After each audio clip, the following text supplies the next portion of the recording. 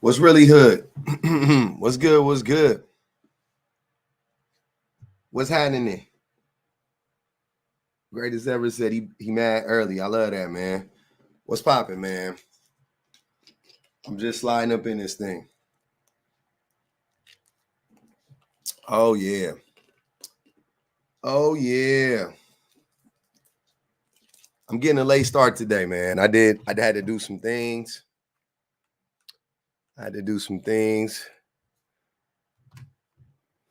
Appreciate y'all. Let's run up them likes on the YouTubes. Shout out to everybody on the YouTubes. We in here. Like, share, subscribe. Hey, I don't know what that was, but I like it. It looked pretty. I'm drinking some Lipton tea. Can't do the music, man. The YouTubes is up. YouTube be flagging the music. YouTubes be on our head about that music. They don't like us using that music. It's crazy. How y'all doing though, man? You're just talking to your teenage daughter about this? Appreciate you. Hey, I also just want to tell everybody I got the I appreciate everybody that people starting to send in the topics or whatever. I got them. I'm looking them over. I'm gonna pick one. We're gonna run it next week. So I'm just looking, but I got it. I just want y'all to know I got it, and we locked in. Don't even trip. You disagree? Come up and tell us why. The prototype.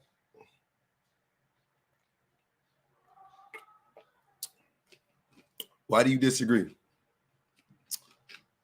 Men bring more baggage of past trauma into their new relationship. What does it look like? I want to see.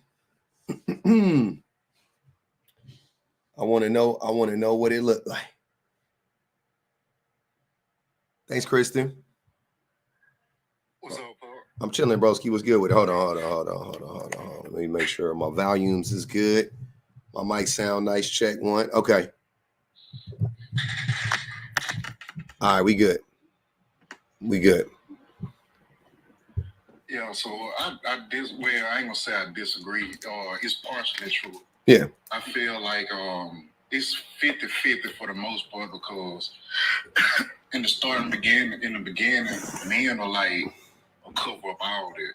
You know what I'm saying? Usually it'll be the women that'll show the baggage before anything. What you mean? You so far as like past trauma, what I'm speaking of, it'll be like No. I'm saying, what does it look like? in what regards? What it was like? How does the trauma show up in the new relationship? How does it show up? Well, it started with a conversation first. You know what I'm saying? Then the conversation it builds over time to unwanted gestures. Okay. So you know what I'm saying? So when it gets to that point, it'd be a conflict of interest. So that's when men like, okay, it's basically like we open a gateway to express ourselves. Then when men get a chance to express themselves, we doing too much. So we might be like the overbearing factor to it, but I don't think most men just outwardly do it first. If that makes sense. I don't know what you mean. What are you talking about? What don't we do first? Show up with our trauma first. Our trauma or baggage, however you want to look at it. What that's what I'm saying. What does it look like? What does it look like? Give me the example of what it looks like when men show up with the trauma. What does it look like? Okay, like I said, just starting with this. It started with a conversation. So a man could be used financially. Would you agree with that? A man could be used financially? Yes. Yeah. Okay, so cool. With that being understood, we might suppress that for a very long time, and then when the woman gives the man the platform to express that, that's when it becomes like the trauma showing up. Can are men often used for their finances? Is that common? Is that what happens to most men? Most likely, yeah. Most men are used. If they're a high earner or if I they know. lead with their packet, yeah. Hold on. So if they're a high earner, are most men high earners? No. Okay, so most men aren't used for their finances. So let's stick to the majority of men. The majority of men aren't used for their finances. I'll give you an example of what I'm talking about. How trauma shows up early in a relationship. The amount of times that men lie to get a woman just to get with her, just to get her number, just to sit next to her, that's because of his past trauma. Would you agree to that? You got to explain that a little bit, Paul. That's kind of explain. I see where you headed, but I want to go a little bit and deal with it. Okay, so men see women out and about, and they want to approach them, and then they approach them, and oftentimes they even if in that moment they don't necessarily have to lie, like to get, let's say they, somehow, some way you get her number. You know what I'm saying? Like you get the contact or whatever, you reach out. Now you want to follow up. Men start lying early. Like on some real shit. Is that not common that men lie early to get with women? But how can you link that to trauma though? Men have to I'm not advocating for most men because we always put the extremists for the display of all men. No, that's not the case all the time. So average man, we always have to show our approval. Get the approval of the women. So of course. So we gotta be so since we have to get the approval of the woman, men often lie. But is that a bad thing? Nigga, yeah. What the yes. Lying is bad. Hold on. But I can be intentional. You know what I'm saying? I can be intentional to the point that I can make it happen, but it's just not at that moment. So technically I ain't lying. That's real life. What are you talking about? Give me an example. What do you mean? Okay, so basically you're talking about the men that have broken promises to women. No, I'm saying men will lead women on. They'll tell women stuff like I'm really interested in you. I really want to be with you. And just so they can sleep with her. And then once they get her, then they leave, or they never the other way around, I guess. No, it's not that it's never the other way around. It's just that it doesn't happen nearly as much. None of this stuff is like women bring baggage into and trauma into relationships. People do. That's a people thing, right? I'm saying who does it more, meaning who brings it into the relationship and it negatively impacts the relationship more often, women. Men or women. And you're saying women. Now what I'm asking is how what does it look like when women bring it in? See, most women look at men to save them from their terrible situation. How many women have we seen online only date men who are, six-figure earners and just simply want men for money? So it's like very few. They're being very disingenuous with their intentions on what they want with this man, and it seems as though more now than ever that women simply seek out men as accessories rather than being human beings. So very few though, Brandon. First of all, second of all, I mean, that's dumb to say all women do anything. I'm just like it would be dumb for me to say all men do anything, right? So that's a lie in and of itself. Usually, use misandrous statements about men in general, saying that we lead women on, which is absolutely false. It's just men don't lead women on. No, we don't wear makeup that mask what we look like. We don't. That's not leading somebody on, brother. Well, yeah, it is. Women wear makeup and then they take it off. They look completely. Well, let me ask you a question, Brandon. Would you rather if you had a situation, right? You could choose between the two. Which one do you think will hurt you less, or at all? A woman lying to you about intentions with you. Like, let's say she is talk about money. She says, I really like you, Brendan. I don't care about how much money you make. I really want to be with you, you know, things of that nature, right? And then you go, oh, damn, she really likes me. So you spend money on her, you spend time with her. And then as soon as she gets what she wants out of you monetarily, she dumps you, right? That's one scenario.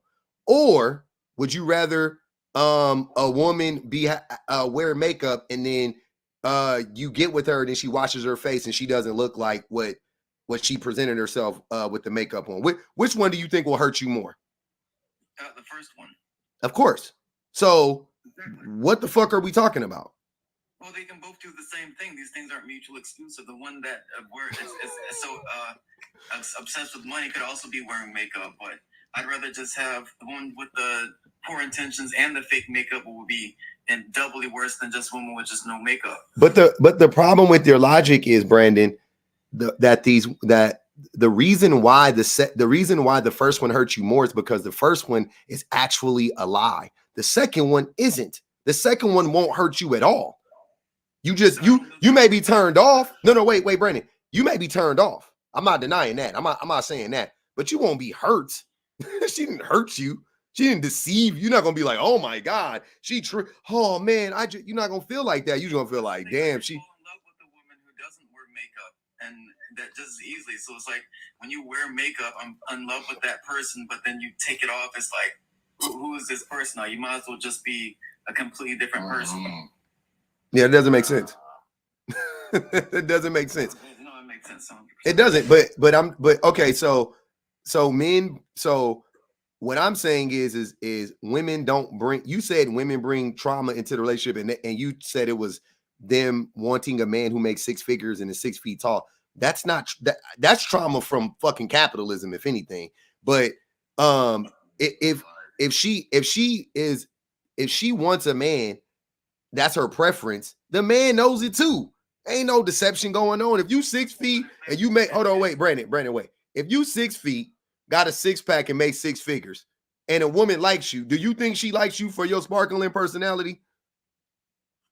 If you make your 6 feet, 6-pack, and 6 earner your personality, then probably it will be. But I mean, I'm saying as a man. I'm just saying as a man. Here's what I'm saying. I think I'm a cool motherfucker, right? I think I'm a cool person, personally, right? But at the same exact time, like, I do understand that, like, conventionally speaking, when it comes to like attractiveness, I'm conventionally attractive in many. I'm 6 feet tall. I'm slim. I'm not overweight. I got a 6-pack. Like, all these, like, I know I have like an advantage in that thing. So if I meet a woman, she don't know nothing about me yet. She really don't, right? Because I've had women literally walk across the room and start talking to me. See what I'm saying? I know she didn't come across the room and talk to me because I looked nice, because I looked cool. You see what I'm saying? She came from across the room because of how I just looked, because of my physical appearance. That's fine. Huh? Yes, so women are extremely superficial. So that's No. People are attracted to people that they're attracted to. Women are no. I could be with someone I'm not attracted with. You could be, but I'm just saying it's okay for a man or a woman to be physically attracted to you. Why do you think? What does that make? Why does that make a woman superficial? I don't think it's superficial if a man is attracted to a woman physically, especially upon meeting them. Like, you just met them. What else the fuck do you got to go on besides how they look? Like, what are you talking about? You see how they look, you approach them.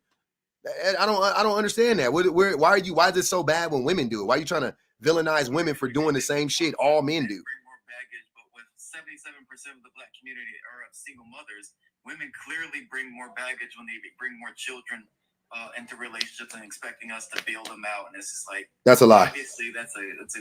Go ahead, chosen one. Oh man, I didn't really have too much to say, man. I'm just jumping in here, but like, I know me personally, man. I don't be bringing no baggage into no relationships now. Okay, this isn't about you then. What's up? I said, then this isn't about you then. Right. I was just, I just jumped in, That's all. Yeah, I'm good. Like, I'm good. You could comment on it. What does it look like when men bring baggage into a relationship? How does it show up?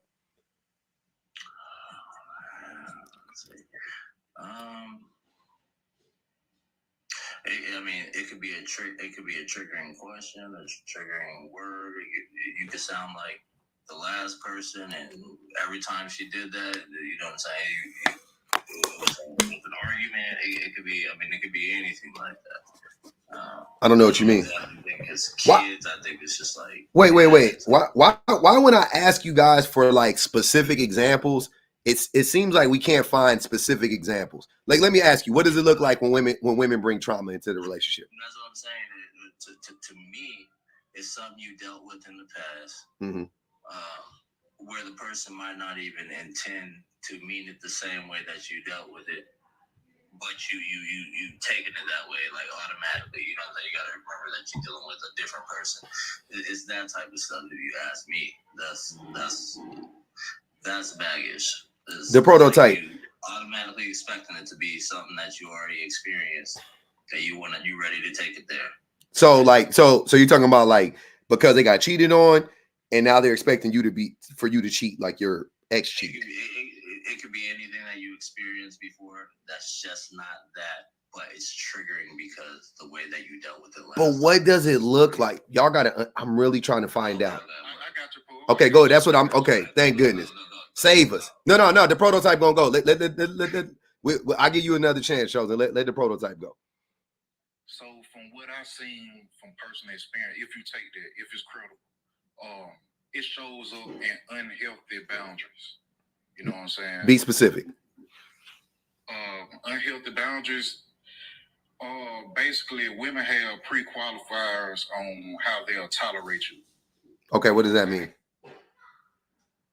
You have to do certain things for them to, you know what I'm saying, be appeased by it. When I ask y'all to be specific, can y'all be specific? You're getting more vague. Like every time I ask you to be specific, you get more vague. I'm like, no, be specific. Give me like an example. What does it look like? Okay, just say for instance, if a woman is attracted to you, you know what I'm saying, you have to do so many things to, you know what I'm saying, line up to what she wants you to do. You know what I'm saying? But on the other hand, we take women as is. What? We take women as is. Okay, but that wait. Okay, so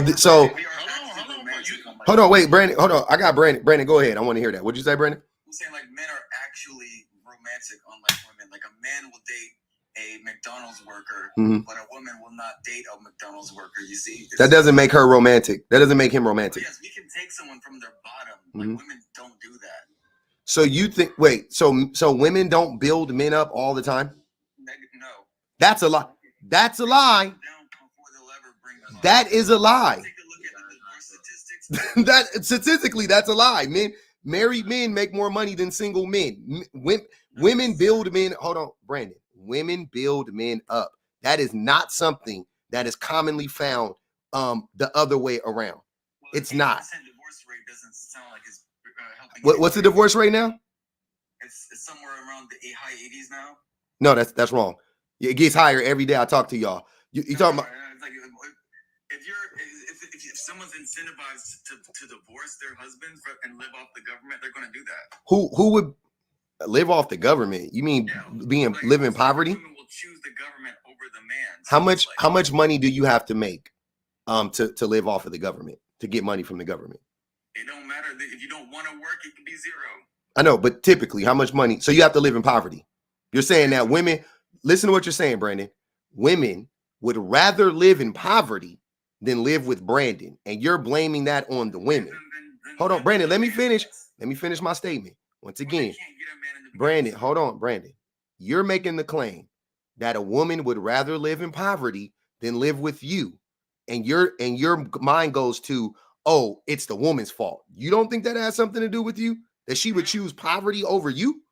Yeah, I mean, absolutely, 100%. See, that's what I'm saying. Like, you assume women are intelligent, and they're not. How did you get? Where did we get to women aren't intelligent from that? That seems pretty. Would rather choose poverty over a man who makes six figures. It's ridiculous.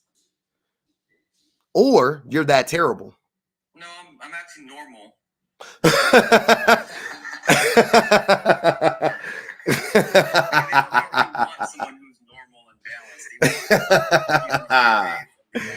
Oh my God.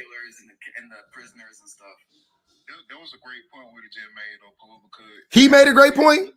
Okay. I mean, well, with the last statement, he just said like they rather the Pookie and Ray Rays and stuff like that. Not all. We ain't gonna say all. Mm-hmm. But what I'm saying is like. So most. Oh wait. I want to understand what you're saying. The prototype. So most women prefer Pookies and Ray Rays, which I think is an anti-black statement. And Pookies and Ray Rays are very anti-black, but most women prefer the quote unquote. I would. Here's what I say: the emotionally unintelligent. And the economically unviable men, right?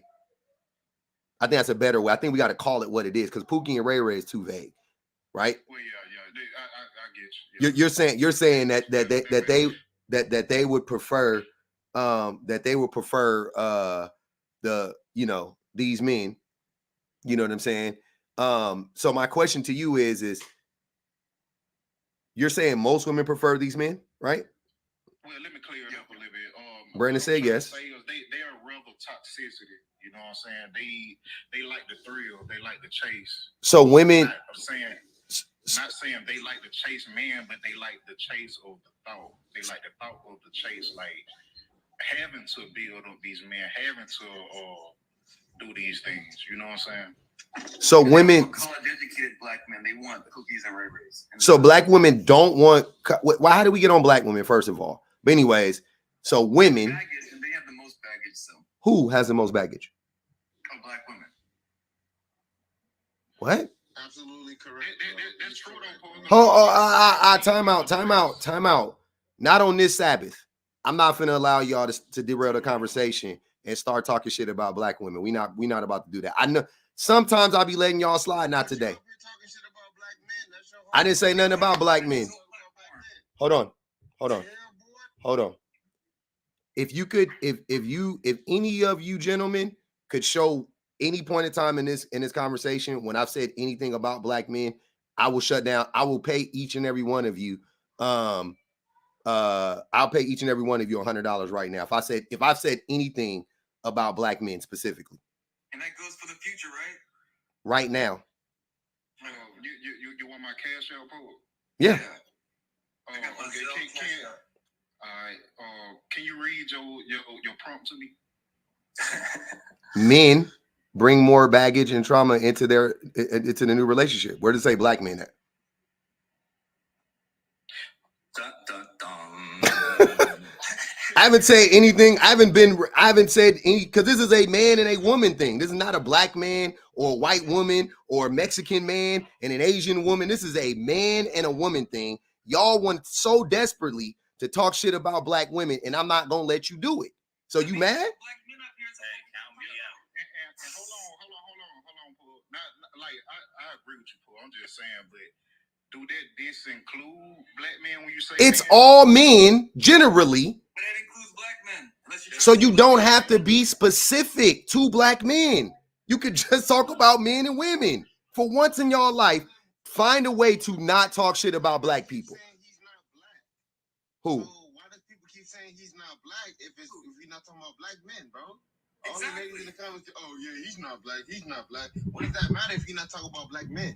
What men are you talking about? They're talking about Brandon's not black, not me. Obviously, I'm black. I don't know why. But what does it matter if he's black or not? Because he constantly brings up black women. So that would be weird for a non-black man to constantly bring up black women. You don't agree with that? White men bring up black women.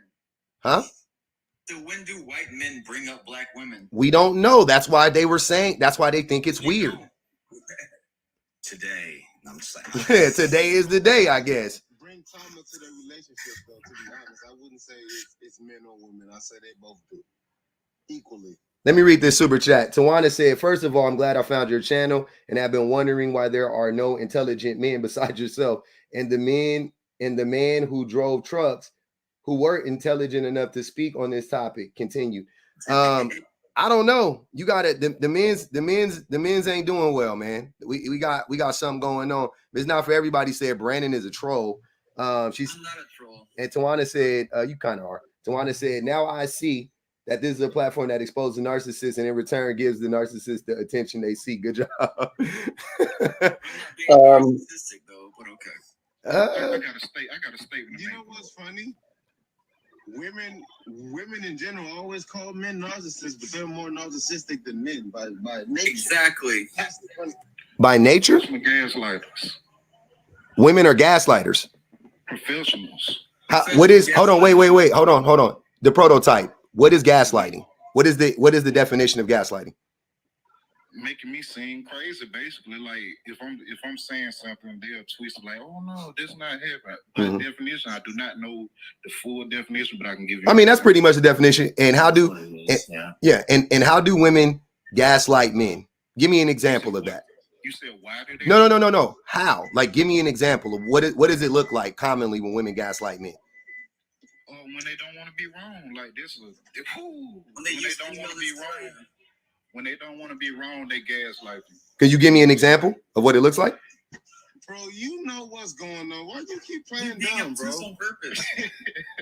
bro? Burberry, can you give an example of what it looks like, or do y'all just like yapping? No, I'm not gonna give. Cause y'all don't have an example, cause y'all lying.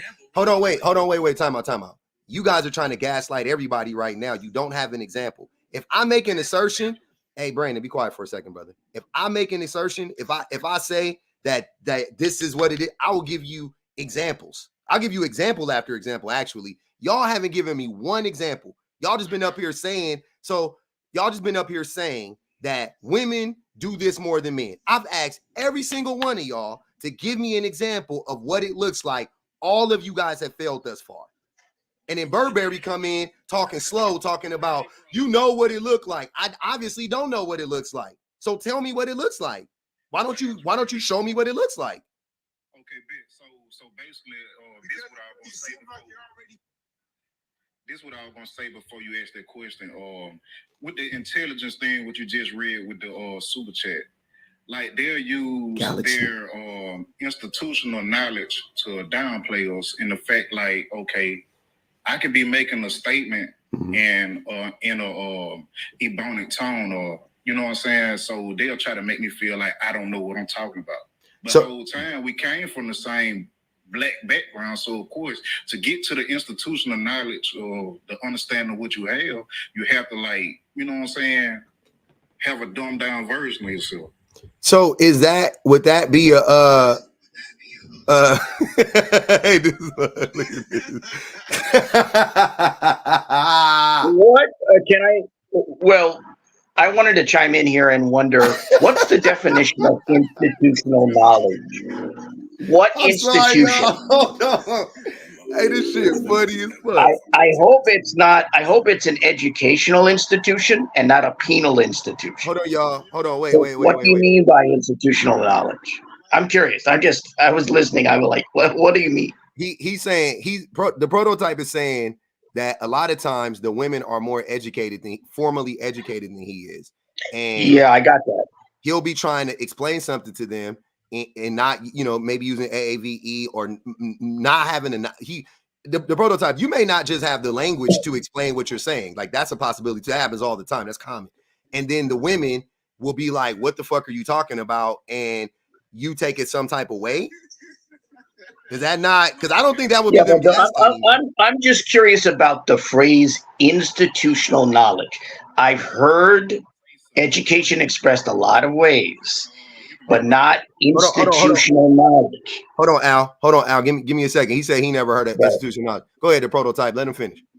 So when I say that gaslighting, it could be the fact that I can make my whole claim on what I'm trying to say. They say, oh man, no, that's not true. I don't understand what you're saying. Then turn around and say the same exact thing what I'm saying against me. That is gaslighting. They'll try to say the same thing against you. They'll take what you said and use it against you. Yeah, so that's not gaslighting. I mean, in what way? Depends on what you said. What if you said? You got a rabbit hole, bro. Like we be going down a rabbit. This shit is so vague. Look, hold on. I'll give y'all an example. Hold on, wait. I'll give y'all an example of how men gaslight women. I'll give you an example, right? Go ahead, tell your lie. So men will be in an argument with a woman. I don't care what the argument is, but it'll be like a legit, like she'll come to him and say something like, I won't even go extreme, like he's cheating, because that's too extreme. Let's say she's like, hey, you really, I've been noticing recently that you just haven't been paying me a lot of attention, and you know, I don't know what's going on, but I'm feeling like you've been neglectful, right? Man, she making excuses. She just want to Hold for the next. on, Lamar. Hold on, brother. Then, so, and his response to that would be, now they start to engage in the conversation.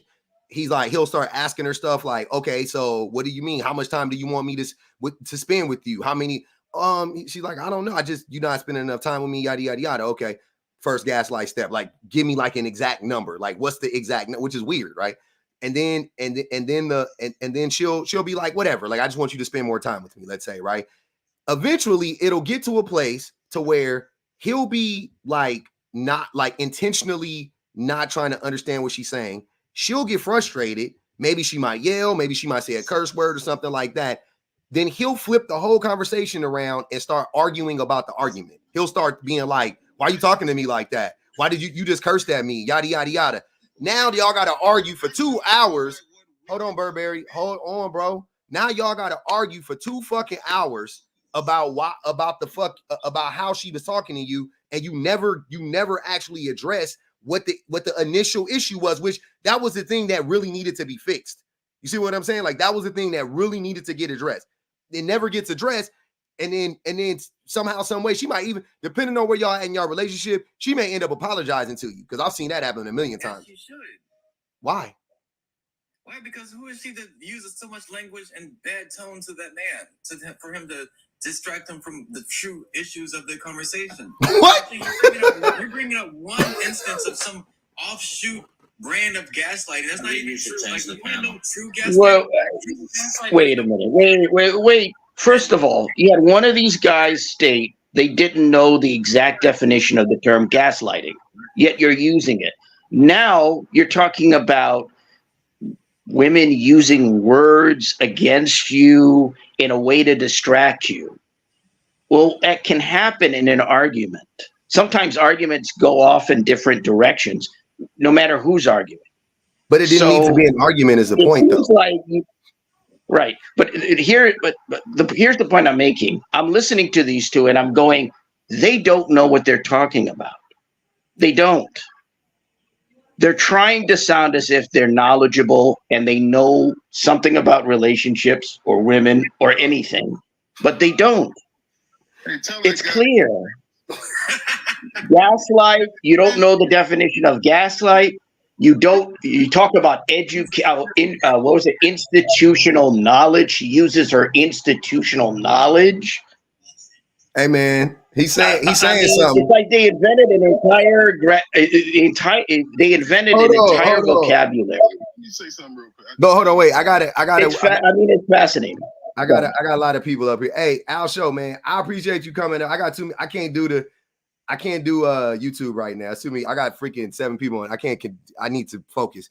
Okay, who wanted to say something? Who was that? Lamar? Me, right here, man, right here. Go ahead, Lamar. I'm King. I just put my actual. I know who you are. Oh, okay, all right, good. Hey, good to see you again, man. Yeah. Hey, look, so y'all need to just do what I do, okay? Whenever a girl or she starts arguments with me, like, oh, something, I said, look, man, if you want some outside peen, just say that, okay? Just like go ahead and do your thing, just wash up before you come back in the house, gargle, brush your teeth, and I just get one on you.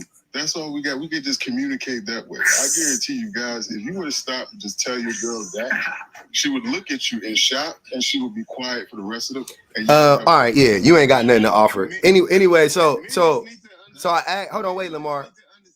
We can't operate off of women's feelings, bro. What does that mean? We can't pay attention too much on what a woman's feelings is, bro. So you can't. So see why relationships are consistent. So you can't. So Burberry. So Burberry, you're saying that you shouldn't pay attention to your woman's feelings? Nope. They gotta be trolling. No. They serious. That's what I'm saying. That is not what I'm saying. No. What I'm saying is you can't always operate off of how she's feeling. What does that mean? Because that will lead you down a rabbit hole you don't want to go down. I know, but what does that mean? What does it mean? Hmm? Facts over feelings. I'll give you that. It means facts over feelings? That's what it would mean to me. That's what it sounds like you're trying to say. Okay. Yeah, because we ain't talking about the maternal fraud rate, but okay. No, you can't always. Hey. I gotta go one at a time. Burberry is talking. Can y'all show some restraint, please? Go ahead, Burberry. I'm listening. Go ahead. Yeah, no, I was just saying, you know, because sometimes you might have to make a decision, and the woman in your life might not feel like that's the best decision, or she might not like the way that decision makes her feel. But that doesn't mean that's not the best decision for the situation. What does that look like? I mean, so if you go for her feelings, you might be like, oh, okay, well, I want to invest in this, but she feels like if you invest in this right now, you're going to be taking a certain percentage out of her pocket, right? That she has to spend, or whatever the case may be. So you might feel like you ain't shit for making that decision, but you know deep down inside that this is the best decision for the family or the situation, because this is going to further you guys' financial situation.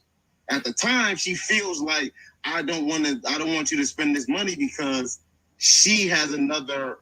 Burberry, if you can't convince if you're making a sound decision and you can't convince your girl or your wife that it's a sound decision, it's probably not a sound decision, because it should be fairly easy to convince her that it is a sound decision. No, you're wrong, bro. You're wrong. Okay, why are you making? Oh, wait, Burberry, the scenario you just gave us though is the furthest thing from common that I could think of. Like that shit almost never happens. So can you give us everyday decision, boss? Everyday decisions? Men are thinking about what to invest in, and the women are stopping them. I'll put it to you like this. Exactly. I'll put it to you like this. If you're a man of your household, most of the time, you're not going to be liked. Does that make sense? Exactly. I do agree. Hold on, wait, Burberry. Burberry. I agree. Yes. That if you're the man in your household, you're probably not going to be liked, because men are really unlikable. I do agree with that. You're right. No, men are so unlikable. It's crazy. Misandrous. No. I hear you, though, bro. I see what you're trying to do, Proof. I see you. I see you, bro. Who is Proof? Who you talking about? Look, here's the problem. More men come into relationships with more baggage and trauma because these women are out here damaging us, okay? Exactly. We're out here getting damaged, messed up. How do they damage you? Give me a specific scenario. How much time you got, buddy? All I need is one. Go on and on. All I need is one. All right, I got 100. All I need is one. All right, then you're out here using and abusing men. Let's start there. How? Okay. Man, I know. Look, if you let him finish. I know what. He about to go to something. I know how to do this, Brandon. Be quiet. Go ahead, King. Man, so look, if you let a woman get comfortable around you, she will tell you the fuck shit that she be on, right? Because she don't think that you judging her. What does she tell you? All right, yeah. Well, she tells me, yeah, absolutely. If I'm hungry and I don't feel like going out and buying something myself, I will most certainly hit that dude up that's in my DM right now, and give him a date. No woman has told you that personally, King. Yes, she had. Well, how you gonna tell me about my experience? I know y'all because y'all say the stuff that every man lies about on the internet. You never have anything that like the majority. Hold on, Brandon, stop. Y'all never tell us stories. You never say anything that I haven't heard 1,000 times on the internet, but I've never seen one time in real life. That's because it's true, man. Okay, so let me I heard it 1,000 times on the internet. I've never seen it one time in real life. Can you make space for the possibility that you have not seen something, but yet it is true? Can you make space for that possibility? Of course. All right, then, man. That's all right. Do it here. But I'm not about to let y'all lie to me either, and you lying. No. Give me another. Okay, fuck it. I believe you. All right, King. Hold on, King. You said, hold on, King. You said you had 100. You just gave me one. Give me one more. Let me give one. Cheating. We can go there. Cheating. Okay, cheating. All right. Mm-hmm. Cheating. I got you right after him, Brandon. You can go. So cheating. Okay. Mm-hmm. Keep going. No. Be specific. So cheating. So women traumatize men. Who cheats more, men or women? I would say they cheat at equal rate. They don't. Not even close. According to any fucking study that you look up on cheating. Difference is honestly within the margin of error. It's not. I just saw a study. I just read a study on 2 days ago. It said that women cheat about 20%, 20% of women cheat, and 46% of men cheated. Well, that's a lie. And was that, where was that? What's the source on that? FYA? FYA, you can go look it up yourself. From your ass. I don't do that though. But hold on, but King, out of us two, you have never caught me in any type of lie. I've caught you in many lies. All you do is lie and troll and play games. I'll be dead serious. Yo, this is my real face, yo. What are you talking about? Okay, go ahead, Brandon. You wish your face looked like that. You wish. Cam up right now. Cam up right now. Cam up right now and smile right now. Hold on, King. Cam up right now and smile right now. Oh, okay. All right, bet. Go ahead, Brandon. Go ahead, Brandon. All right. Well, one example is when you're dating a woman for some time, and they'll say something like, "Oh, since we're not married, that means I'm single. So that means that they can go cheat on you while you're in the process of dating." So that's one. So once again, I want to be specific. Women do cheat. Men do cheat. But the examples that I want y'all to give, but the examples I want y'all to do is I want you to tell me stuff that women do overwhelmingly or significantly more than men. And the things you guys are telling me are things that men do 2-3 times more than women do. Right? So cheating, yeah, some women do cheat. Some women do cheat. You're right. I'm not, of course, some women cheat. The vast majority of women don't. Half of men do, close to half of men do. Okay, cool. It's not the same. You can't run off percentage rates when they're so deceiving that they rarely get caught. But they don't get, but sir, it's not, it's people, it's hold on.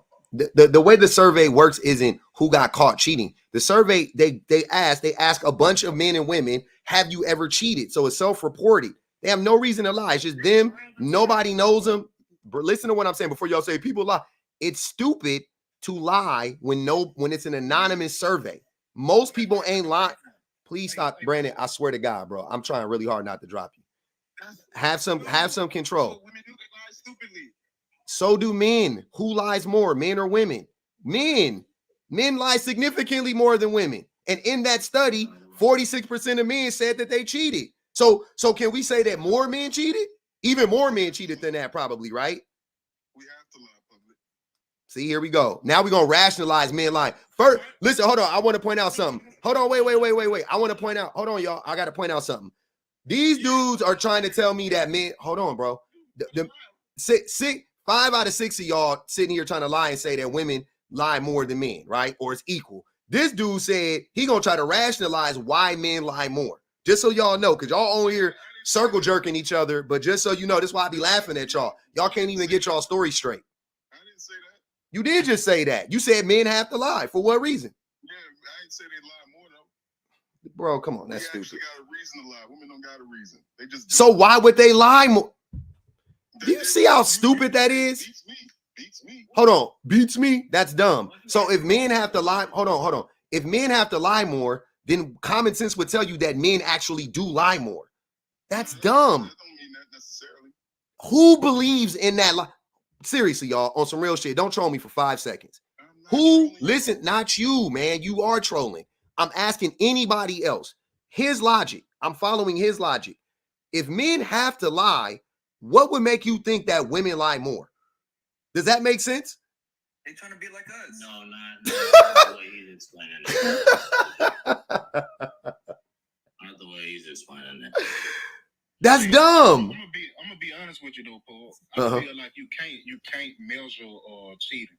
That's something you can't do. You can't. So I feel But the prototype. You know how you can measure cheating though? The only way you can really measure cheating?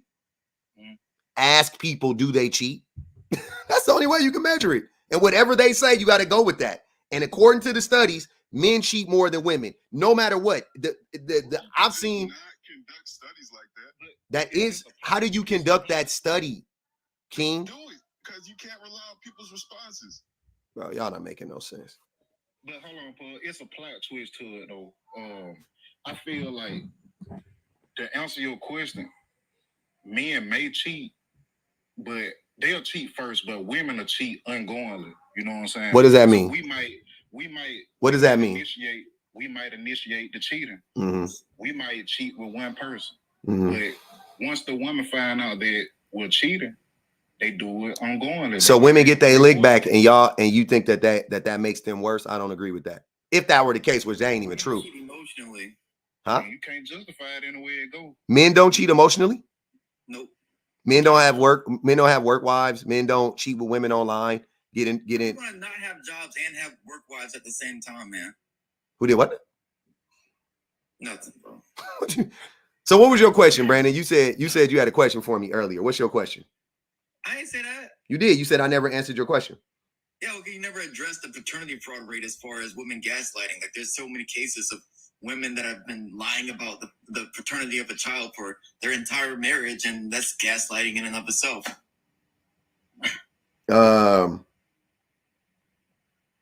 Tawana, I think she was talking to y'all. She said, I'm referring to the context, not vernacular. Try again and tighten up on your self-esteem. Mrs. T, appreciate the super chat. She said, hey, Pub, hey, chat. We'll catch the playback because I have to work tonight. Tired as fuck. Love your content. Appreciate you. Later. Back to the damn topic. I am on the topic. We don't want to hear the male's trauma dumps today. Oh, my God. Boohoo Nation.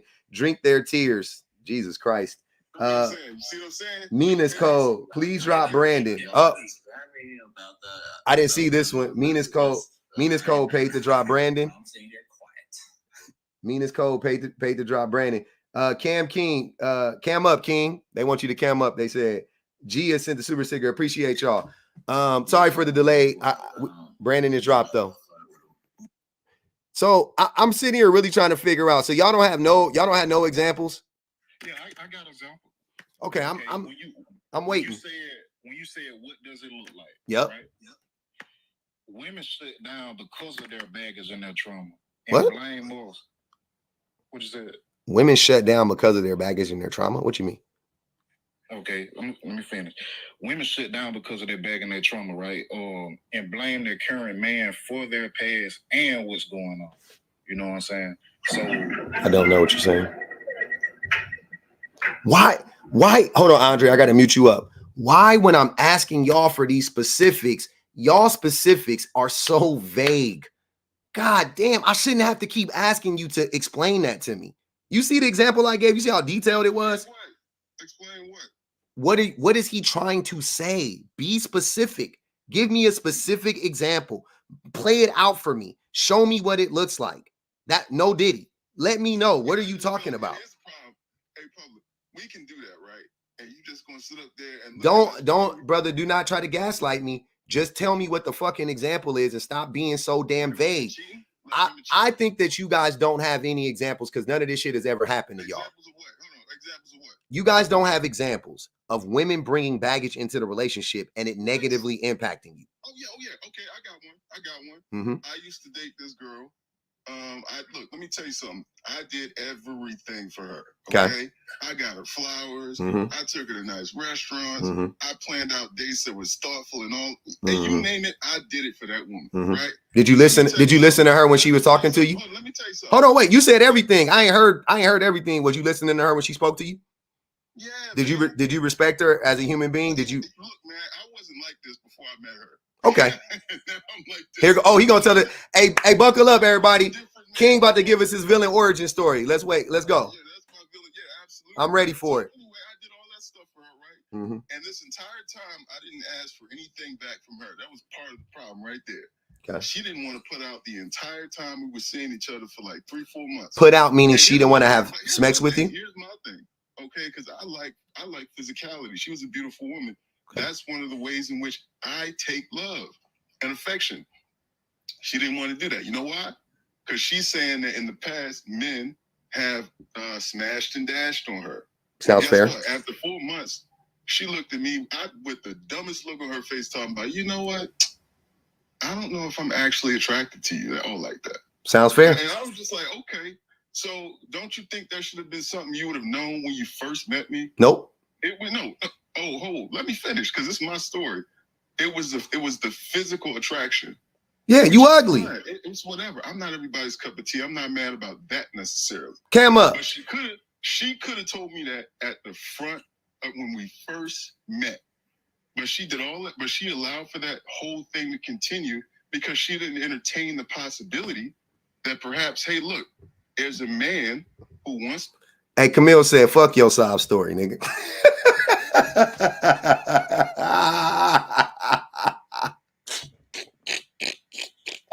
Hey, that shit was so cold. She sent it right on. Oh my God. That shit crazy. Damn. They sniping y'all today. God damn. Y'all better be safe out here, man. Be careful. Anybody else got a story? That man said she didn't put out after 4 months. 4 months is a blink of an eye. That man didn't put out after 4 months. He was ready. And from then and that changed his whole personality. And moving forward, he just was like, yep, I don't care nothing about these women. After 4 months, that's it. After dating for 4 months, you couldn't wait. And she didn't put out after 4 months. And then she decided she didn't like you because she tried to give you a chance. So basically, what I heard was a woman took a chance on a man who she normally wouldn't physically be attracted to. She tried to give you the opportunity to prove yourself to her. You failed miserably, and she realized she was never going to be attracted enough to you to sleep with you. And she told you. She didn't like manipulate. She told you. He said, yeah, she told me that. Okay. Where's the beef? That's trauma. Where'd the trauma come from? Because he's saying, listen to what he's saying. Her trauma from her past made her not want to give it up, sleep with him early, whatever you want to say. She didn't want to, as he said, put out. She didn't want to put out fast enough for his liking because she had learned, and exactly is what he's saying is exactly how most men interpret past trauma from women. When women clock men's bullshit, when they learn the lesson from dealing with other men, and then they don't allow the new man to manipulate them like they let the old man manipulate them, men will say, oh, you bringing in your past trauma. No, she not. She just learned. That's not a punishment to you. She just learned better. You said, what'd you say, McCray? I said it's a learned experience. It's not trauma. She learned her lesson. Hey, I ain't fucking around like that no more again. Ain't nothing wrong. Like, y'all don't learn like that? That's what I thought that's what we was doing as human beings. But y'all would try to turn that shit around and make it mean that the women are bringing their trauma. That's what it looks like. That's why I've been asking these dudes to give me specifics. And the first time a man gave me a specific, what did he prove? Exactly what the fuck I thought. Exactly what the post is. Exactly what the fuck I thought. They don't have specifics because in my lifetime and through my experiences, a lot of men internalize the experiences of other men and then project that onto their own lives, even if they have never experienced that from a woman, ever. It happens every day, all day long, every day on this, every day, all day. I'd like to say some on the problems. Okay, hold on. Go ahead, Alpha. Go ahead, Alpha. We listening. Hey, let's get the likes up to over 100. Hold on, wait. Let's get the likes up over 100,000 real quick. Keep going. Go ahead, brother. I'm listening. Yeah, first of all, I want to say this, right? 80% of men are invisible to women. Yeah, right. So how can men, bring more baggage into a new relationship? 80% of men are invisible to women? Yes. Okay. That's a statistic coming from. Women are hard. He just making that up. No, wait, biology. Yeah, I use biology and stats here. Yeah, right. No stats. Can I ask you a question, Alpha? I got a stat for you. I got a question for you though. That's rooted in stats. What percentage of men and what percentage of men are in relationships? Would you say most men have either been in or are currently in a relationship? The majority of men who are in relationships are the ones who are. No. Listen, let me ask hold on, wait. Alpha, I want you to answer the question. You're already trying to pivot. Are the majority of men either in a relationship or have been in a relationship? Yes. Okay. So wait, hold on, wait. I'm gonna take your number. You said 80% of men are invisible to women. Can I ask you a question then? If 80% of men are invisible to women, then how can it be that also the vast majority of men have been in relationships and or are in a relationship right now? Speak on it. Okay. Well, when it comes to the phase of when it comes to a woman's phases, 80% of men, I mean, the ones who do end up in relationships are the ones who are basically the beta males, the simps, because women go through short term and long term. You have the alpha seed beta need. Yeah, women. You're not saying nothing. That's not answering the question. Listen, I've interviewed thousands and thousands of men and women. No, you haven't. I can speak on this study male and female nature. No, you haven't. Okay. So what I'm saying is, yeah, right. Women have two different cycles of short-term and long-term.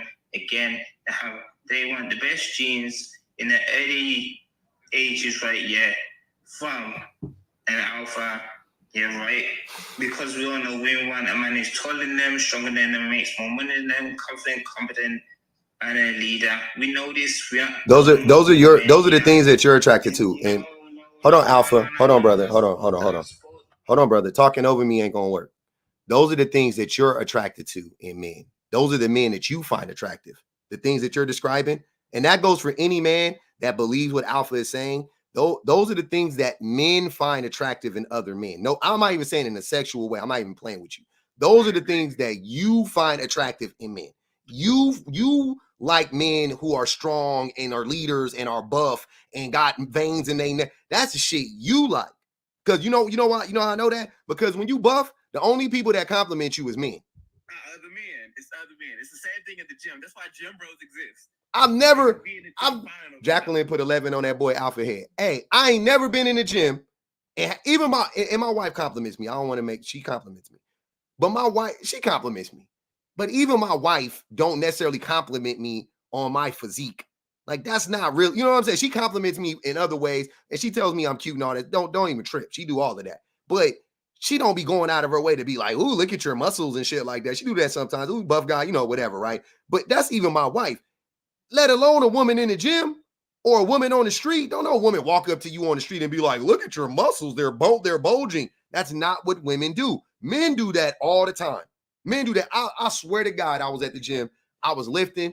I'll never forget, I was doing incline press with like 75-pound dumbbells or something like that. It was like 75, whatever. And I did it and I got done with the set. And this dude walked up to me and was like, how much do you weigh? And I was like, 185. And then he was like, damn, you strong. And then another dude just randomly behind him was like, damn, I was going to ask him the same thing. And then it was like 3 or 4 of us and we were just all talking about how strong I was. Like, only men would do that to me. Only men would do that to me. It's how they flirt. It'd be so annoying. I get uncomfortable in the gym because I don't like the random comments like, "Oh, damn, you got a nice form." I don't like it. That's cool, thank you. But like, I don't know. Men are that way though. Men are very male centered. Yeah, and that's what I'm saying. And that's cool. But just admit it. Just tell us that those are the type of dudes you like, and you projecting that on the women. You think you. Like, I don't fit into that. To what he's talking about, I don't fit into that archetype. I'm a frail nigga, like, and I'm a pretty boy. Like, I'm not this strong man out here. Now I do carpentry and things like that. And I know what you're saying, but you present like a. I got what you're saying. Like, yeah, I'm not anything he talking about, and I ain't never had any problem. I want to say this year, right? I'm married here, right? You're married? 5 kids. Yes, with 5 kids. 5 kids. Yeah, 5 kids. And my wife adores me, and I adore her, and I don't shame nobody. And again, I want to ask this simple question. You know, when you go out on the street, right? Yeah, right. Why is it? How many times have you seen women with taller men than them? Men all the time. Men are taller than women typically. There you go. What the fuck are you talking about? What point did he prove? You proved my point. That men are biologically taller than women on average? No. I said women like men taller than them. Alpha. Hold on. I got a question for you. And then you answer it. 21 on his head. Hold on. Alpha, I got a question for you, brother. What is the average height of hold on, Alpha, brother, wait. What is the average height of a woman in America? I'm in America. I don't know, probably the same in your country, but what's the average height of a woman? probably about 5 foot. 5'5", 5'6". Okay, 5'5", 5'6". What's the average height of a man? 5'9", 5'9", 5'10". Okay. That's what the joke said. So if the average height of a woman is 5 inches shorter than the average height of a man, then wouldn't it make sense that if two average men and women got together, that the man is going to be taller than her? And there's not even enough below average height men to date taller with, like, there's not that many men that are freaking 5'2". There's not that many men that are 5'3". There's also men who are 5'7", and they're multi-married with a wife who's like 5'2". 35 on Game's head. What? Say it again. I said there's also men out there who are 5'7", and they're more or less with a woman who's 5'2". My wife is 5'2". Yeah. I ain't 5'7". There you go. Hey, yo, so how tall are you? You know what? I'm not gonna ask how tall you are. I'm 6 feet. You don't know it's a fire. So there you go. So there. What do you mean? That's not. What are you talking about? You know how many? I've dated one girl that was Alpha. Listen to what I'm telling you. I've dated one girl that was close to my height. She was like 5'10", 5'11". I've dated one woman that was close to my height, or close. You're gonna get to my height, right? One. Out of the dozens of women I dated one that was my height, and I wasn't opposed to dating women that was taller than me. I'm just saying it was hard for me to see. Even I rarely ran into a woman that was as tall as me. Rarely. That's what I'm saying. So odds are 99% of the women I date was going to be shorter than me, significantly shorter than me. Because the average woman, once again, it's 5'4", 5'5". Like, what are you talking about? There's no point to that, bro. Like, y'all want to make women to be turn women into these shallow beings so bad because men are shallow. I never said Okay, that. bro. I never said that in my life. Okay. But that's it. But I feel like if women were more shallow, a lot of these problems wouldn't exist. A lot of men would be put into the place that they belong in, and we wouldn't have these issues. If women went around here humbling men like they really need to be doing, a lot of y'all wouldn't make it. For real. But I gotta go. I'm gonna get to let's get to Ian real quick. Ian, you there, brother? There he goes. Yeah, man. I just wanted to say, man, a lot of these broads, man, they gonna stay lonely, man. That's where they want to be. Brothers, stop chasing these dusted and disgusted, hurt women, man. Go have some fun out here, man. We only living once, man. It's one life, man. What is your Ian? What is your point in saying this? What do you think you're really saying? I'm very curious. He just reaffirming the red. That's 40 for Alpha. What do you mean let them be hurt? You don't you sound hurt. Y'all let them be hurt, huh? But Ian, you sound bitter. Who turned you into a miserable man? Okay. How did you become such a miserable man? Oh wait, McCray. I need to hear this. Ian, how did you become such a miserable man? I got you, but wait. But Ian, how did you become such a miserable man? I'm miserable. What makes you think I'm miserable? Because of how you're talking. Obviously, you're miserable. So this is not a miserable man. You're a regular man. You're saying? Huh? Are you a regular man or a miserable man? I'm about as regular as everybody else. You don't. You know what? No. You know what, Ian? But Ian, you're right. I do think the average man is miserable. That's what I'm saying. You sound like the average man. You sound bitter. You a baby daddy? I know I'm right. I didn't say are you right. I said are you a bitter? Ian. And this world ain't stopping for no hoe, man. Ian, are you a hold on, wait, a hoe? Over and out. Yeah, I know you gonna run. You ain't got nothing to say. You so fragile, you can't even talk. You so gentle and fragile, you can't even have a conversation. You thinking you saying something. I'm asking you a question, brother. Are you a baby daddy? Are you a baby daddy? Okay, can you answer the question? Are you do you have children? Huh? No, bro. You don't have children? No. So why are you so bitter? They put 20 on Ian head. Nah, man. So why are you so bitter? No, I'm good, son. why are you so bitter? I'm What? pulling up right now. I'm not bitter, man.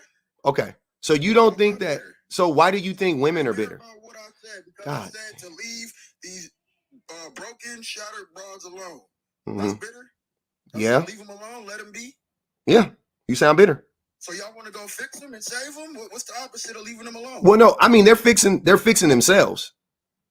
Okay, that's cool. They can do that. Mm-hmm. So So we have no issue, right? We all good. somebody said you got 3 What's kids. the word? So where's the bitterness in there? Hold on, Ian. I'm not sensing that. From what I said. Ian, you got I 3 said kids? bitter, and every woman gonna heal themselves. Hey, Ian, you got 3 And you kids? said, yeah.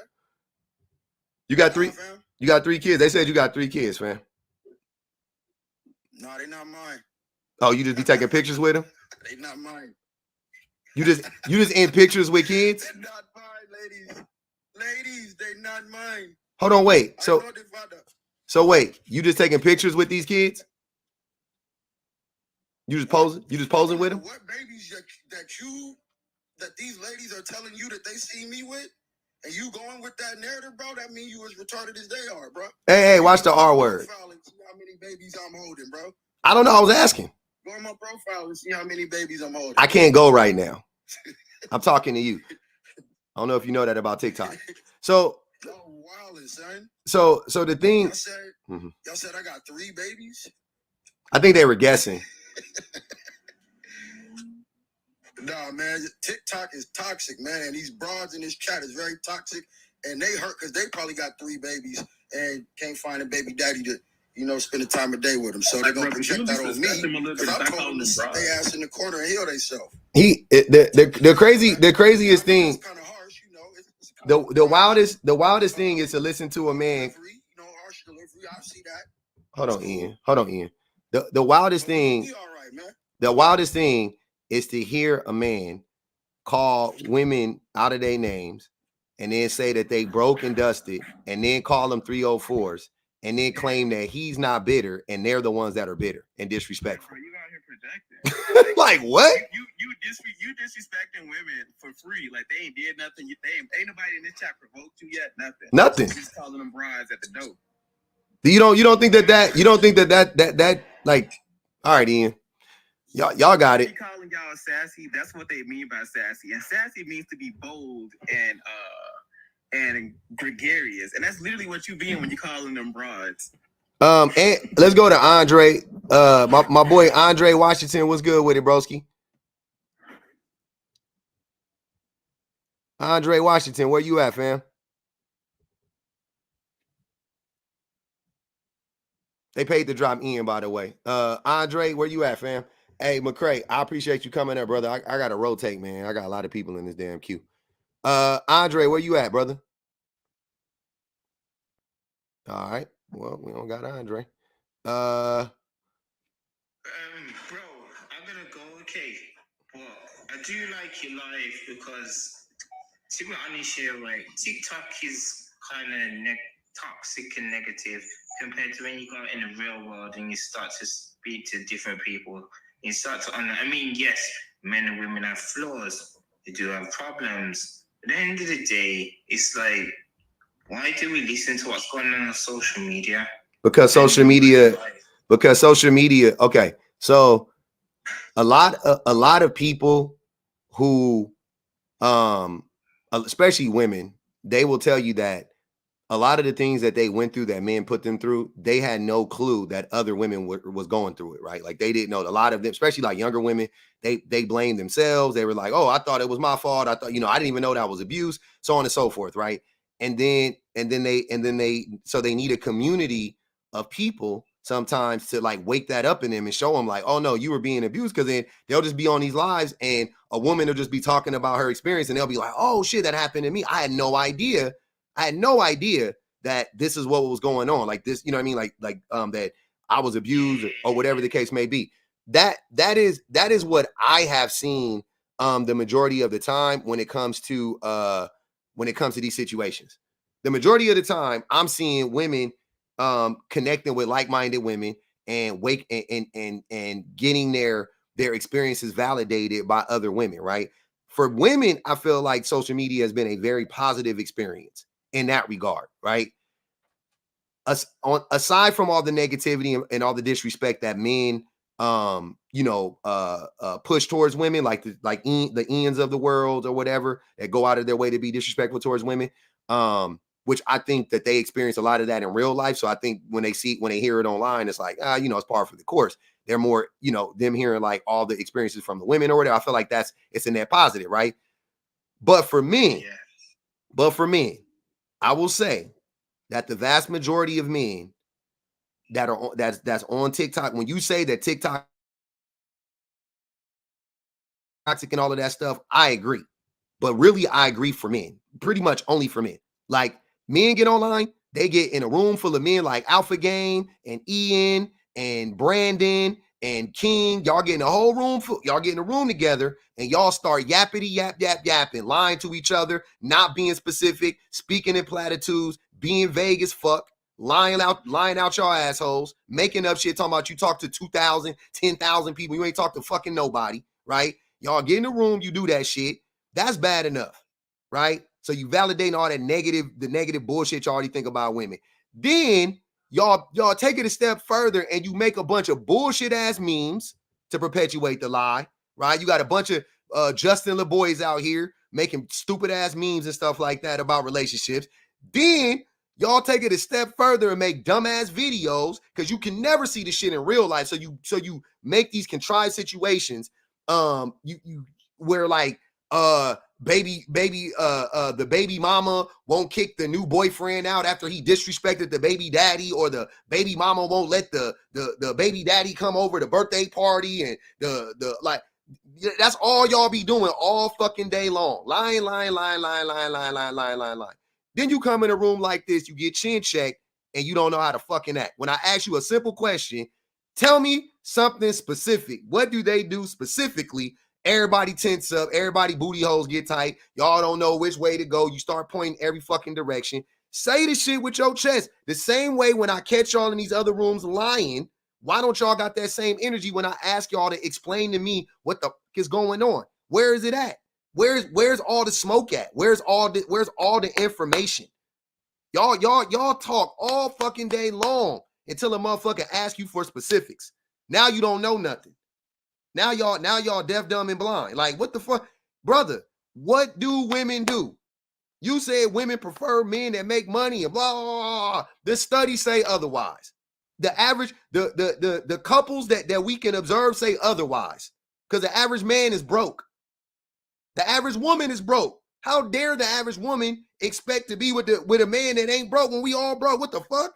But we all in how can that be? We all in relationships. We all got access to women. You said you married with 5 kids. One would ask how? How the fuck is Alpha Game married with 5 kids? The way you talking. So if you could be married with 5 kids, the average man could get a date. The average man can go out. The average man got access to women, brother. Jesus Christ, this shit is great. Y'all just be in here lying all day long, man. All these examples sound like movie scenes. That's what it's not for everyone. all y'all examples sounded like memes and videos you seen online. Don't none of y'all got nothing specific. Y'all sound like Kevin Samuel sound bites. You sound like Fresh and Fit sound bites. All I be wanting is specifics. That's it. Taiwan has said being ignorant is not funny. It's sad. And I've been spending my money. Definitely not broke. She talking to y'all brokies. Go ahead, the prototype. Yeah, so the reason I don't want to give I will, which I'm going to, like our personal experience get invalidated when we say it, but okay.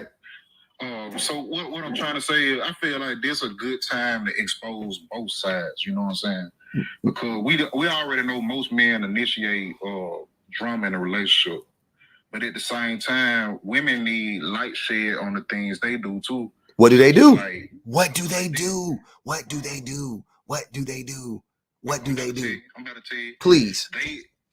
They provoke the man that actually have a good space for them. You know what I'm saying? They try to provoke us to prove themselves right. Again, I mean, you can use your imagination. You can use your imagination. I don't want to have to use my imagination, brother. That's what I'm trying to tell you. I don't want it.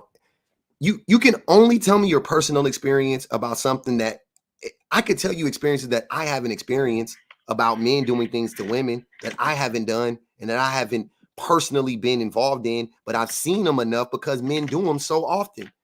That's what I'm trying to understand. So if women are doing this stuff so often, do you only have to give us your personal experience? You've never had a conversation with another man and he told you this is what happened. This is what I got. You can even give me that. I don't want you to out yourself right now. That's not what I'm trying to do. But just give me an experience that you've gone through. I mean, or that you've seen. Sorry. It's just like if I see something that's going on in your life, I don't have the details to bag up everything, so I can't expand on it. Much as I know, you know what I'm saying? I can't expand on it, but a situation that happened to me, I was dealing with this girl, you know what I'm saying, and she started off okay, but it took a twist when my podcast came into play. Like, I might get off a podcast at 12 o'clock. A woman might hit me up and I'll click over to see what they're saying, but it's strictly podcast based. So she get mad and provoke action out of me. You know what I'm saying? So that's provoking to me. When I'm telling you it ain't nothing going on. We're not even in a relationship. That's not provoking. That's not provoking something out of you, brother. Let me finish and we'll get to that point. Okay, so when I say provoking, it's like you already have a preconceived notion on what I'm going to do when women, you know what I'm saying, engage with me.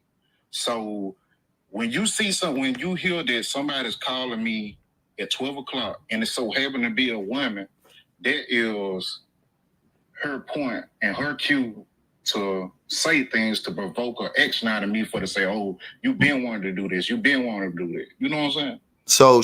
So you don't think it's reasonable that if you are interested in a woman or close enough to where she knows women are calling you at 12 o'clock, that she would feel some type of way about a woman calling you at 12 o'clock at night, brother?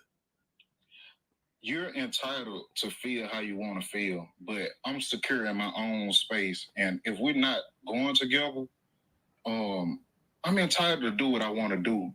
And I feel like if I tell you that exactly what's going on and you take it somewhere else, that's on you. I got you, Indy.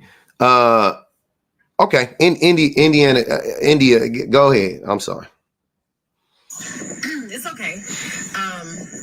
First of all, the alpha guy, ain't no way he talked to 1,000 people. He talked too goddamn slow. That's number one. Ain't no fucking way. I would never believe it. Years. And then this gentleman that's down here telling this story about his personal experiences. Nobody can invalidate your personal experience because it's what you experienced personally, right? But that don't mean because of what you went through today that 85 people go through it tomorrow. That don't mean that. But what you're saying right now is being unreasonable. If you're treating somebody like you're in a relationship, whether you say you're in that relationship or not, and you feel entitled and you want sex and you want all of these things and you require these things and she need to answer the phone for you and she with you at midnight and here's somebody else calling you at midnight because you don't have business hours, because to me that don't sound very business minded. If you have a podcast and somebody has to talk to you and it's strictly business and business hours is at midnight, it's wild. That's just being unreasonable. And every example, I've never heard public say some women ain't bad, some women ain't shit, because some women ain't shit. I've never heard him say that. But what he has said is, weigh it. Who's doing it the most? And nobody has the fucking scale. Y'all just be talking about bullshit and expect for people to be like, oh, I can see why you would think that. No, nobody gets your fucking point. Yes, you had a sad sorry, should have picked better, because that's what y'all would say to us, right? But Indy, that's fair in this situation. To say you should pick better now, that's actually reasonable to me. Yeah, because why is somebody that you're not with feeling entitled enough to have an opinion about what you're doing anyway? Pick better. Going about your business, ma'am. It ain't provoking me to do shit. Mm-hmm. I'm not with you. Therefore, you had this question. I ain't gonna answer it, but I'm also not gonna talk to you tomorrow. That's cool. If you allow it and you feel provoked, ain't nobody can make me do shit. Can I be angry? Can I react in anger? Can I be upset? Can I be physical? Yes. Nobody made me do it. If it don't, there has been people that have been slapped in the face and have decided to not respond. If you respond, it's because you, in your mind, respond. Nobody can make you do anything. Or are you so easily led as a grown man? Because y'all say that y'all are the prototype. Y'all are the people that are supposed to be the example. We the leaders. Are you saying that you, in all of your leadership glory, do not have any control over the way that you react to a situation over somebody that you wasn't even with? It's crazy. Hey, I'm gonna tell y'all something. I retired the word triggered. I don't like the word. It just is a crazy word to me because people throw it around. So, because I don't even know what it means no more. Because I'm like, all right, so anytime you react to somebody, they triggered you, like, get the fuck out of here. Like, I don't want to hear that shit. Did nobody make you do that? Like, that's crazy. Like, I'm saying, and maybe that's a me thing. I might be projecting that on other people. That might be a me thing. I'm just at a place where right now, I don't want to use that as an excuse. You triggered me. I'm blaming you for how I reacted. You see what I'm saying? Like that, I don't ever. Public, even if you are triggered by something, how you react to it is up to you. That's what I'm saying. I don't have to react like that. Nobody can make you do it. I don't have to react like that. Like you can say the wildest, crazy shit to me. I don't have to react to it. I could just let it go, like I do every day. Y'all don't see me on here every day and men be saying the wildest shit. It don't do nothing. It don't do nothing to me. I be like, no sweat off my back. Just make a choice. Like, I got a whole picture of you like, no, this is me. This is me. This is me in real life. Like, y'all are weird. And then here's the thing. People be like, oh, the man that told the 4-month story, right? That was so fucking funny to me because that means that you're lame. You just don't know that you're lame. He knew he was lame. Just by talking to you. And that's why you felt like you needed to pay for a bunch of shit. People that got it on them just got it on them. Mm-hmm. They don't got to do shit for a woman to be attracted to them. If they do it, it is out the kindness of their heart, not out of necessity. Mm-hmm. You felt like if I do this, then this will happen. And you were disappointed when it didn't. He was simping. 100%. He was simping. I'm so angry. I would never treat a woman like that again. Okay. He tried to love. You have no personality and you don't got shit to offer, so ain't nobody gonna fuck with you. That's cool. He was trying to love bomb that woman. She clocked it. To get some. She clocked it and let him and dismissed him. Like, what the fuck? Now you blaming her? I thought you was cool, but that second shit you said, now I can't fuck with you no more. Like, it's just that simple. You mad that it was 4 months? You better be glad she gave you a chance after 2 days. If you lame to me, I will not talk to you. I cannot have a conversation with a lame ass person. Mm-hmm. She tried to. So what you buy? What I be saying is all the time, I'm like, when y'all try to get mad at the women, they done gave you an opportunity to prove yourself to them. You failed, and then you get mad at them? Like, what the fuck? Even if, look, here's what I'm saying to the men. What I'm saying, I want the men to hear me and hear me loud. If a woman is using you, I'm using that term loose as fuck. If a woman is using you to go out on a date for a free meal, which is the dumbest shit I've ever heard, but let's say she does. Do you guys realize that is still an opportunity for you to prove to her that you that nigga? Do you not understand that is an if she is willing to be in your presence and allow you to be in hers, that is your time to prove yourself. If you don't, even if she went into, here's what I'm saying, she can go into it with the preconceived notion, this dude corny, I just want to get a free meal. But guess what? You could either validate that or invalidate that. And a lot of y'all be validating that. They be like, yep, that's why I'm glad I just got this free meal about this nigga.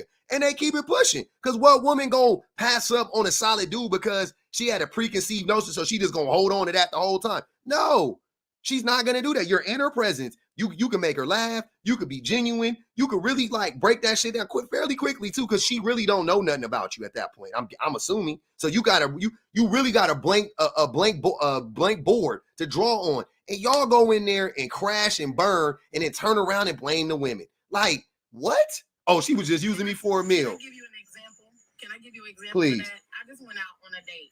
Okay, I said I was like, plan the day out wherever you want me to come. I'll show up. Cool. Well, I was asked, well, what do you like to eat? And I gave my little options. So he decided on seafood. We went to a seafood restaurant.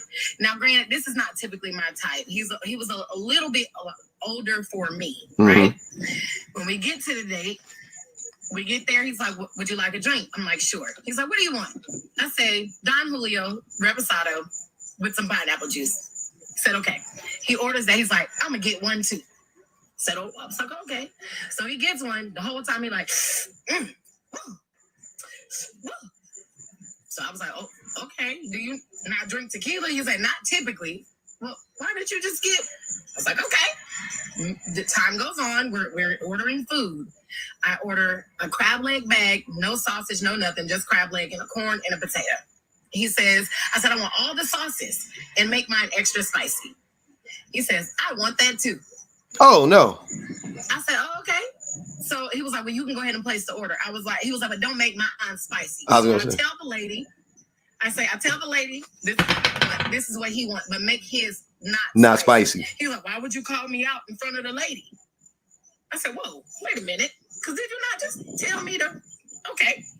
I move on. Get the food. I'm eating my food. We're having conversation. Conversation wasn't exactly lame. It was cool. Yeah. I noticed he hasn't eaten anything by the time I'm finishing my food. And I'm like, you didn't like it? Did you not enjoy it? He's like, I don't really eat crab legs. Yeah, it's time to go. I said, well, thank you. I appreciate you taking me out. Can I see you again? No. If you can't even sit across from me and eat what you want to eat, like I gave you a chance, and all you had to do was just be yourself. Yep. You got the drink that I drank. You got the food that I ate. You did not like either one of them. And then y'all be wondering why people don't want to go on dates with y'all. Why people don't give you a chance. Or why it has to be beneficial monetarily for somebody to go with you somewhere. Because y'all be lame. You have no personalities. You don't know how to make decisions. Yet you all are leaders. You are the strong. You're strong and you lead and you protect and you provide. And the only thing that you're providing is a dry vagina. And that's the truth. Hey, all I'm gonna say, hey, well, he sound like that dude. I don't know why when you said he was older, in my brain, I envisioned that dude that was singing that one song. He was like, when he remade the Kendrick, and he was like, they not like us. Like, I feel like he was like this. I don't know why I be thinking. Do you know that this man is only 45 years old? I'm 37. I said older for me because every time I date somebody above 43, they be acting like that. And I don't know why. I feel like I'm almost there too. So it ain't that big of an age gap. 45 is legitimate Gen Xers. The Gen Xers was different. That's crazy. 43 is millennial. That big of a... Yep. 43 is millennial. Andre, what's good with you? Oh, hold on, let me read this real quick. Tawana said, why are the supposed strong leaders always claiming to be a weak victim? I know the answer to that. That's easy. Men love to play victim. We have a victim. We have a victim mentality. That's just, I don't know how else to tell you that. We got a victim mentality. We like to make ourselves out to be the victims to remove responsibility from a situation. Like we want to remove the responsibility of us taking any being accountable for anything that we've done. So we go, oh, well, women do it too. Oh, yeah, these women is crazy. Like the prototype. That's to me the prototype. That's what I'm saying. That's what I feel like you've been doing this whole time. You've been just trying to like be like, oh, it goes both ways, as to excuse the behavior of men to make it seem like it's a one-to-one. And I think that's why you get the most pushback in these spaces. Like, do you honestly believe it's a one-to-one? Do you honestly think that women do the same thing to men that men do to women? Hit me out. So when we talk, we might be talking about two different sides of the spectrum. You talking about the extremists. What? I'm talking about. No, listen. Calm down. Don't be tensed up. I'm sorry. That was so disrespectful because I don't. I'll go ahead and prototype. My bad, brother. That was a visceral reaction. I'm sorry. I'll be talking about the extremes is crazy. Go ahead. I'm listening. Go ahead. Because when I hear you, my mind automatically say, okay, these are the men that don't have no emotional compass. Like their mind are basically like to sabotage themselves. You know what I'm saying? So I'm talking about men that actually try. And you think that's you think the average man is actually trying? I didn't say average. Then hold on to prototype. Let's take it back. You said I'm talking about the extremes, right? That's why I reacted that way, because I be talking about the average man. I agree that I think that most men don't be trying. I think that's the average man. The man you just described, that's the average man. That's not the extreme man. That's the average man. The average man don't try. The average man does not try. And when I say that we don't try in the ways that matter. We don't try, like, we try to make some money. We really lazy, but we want to get rich quick or whatever. Okay, cool. We'll do that. We try to put on a front. We try to put up we try to mask. We try a bunch of shit. But to Indy's point, we don't try to be ourselves. We don't try to be authentic. We don't try to be consistent. We don't try to be empathetic. We don't try to listen. We don't try to learn. We don't try to do any of those things. And those are things we should be trying to do. We trying to manipulate. We trying to get over. We trying to obfuscate. We're trying to blame. We're trying to shift blame. We try to do a lot of shit. That's bullshit, though. The women be telling us this is what I want y'all to do, and we try to do the opposite. Like, it's the craziest shit out. I'm like, why don't y'all just try to do the thing? Just literally, you want to know what women want you to do. Just pull the average woman off the fucking street and ask her. It ain't got to be your girl. You ain't got to have no interest in her. Literally, just grab a random woman and just ask her, what are you looking for in a man? What are you? I swear to, I promise you, I'm so sure of this shit. You don't need no dating coaches. You don't need none of that shit. Just let me check. Can I check you for? Please go ahead, brother. You will get politically correct answers all the time across the board. Right? Okay.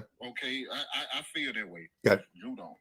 I feel like when you ask a woman that, they're gonna tell you that, and then when you get to the point of giving, reciprocating, just like Indy said, they gonna call you lame once they feel like they got what they wanted, or they got to the point that is not that's not what she said, sir.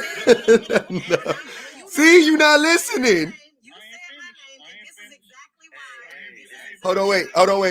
Indy, hold on, wait. Let the prototype go, and then I gotta let Andre go. He been up here waiting. My bad. I'll let you fit. I know. She did not say that. Go ahead, the prototype. Okay, let me revise my words. So what I'm trying to say is, I was just trying to give her, I was just trying to like piggyback off what she said. So at what point do pull, come back, I'll hold up, I'll wait.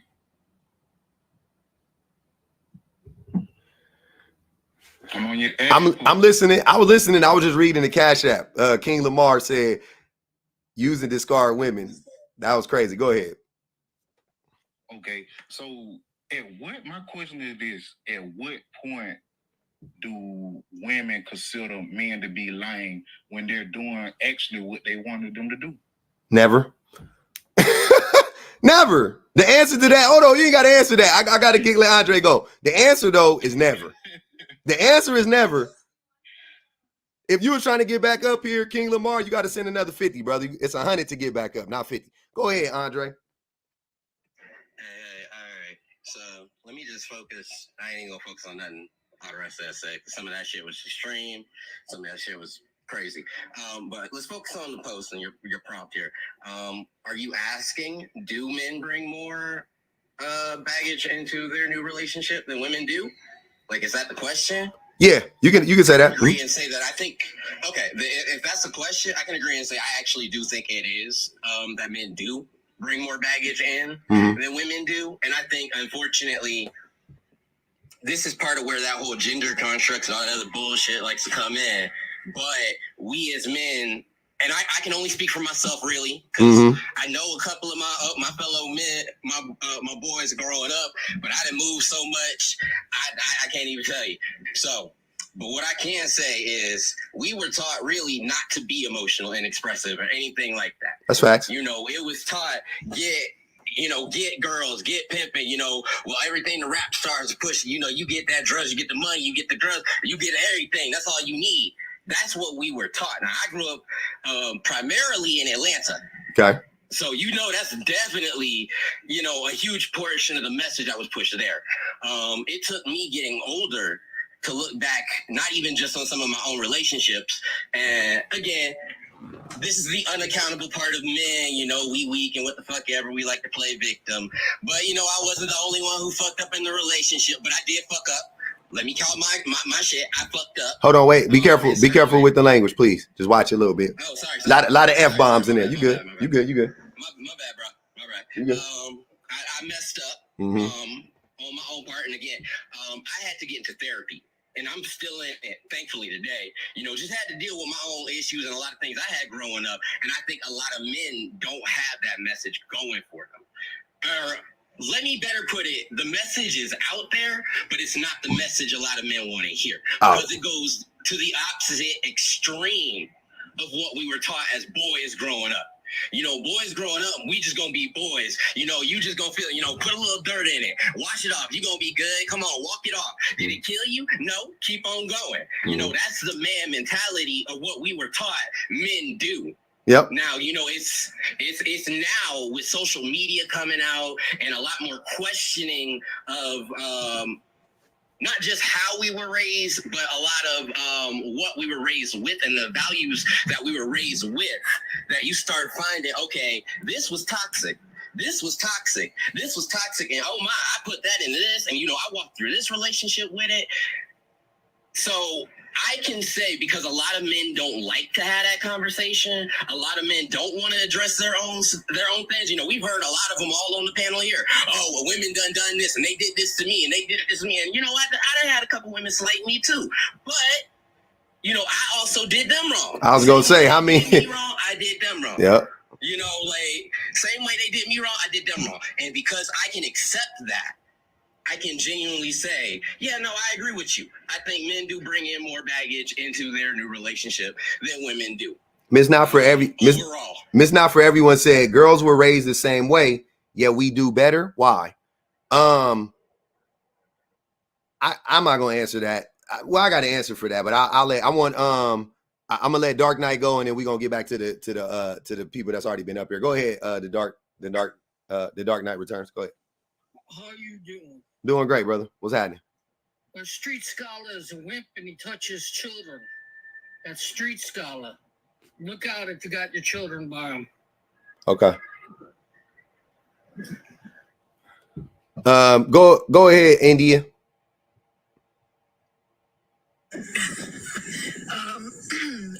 to the gentleman that was asking about the lame thing that I said he was a lame, but we be giving y'all chances. Y'all can prove that you're not. And the thing about that is, if you're doing something that if you're doing something that a woman asks you to do, there's no way that she's going to think you're. My bad. The lameness comes in when you're not listening, when you're doing the opposite of what she's asking you. When you come on platforms like this and say, I'm the leader, I'm the protector, but y'all did this and y'all did that. Why like women is this and women is that? Leaders lead by example. If you are a lame person, you are just a lame person. Just like if you are a good person, you're gonna be a good person no matter what the circumstances. It don't matter what happened, it is never gonna make you not be a good person. Mm-hmm. So because that is completely up to yourself. I said lame because he was being lame. Mm-hmm. It is lame to not do what you want to do. You rather have fried chicken, but you're eating crab legs. He was lying. It is lame. He was lying. Like you're basically trying to be what you think I want you to be, as opposed to being yourself. And if I would have continued to give him a chance, he would have been outraged that I don't like who you actually are because you can't pretend anymore. I just gotta stop to it. You never would have known who he really was if you would have continued to, because he was never showing you who he really was. He was just he was mirroring you, which is a tactic, by the way. That's a ploy. Mm-hmm. He was mirroring you in hopes to gain favor with you. And it was obvious. You clocked it. He was just too obvious with it. Men do that people do that, but men do that all the time, specifically on dates or whatever. He was just dumb. Like, you're not supposed, you know what I'm saying? Like, she ordered a tequila, you get a tequila. You say, oh, damn, I like tequila too, or whatever. And then you drink the tequila. Even if you don't like it, you fake it. You don't do like Martin did every time he would drink alcohol. You fucking drink it, right? Play it off, dummy. That's like, he was just a terrible actor. It was almost like he looked it up got the game on how to do it, but like didn't practice it, and you were like his first victim, like that he, you know what I mean? Like he was trying to pray, and he just like failed miserably. But because it's, I don't know. I should be grateful because he took me out to dinner. When I could, like, first of all, I go eat seafood. I could have took myself out to dinner. That wasn't even the thing. Y'all feel like we should be grateful for a horrible fucking experience. Crazy talk. It doesn't matter that you paid for it. But I gotta go public. Thank you for having me up. I appreciate you. No problem. Appreciate you. What up, Vanity? Public. You might actually be an op. Why? Because you keep like putting up these topics, and then like these guys come up, and then they start talking. And if there is one way to make sure men do not get any vagina, is to let these men talk. They keep saying stuff, like they keep opening their mouth. They keep inhaling and exhaling, and words keep coming out. And it's disappointing again and again and again. And I think you're just kind of ruining it. What you want me to do? Out there, because they keep talking. But what you want me to do about that, though? And all of us women's with our intellectual, domination of the men's and everything, are we using all of our, book learning and savvy to make them like feel like not men and everything like that? You causing a divide, babes. You causing a divide. But that's what they say about me, Vanity. What? How did you? That's what they say about. They say I'm causing a divide, but really, I just be letting them talk. I'm amazed. I'm like, yo, say, are y'all not your brother's keepers? I'm not. Men, not you, the rest of them. Oh. Are y'all not your brother's keepers? I'm not. You all are ensuring the perpetual singletude of all of your brethren for time immemorial, in perpetuity, forever and ever. Amen. A woman, actually, forever, ever, because they just keep talking. I like it. Yesterday when we did the thing and we said that education was a huge issue, like they're just sitting here and just like nailing head. And like, those videos that's really satisfying because every time they hit the nail, they get it flush each time. This is what these dudes are doing, just flush. Nail head. And they just banging them out. Yep. You know what? And for all the men who are going to be like, well, what's the solution? Literacy. Literacy is the only way we're ever going to be able to come together and be what we're supposed to. Literacy. I'm going to need y'all to go and find that young man who's on this app, who's teaching himself to read. And I need y'all to get y'all some books and put your finger on the book and follow along while he's reading and learn how to read and then get some comprehension skills and keep on going from there so that you could save the human race or the black race or the alien race or whichever race you're trying to save. I hope that solution is all the solution that y'all need. Because listening to y'all, tough. It's a tough thing. I gotta read these. Let me read these super chats. Diva Journey said, I was my ex's second wife. I had never been married before, so he definitely brought baggage that I discovered as the years went on. Damn, I can see that. Tawana said, why are we already did that. Why are the supposed leaders? Yeah, we got some. It's not for everyone. I think I did that. Oh, Phoenix, appreciate the super sticker. She said, on E, and he calls women broads and females the mark of a miserable, bitter baby daddy.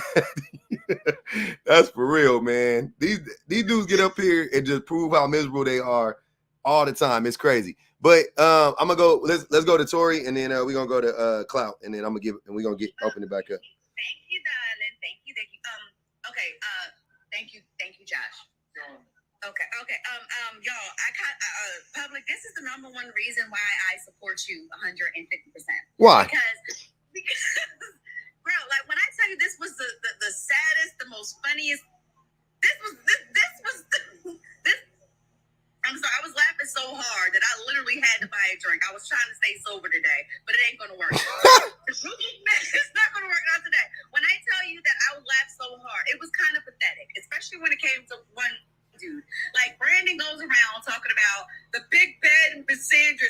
Like he is so goddamn pathetic. And then you got one dude who literally was like, well, she's a little bit more educated, but it doesn't matter. We came from the same hood. Like, these are the same men that want to be leaders and ask women to be submissive. These are the same men that talk so much crap. Public. The reason why a lot of men don't like you, and I'm going to tell you this, is because they would rather you be one man and talk crap about a bunch of women. This is what they want from you. But instead, what you do is that you take on all these dusties at one time with their stupid talking points. That's why they don't like you. If you went the opposite direction and you was like that one dude that had bring a whole bunch of women up here and say, you wear weaving eyelashes. You don't like the black community. You ever notice that every time you bring up these men, the first thing they talk about is black women when you never mention any color? They say you're talking about black men. It's a lot of hit dog hollers. This whole entire panel, most of them was hit dog hollers. Every single time you said something, they thought you was talking about that. So what happened? Sorry. Okay, anyway.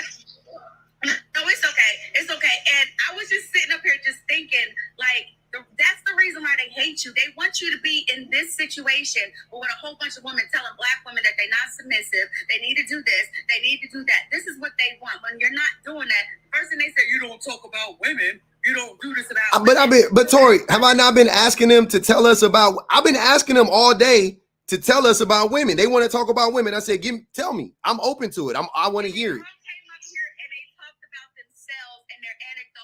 When you clip that guy, whoever clipped that guy,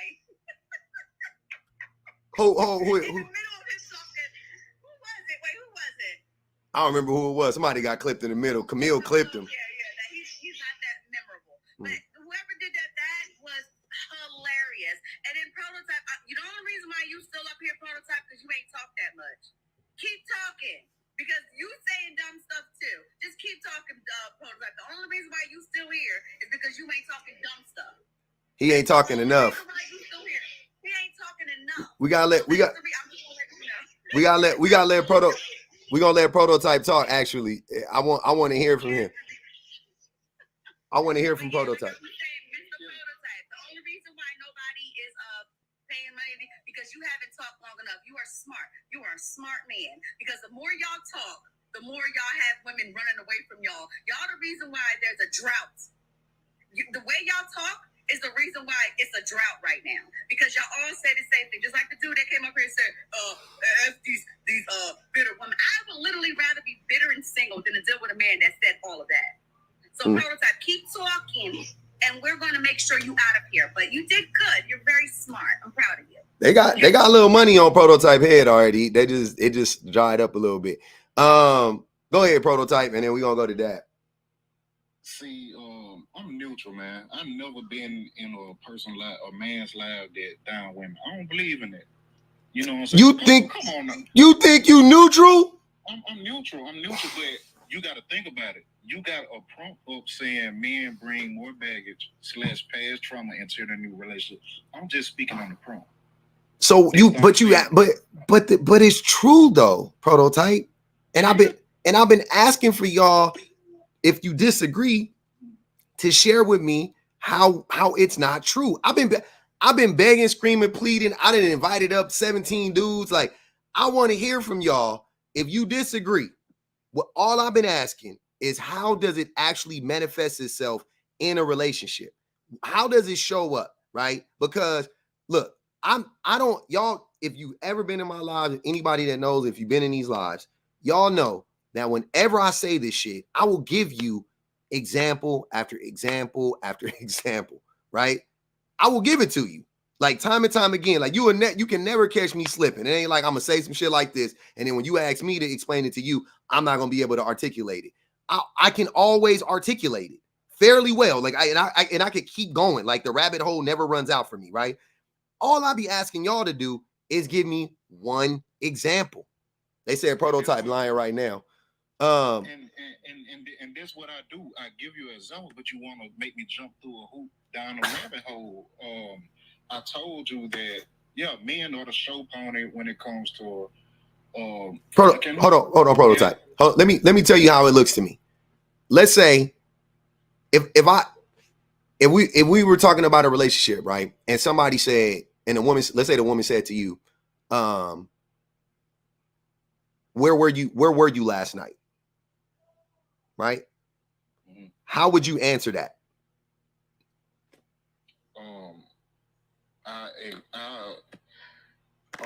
Basically, I'll tell them exactly where I was. Okay. I don't got nothing to hide. Right? Okay. Hold on. Amani said,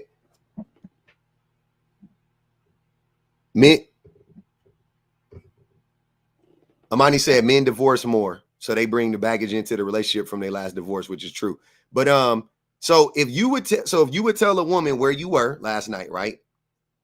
And you would be specific, because what if you said, though, if she said, where were you? And then you said the city you were in. I was in Houston. Okay. Houston is huge. Where were you? I was on the north side. Where were you? See what I'm saying? Like, if you really didn't have anything to hide, you would just answer the question. Where were you? I was on 95th and Lenox. I was at this hookah spot. I drank 3 drinks. I paid $75. I paid my tab. I dipped out at 1 o'clock. I got home at 1:15. Like, that's how that conversation would go if you really don't have nothing to hide, right?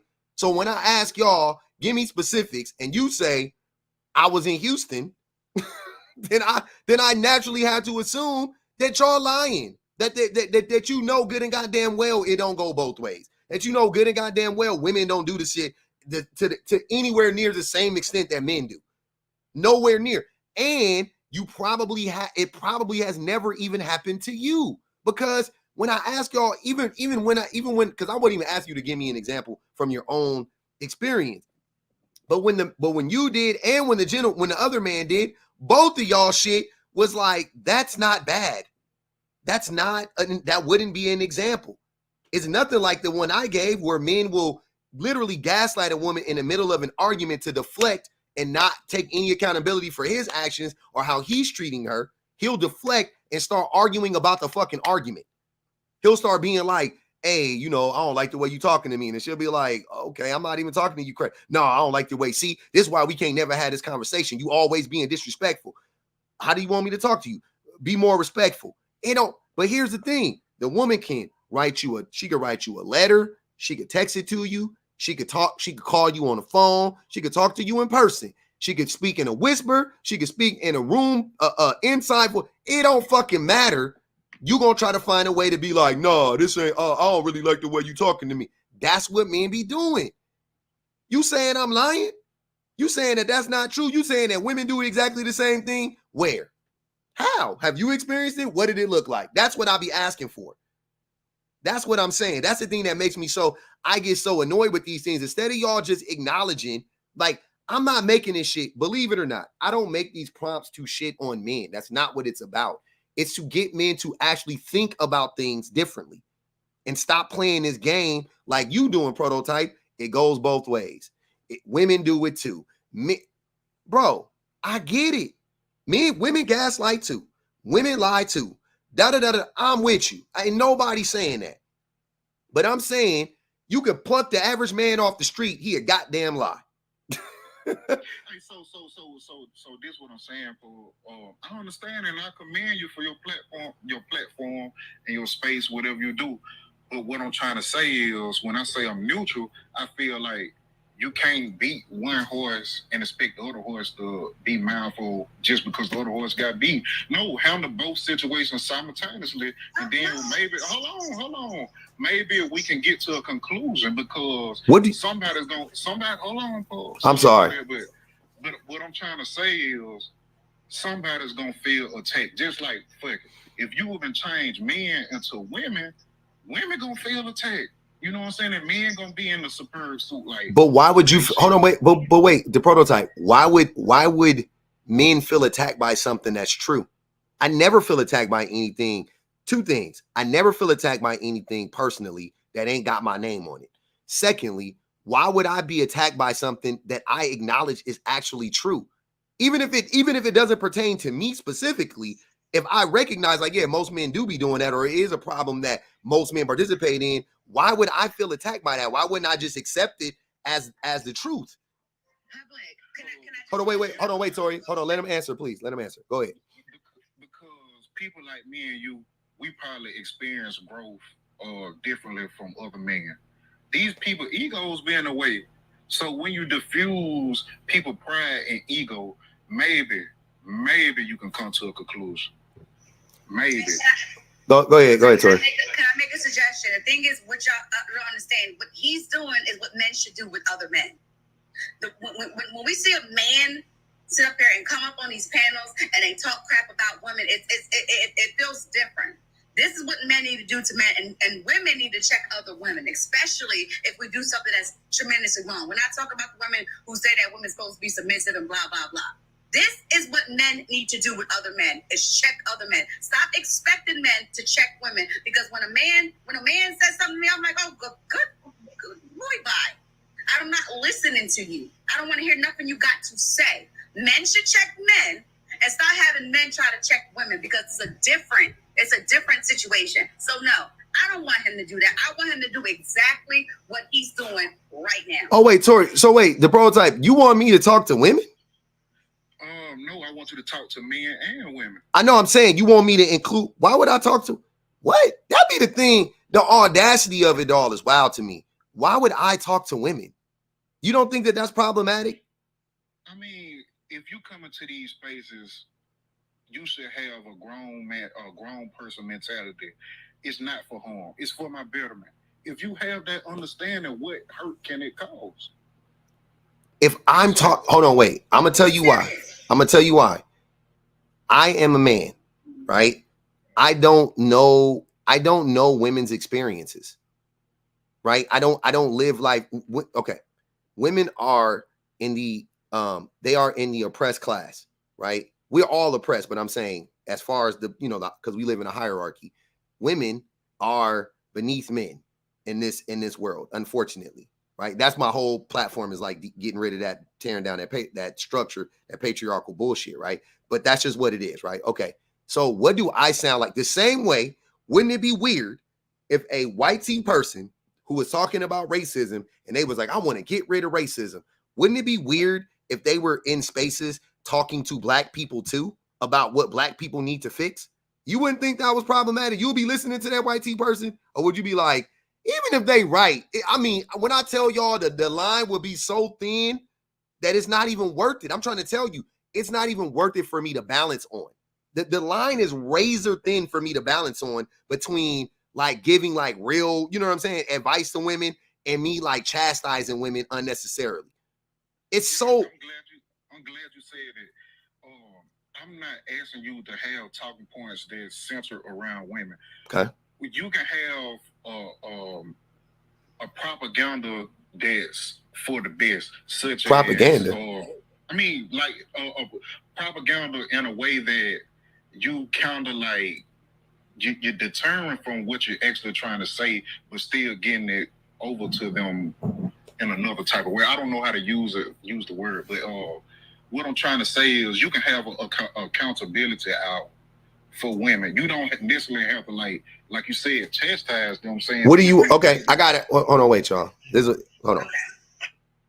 What do you want me to ask women to be accountable for? Oh, no. I don't want you to do. I'm just saying. Like, what do you think? Okay, fuck what you want me to do. What do you think women should be accountable for? Just they're like how they respond to things. You know what I'm saying? Because this bottom line, what it boils down to, it might seem minute, but for the longevity part of it, that's the causing of a lot of downfalls in relationship. What? How they respond to things. Oh my God, man! Tell me that I'm wrong. So you are. Are you wrong? Are you wrong? You are. You are so wrong. It's crazy. You're so like. But that's the thing you want me to hold. Like that's the thing you want me to say to. Like that's it. This is what I'm saying.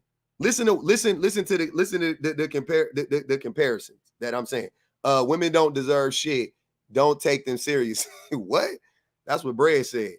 So this is the comparison. I'm talking. Oh, you didn't say that? I'm sorry. I thought that was you.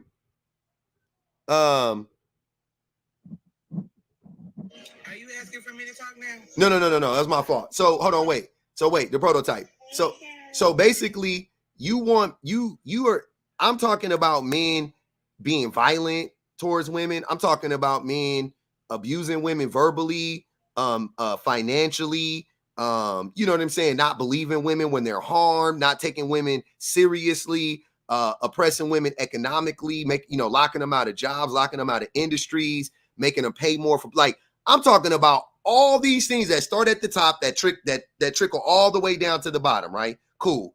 And then you want me simultaneously to tell women, hey, you know how y'all take things sometimes? It's a problem. And somehow, some way, though, that's really the cause of the breakups in the relationships. Like, my guy, are you serious? Hear me out, Paul. I commend you for doing it, and it's also cute at the same time because, like I said, cute. Those are. Hold on, just hear me out. I'm sorry for the verbiage what I'm using. You good? Be funny. You good? What I'm trying to say is, you're talking to extremists, and those men are not going to make a change. But what will make a difference is talking to the men that have indulged in it, but they see the bigger picture on their downfall to the union. Prototype. Most men are these extremists you're talking about. Most men are. Just hear me out before you judge what I'm saying. Let me finish, and then you know what I'm saying. I'm talking like, just say for instance, I don't care if they try to pivot around what I'm saying, but I'm just gonna say it. Just say for instance, I was a woman beater back in the day. Okay. I could have been changed my ways a couple years ago. Now I'm saying, like, deal with those men that see, deal with the men that actually like see they're wrong and want to make a change. So when we get a group of people that actually like can live amongst each other, that's when we can change the extremes, because we're outnumbering them. Who do you think I'm talking to? That's who I'm talking to. I can only, sir. But you just said you're talking to the people that's stuck in their ways. No, that's not what I said. That's not what I said. I just acknowledged that most men are quote unquote stuck in their ways. But obviously, I can only talk to that's 25. I can only talk to the people who are going to listen. I've told, brother, I don't choose my audience. I only choose my message. I really do wish, I promise you, I won't say I wish that I had more women than men, but I wish I had double, right? Like, I wish I had just as many men listening as I have women. But I know the only way for me to get men to listen is to coddle men, and I refuse to do it. So I'm pretty much stuck. My hands are tied. So I'm only going to be able to talk to the men that want to listen, and to the men that get really, really agitated and aggravated by the things I say, and they don't want to listen. But it's going to be hard to meet the men in the middle. It really is. Like, I really do wish I can appeal to more men in the middle, but for me, I don't think I can. Like, I really don't. Like, I don't think I can. I don't think there's any like perfect way to do that. I think that men are going to, not with my personality either, because it has to align with my personality. But I'm saying, I don't think there's ever going to be a time where I can say the things that I'm saying, and most men are like, yep, that's right. Most men don't want to hear. Most people, men or women, let's be honest, most people don't want to swallow that bitter pill of accountability. We don't, right? We don't want to do it. Women do it way more than men, but nobody wants to do it. Nobody wants to do it. You know what I'm saying? But men, because of how society is built, we wholesale reject it. We fight tooth and nail against it. That's what I'm saying. It's a completely different, it's a completely different thing. When I'm talking to women about this stuff, it's so easy to get women to be like, yep, I messed up. Like, if a woman starts talking about her relationship, yep, I messed up. Yep. So you never experienced, like, which I'm sure you did. Have you ever experienced like men like me come in here and say that I was the problem and stuff like that, and you still kind of like women invalidated, like, no, men like me. Mm-hmm. Like, I come in here and we be on mutual platforms and stuff like that. Yeah. You see how I don't like get into it with the women. You know what I'm saying? I think you do get into it with the women. I think that y'all think that because you're not calling them out their names that you being respectful, but the shit y'all be saying be disrespectful. And that's what I be trying to help y'all, because men be so misogynistic, and misogyny is so regular, it's so accepted in our society that you be saying stuff that is completely false, like completely false about women. And you think because you're not shouting it, you think because you're not calling them 304s and you're not calling them, you know what I'm saying, B words or whatever, that you being respectful, right? But Tori just clocked you. She just said you saying a bunch of you sound just like the other dudes. You just not saying it in the same way, but you saying the same type of shit, which you are. That's what I'm saying. Like, so it's almost like you're masking, right? But I don't know. I'm not accusing you of that. I'm just saying it's almost like that to me at some point. I'm like, is he masking?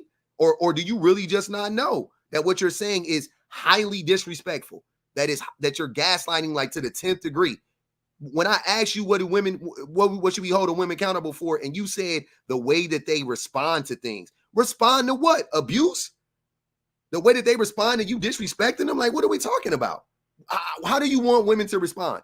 You see what I'm saying? The shit don't never add up. So that's what I'm saying. So that's what I'm saying, Paul. Like, how can a person say something that's directly to a person without offending them? You know what I'm saying? I'm saying things, of course, it's gonna be like I'm stepping on their toes, so they might take it that way, but that's their perception. It's you know how you say things to people without being disrespectful. Don't lie on them. The first rule to not being disrespectful is to not lie, right? Not tell a lie, whether you're doing it intentionally or unintentionally. Be accurate in your assessment, but you are so far off that they take that the same way I'm interpreting it is like, oh, he must be lying. Well, how did I lie? Never mind. I got to get to somebody else. I'll come back to you. I got to go to Dab and I got to go to Brad and GV. Go ahead, Dab. Clout. I just wanted to say, one of the things that they bring in the baggage that they bring into the relationship would be when they say that they can't be vulnerable. A lot of men always say we can't be vulnerable with women because the last woman I was with, she talked about me. She laughed at me when I was being vulnerable. That to me, that's a big one, and I think all men do that. All men. A lot of men do that. I ain't gonna say some. I'm saying all. All men bring that baggage into the following relationship, so that I don't get the vulnerable you or the emotional you or the emotional intelligent you because of what the last chick did to you.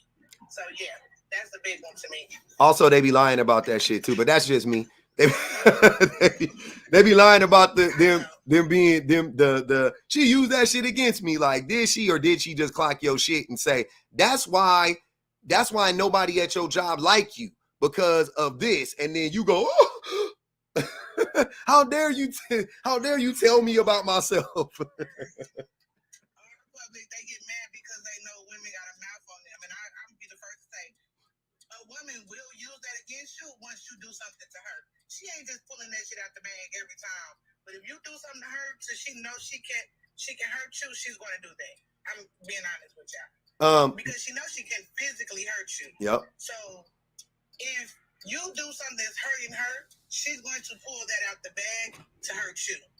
Yeah, I've been called out of my name before, but that shit is so rare, and it was after extreme shit that I did.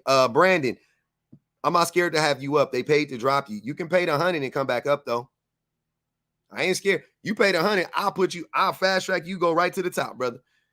Ain't nobody scared of you. I'm afraid of the big bad misandrous woman. Let him know that I'm the big bad misandrous woman. If he want to come up, pay $100. Pay that 100, brother. Scare you. Pay the 100. I got you, fam. Go ahead, Brad. Brad made an interesting comment. Go ahead, brother. I want to hear this one. This is gonna be interesting. I was only pointing out the fact that what she just said was that women will be verbally abusive when their feelings are hurt. That's exactly what she just said, isn't it? She said some women can do that. Well, she was saying it's a reaction. It's a reaction to men abusing them. No. Their feelings being hurt. No, that's not what she said. Then that's not what she said. Yeah. Listen to what she said again. Hold on, Brad. Let her repeat it so you can hear it, because I don't want to speak for her. Go ahead, Clout. You do something to a woman that hurts her. I didn't say what it was. I said hurts her. she will do that to hurt you because she knows she can't physically hurt you. Mm-hmm. So have he just said it could be abuse. Yeah. So basically, she just has a human response to you abusing her, pretty much, which sounds reasonable. I got it. Okay. So what we're saying is that if she feels hurt, I'll say feelings, physical, emotional, or mental, she will lash out verbally. She can. To try to hurt you. That happens. Just verbally. Oh, wow, your feelings are hurt. Yeah, but she can. But wait. But she can. Yeah, she can. Just clarify. Yeah, she can. I don't think most women do that. I don't think most women do that. I don't think that's like a common. I'm not saying. And when I say that, hold on. Let me be specific. I don't think that most women go to that often. I don't think that's a common thing that most women go to often. I'm not saying has if you polled women and asked them, have you ever said something out of anger to your boyfriend or man or whatever to piss them off or whatever because they pissed you off? If you ask them that, yes, absolutely. But if you want to speak to it like on a consistent basis, do women do that? Absolutely the fuck not. It's not, because it's not in their, but Brad, it's not in their best interest physically. Do women always act in their best interest? No, but do they do it the majority of the time? Yeah, they do. The majority of the time they do act in their best interest. Majority of the time. Hold on, Tori. Let her respond. Wait, I gotta tell you this. Okay. A lot of things that women don't do is like, we know that words hurt y'all, and we know that y'all can physically hurt us, and we know that words emotionally hurt y'all. So we kind of like fall back because y'all feelings get hurt so quickly and so fast because of our mouth. We try not to do that. So at the end of the day, what you're saying is false, because even like literally a woman can like, I can't stand you, and you won't take nothing. But when she verbally hurts you, you really feel it. So at the end of the day, a lot of women don't want to do that. First of all, I haven't said anything. I have tried to clarify what Dab said. Okay. So that's first. Second of all, what I was going to point to is that Dab had also said that most, if not all, men have this same story of they were vulnerable with a woman and she used it against them, correct? Yeah. So if all men are experiencing this, would that not lead to the thought process of most women actually doing this, even if they didn't receive physical and or mental abuse beforehand?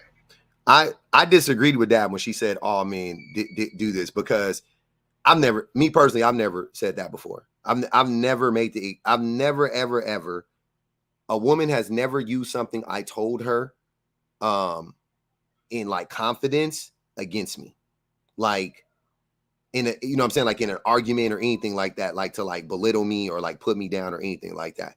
What I have had happen though, and what I think most men have had happen, and then they intentionally or unintentionally misinterpret this shit, is when women, like, you'll be having a disagreement with your woman.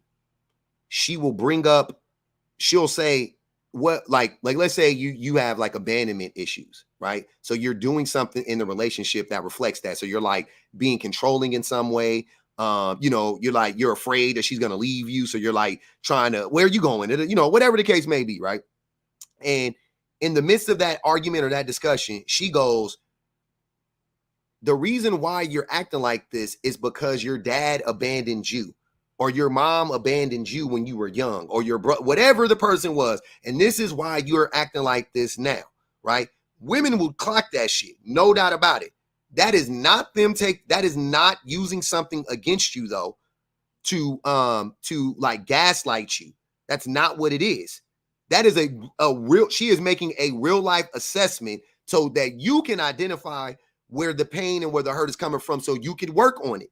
Right. And yeah, it comes up in an accident, in an argument. I get it. So this is me personally. I've experienced this before.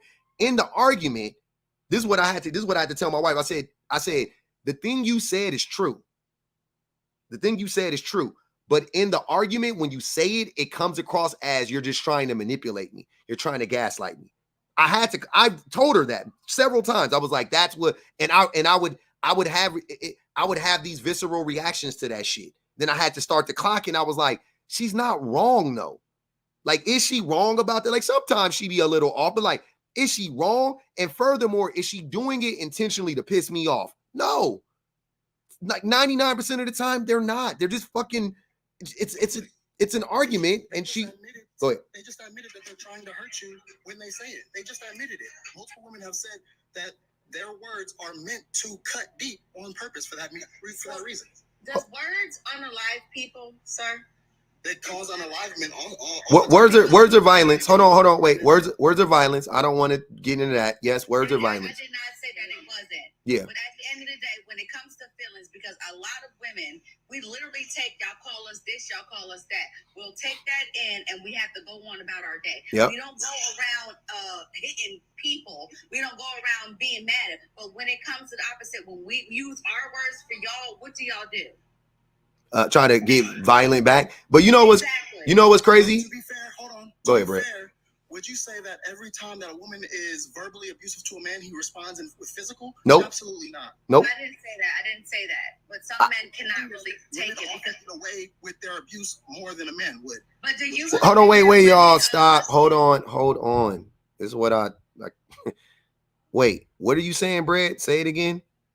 I'm saying that if a woman is verbally abusive more than a man is physically abusive, would you say that women abuse men more than he would physically? No. Look, brother. I could. I'm not trying to stretch anything. I could. I know. I got you. Hold on. Wait. I don't. Hold on, brother. Hold on. No, men are more abusive in every way, verbally or physically. Like time, it's not even close. And I'll prove it to you right now. I've gotten several cash apps from men and from a man degrading women, being verbally verbally disrespectful to women in this live. I'm talking about this snapshot, this live right now, right? Several. I just haven't read them out loud because they're disrespectful. I'm not doing that shit. I've also had a man up here who was calling women broads, calling them females, calling them 304s, saying that we should just leave them by the wayside, let them be bitter, and all of these things. I haven't had one woman, as antagonistic as these men have been, as antagonistic as Brad has been, I haven't had one woman say anything disrespectful about men as a whole. I haven't had one woman say that stuff. All these women, we've been clowning, they've been laughing, nothing like calling men out their names, none of that shit. And that's typically what I observe on an interpersonal level as well. Men will be, the shit that men do is so disrespectful to women.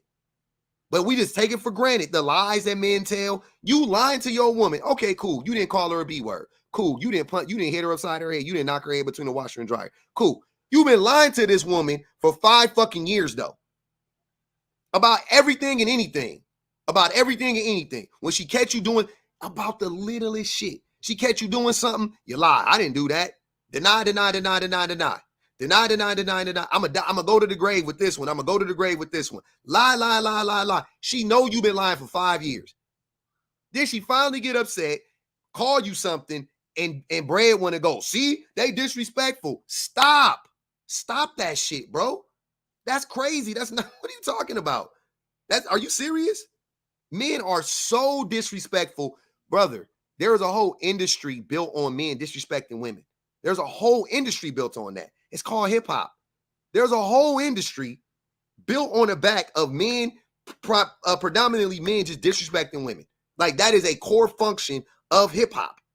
It's just like, we just all day long, we just disrespect women. Every fucking thing is disrespectful. But because they may back that ass up, like women gotta dance and like the same, men don't even be seeing this shit, but I can't, bro, we black. So I'm related to being black. You black, I'm black, Brad. Imagine vibing out to songs that are utterly and blatantly racist. Imagine you go to the club, they playing songs that are just white people, non-black people, whatever, just say, like calling us the N-word, making songs about us, calling us out of our. Imagine being in a club, twerking and shit, dancing with women and shit, like buying drinks up in the air. We just singing that shit because what can you do about it? At the end of the day, to be cool, everybody like it. Fuck it. Like that is women's. That's a part of women's experiences all fucking day long. And here come Bread talking about, she called me a fuckboy to my face. She called me a punk. And most of the shit they be saying that be cutting you deep, Bread, be real. That's why it cut you so fucking deep. And also, lastly, the reason why y'all be feeling that way is because because we're so misogynistic and we think women are so beneath us. When they have a human response to being abused, we don't know how to respond. That's why we just level up. We go here, they don't even elevate. Then one day they go low, they punch below the belt. One day they punch below the belt. And that's the thing that you're going to remember forever. Oh, I can't. But sir, the whole time, that's all you was waiting for. That's all men be waiting for, is for a woman to have a human response to the disrespect that they suffer every fucking day. So that they can go, that's my villain origin story. Like that other dude, like King did. Oh yeah, I was with her for 4 months. I was love bombing her for 4 months and she didn't fall for it. And she told me I wasn't attractive enough and she walked away. So now I can't stand women. That's what men be doing. That's the type of time men be on 99% of the fucking time. Public, I actually want to say something else. Imagine being a young teenage. Hold on. I just wanted to say this because imagine being a young teenage girl with a flat chest and flat this, and a man telling you that you don't have enough this and enough this and that. So going up, being in that situation where back that, and then all this, stuff came out with long hair, all this stuff. Imagine being a teenage girl looking at men that's older than you, telling you that you're supposed to look like this, and then now I'm 36 years old, and now they're saying that y'all fake, y'all this and y'all that. Do men not understand that y'all set the standards of what you think that women should look like, but then all of a sudden it's not right, it's wrong, you're wearing makeup, you're doing this. Y'all set the standard, especially when it came to hip hop. Everything that y'all did, now y'all taking it back. Y'all literally taking everything that y'all put on black women, how we're supposed to look, we're supposed to be a Coke bottle shape, we're supposed to be this color, we're supposed to be that color. Can you imagine as a woman growing up, seeing it as a teenage girl, and then all of a sudden, y'all fake, y'all wear eyelashes and this and that. Y'all can't even make up your mind what type of woman that y'all want, and now y'all degrading the same women that y'all created. So yeah. Go ahead, Brett. Hold on, wait. Go let Brett. Hold on, wait. I want Brett to respond. Go ahead. I don't know. Let Brett go and then we go Cloud. Mario, you can come up, brother. I'm gonna mute you for the rest of the live though. You can come up if you want to though. I'll unmute you if you come up. Go ahead. So I want it to be seen and prevalent. That's the reason why I didn't come up here and try to make an initial point. I wanted to ask questions. Okay. That you guys are speaking to your background right now. Men bring more baggage is a false claim only because you would say that men cause more trauma. So if men cause more trauma and baggage, then how could they possibly bring more baggage and trauma to the relationship is what I'm saying. Because men bring, I just told you, like that guy. Men bring abuse. I'll give you that through mental, physical, all that jazz. Mm-hmm. That is facts. But that abuse isn't coming from a traumatic space. A lot of it is though. A lot of it is coming from a traumatic space though. I disagree. A lot of that's coming. I'm sorry. Hold on. Time out. A lot of it. I'm sorry. You're right. It's not coming from a traumatic space, but it still is baggage. They're bringing. It's not traumatic. Men victimize. We have a victim mentality. We victimize ourselves, right? So, like I said, the same thing that I described about old boy. They will take a scenario like a woman rejecting them, as if she like owes herself to him. They'll take a scenario like a woman. Vice versa. No, but you got it. You can't say that because women don't. Women don't get rejected. Women get rejected all the time. They don't. The men that they really want. They don't. You're just making that up. That is an assumption you're making, brother. Most women don't go out of their way to talk to men. That's how I know that's a Brett. Hold on, brother. Listen, Brett. No. Brett. Most women are not going out of their way to talk to even the men that they quote unquote want. The vast majority of women do not go out of their way. Huh? So let me clarify my statement. Okay. To clarify my statement, they're not getting rejected by men on an initial basis. I'll concede to that point right there. What I'm saying is they're getting rejected by the men that they have in relationships. They feel rejected when he cheats. They feel rejected when he lies. They feel rejected when he abuses them. They feel rejected when he says he prefers this or that.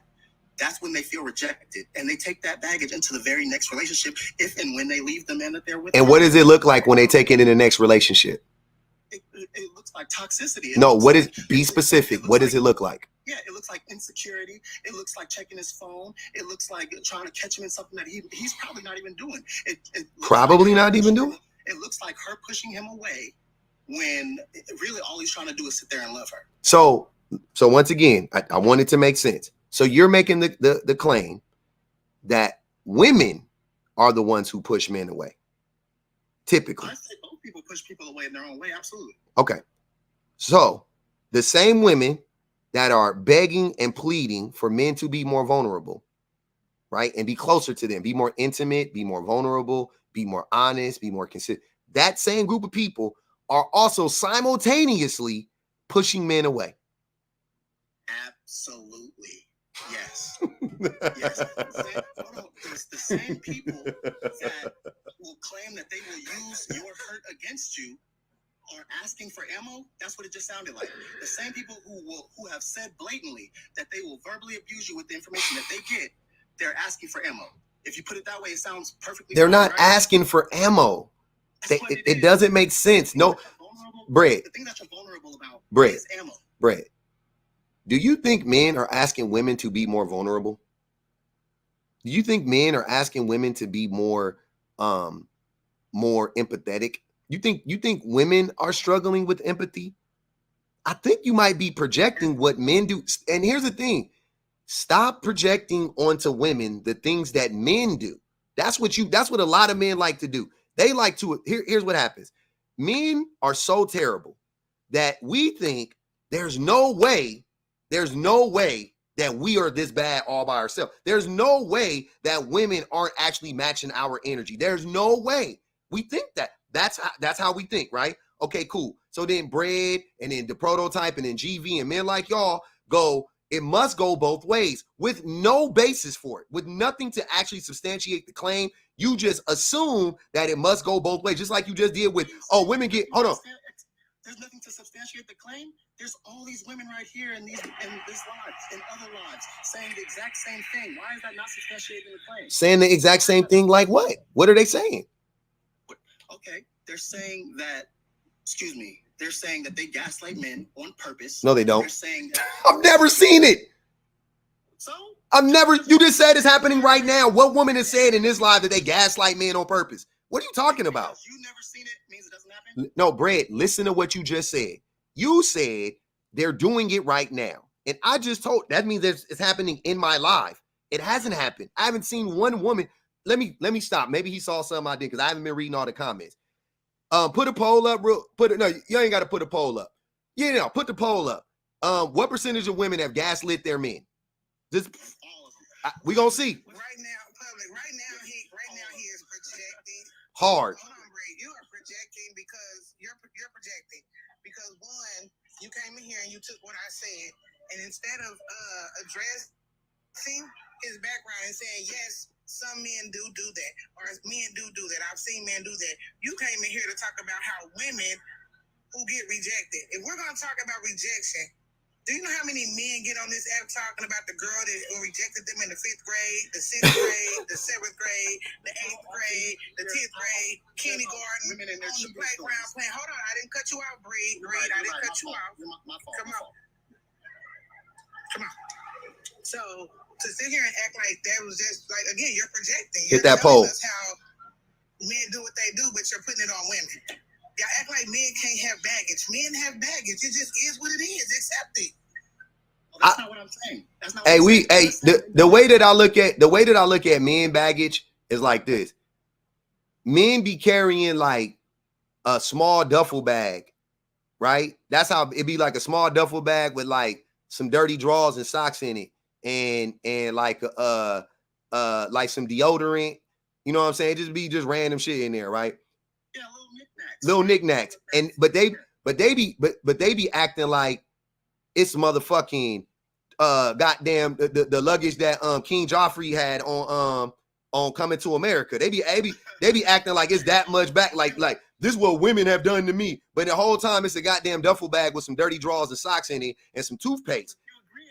I'm not. I'm saying, and then conversely, women be having all of this baggage, right? And then guess what they do? They figure out some way to pack that shit up and or unpack it, I should say, and consolidate it before they get into their next relationship. And you want to turn around and say them checking your phone is them bringing in baggage from your last relationship. Sir. Public. They may put all that shit into a carry-on, but as soon as they get into a relationship, that shit come exploding out and it's 17 bags deep. Like, stop playing. Why is it exploding out? Could it be that the men are doing things that are very reminiscent of the things that the other man did? Absolutely. Then that's why. Then it ain't them. It's you. It ain't them. It's you. You're missing it. I'm missing it. Yes, you're missing it. The reason why I'm saying that is because if a woman has all this baggage, you just said a man has a knapsack worth of baggage and he blows it out of proportion. He blows it all the way. Every woman that I've ever heard really complain about a man's baggage or past have always said, oh, he got rejected by a woman or a girl, should I say, in high school or grade school, whatever. Oh, his mom did something, whoop-de-whoop-de-whoop. And it's always the same 3 stories maybe. But a woman, there's no end to the trauma and baggage that she brings to a relationship because, quote unquote, men have done, quote unquote, so much to them. So what I'm saying is your topic is saying men bring more baggage, and it's just false. You're not, hold on, Brett. I think you don't understand what bringing baggage, hold on. What you don't understand is what bringing baggage actually means. Bringing baggage means it's in the relationship with you. You see it manifest itself within the relationship. Just you could have been traumatized, right? And abused, but you could have healed up. So now that baggage is gone. It's gone. You see what I'm saying? It's not there anymore. That's what I'm saying. Women unpack their baggage. Men don't. Men bring their baggage, like we saying, from the men will, brother, when I have these conversations with men, they will literally start talking about, oh, you know, all the women who chose the D boys in high school. And I'll be like, high school? How old are you? Oh, I'm 42. Oh, I'm 39. I'm 57. You can remember. I can't even remember what girls were doing in high school. I don't even fucking remember. But they be talking about the shit that happened to them. And this is not, I'm not playing. Like, this has happened. Public, you're saying that these men have far past trauma that they've unpacked 10,000 times, but they're making it grandiose. And women are getting trauma over and over and over again. You're saying women are being traumatized. They haven't unpacked it, brother. You're saying women are getting traumatized over and over again, and that they are not bringing this to a new relationship. You're saying each one of these women are healing themselves before they go to a new relationship. You're out of your mind if you're thinking that all these women are healing themselves, quote unquote, before. I don't think all women are healing themselves, Brad. I do. Not even the majority. I do think wait. I do think the majority. Hold on. Hold on. I think the majority are, because the majority choose to continue to be in relationships with men. And I feel like that's my proof. Like, if women weren't healing up, then they wouldn't want to be in relationships with men. I think they have to heal, at least significantly. I think they have to, because to me, it doesn't make sense. Like, why? Like, how could you be so damaged and then at the same time be like, oh yeah, I'm about to sign up to be in a relationship with men? Like, no, they heal up, bro. Like, they really go through the shit. They really work through it. And then they end up in a relationship with the man, and they're not the reason why the relationship ends. You know what I'm saying? Like, the majority of the time, they're not the reason, they're not the cause of the relationship ending, right? So if she got all this baggage, then how could it be that the man in the relationship is still the reason why the relationship ended the vast majority of the time? 70-80% of the time, if a relationship ends, it's going to be because of the actions of the man, not the woman. But they bringing in all this baggage? Where? What percentage of women gaslight men? 87 votes. 100%. 5% said 100%. 44.83% said 30. And 49.43% said 0. So 0, 30, and 100. Pretty much the vast majority of women don't gaslight men. Like, let's be fucking for real. People to tell the truth on here, all right. Why not?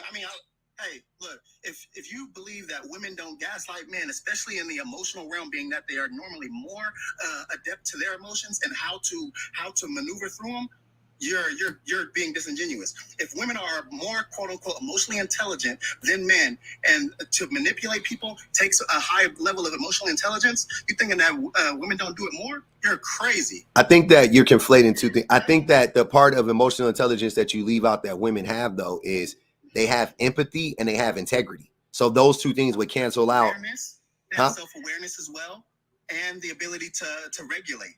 So those two factors right there can be used at will. But that's you talking about that dark, what's it called? Dark empathy or whatever they call it. That's bullshit. That's what it is. Go ahead. I got to get to Vanity though. We got to get to Vanity, and then I got to go to GV. Go ahead, Vanity. So either this is like blatant dark role and gaslighting, or this is a complete and utter lack of understanding of vocabulary. There's no two ways about it, because I don't know if he's intentionally misunderstanding and misconstruing the things that's being said, or if he literally does not understand the words that are coming out of mouth. And this is where I keep saying one of the issues is that big gap in literacy, that big gap in like being able to understand words and the meanings and how to use them.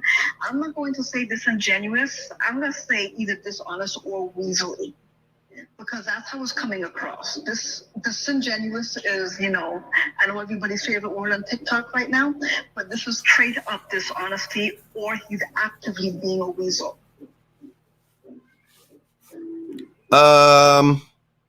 I don't know which one I'm leaning toward. I think he might be actively being a weasel. Go ahead, GV.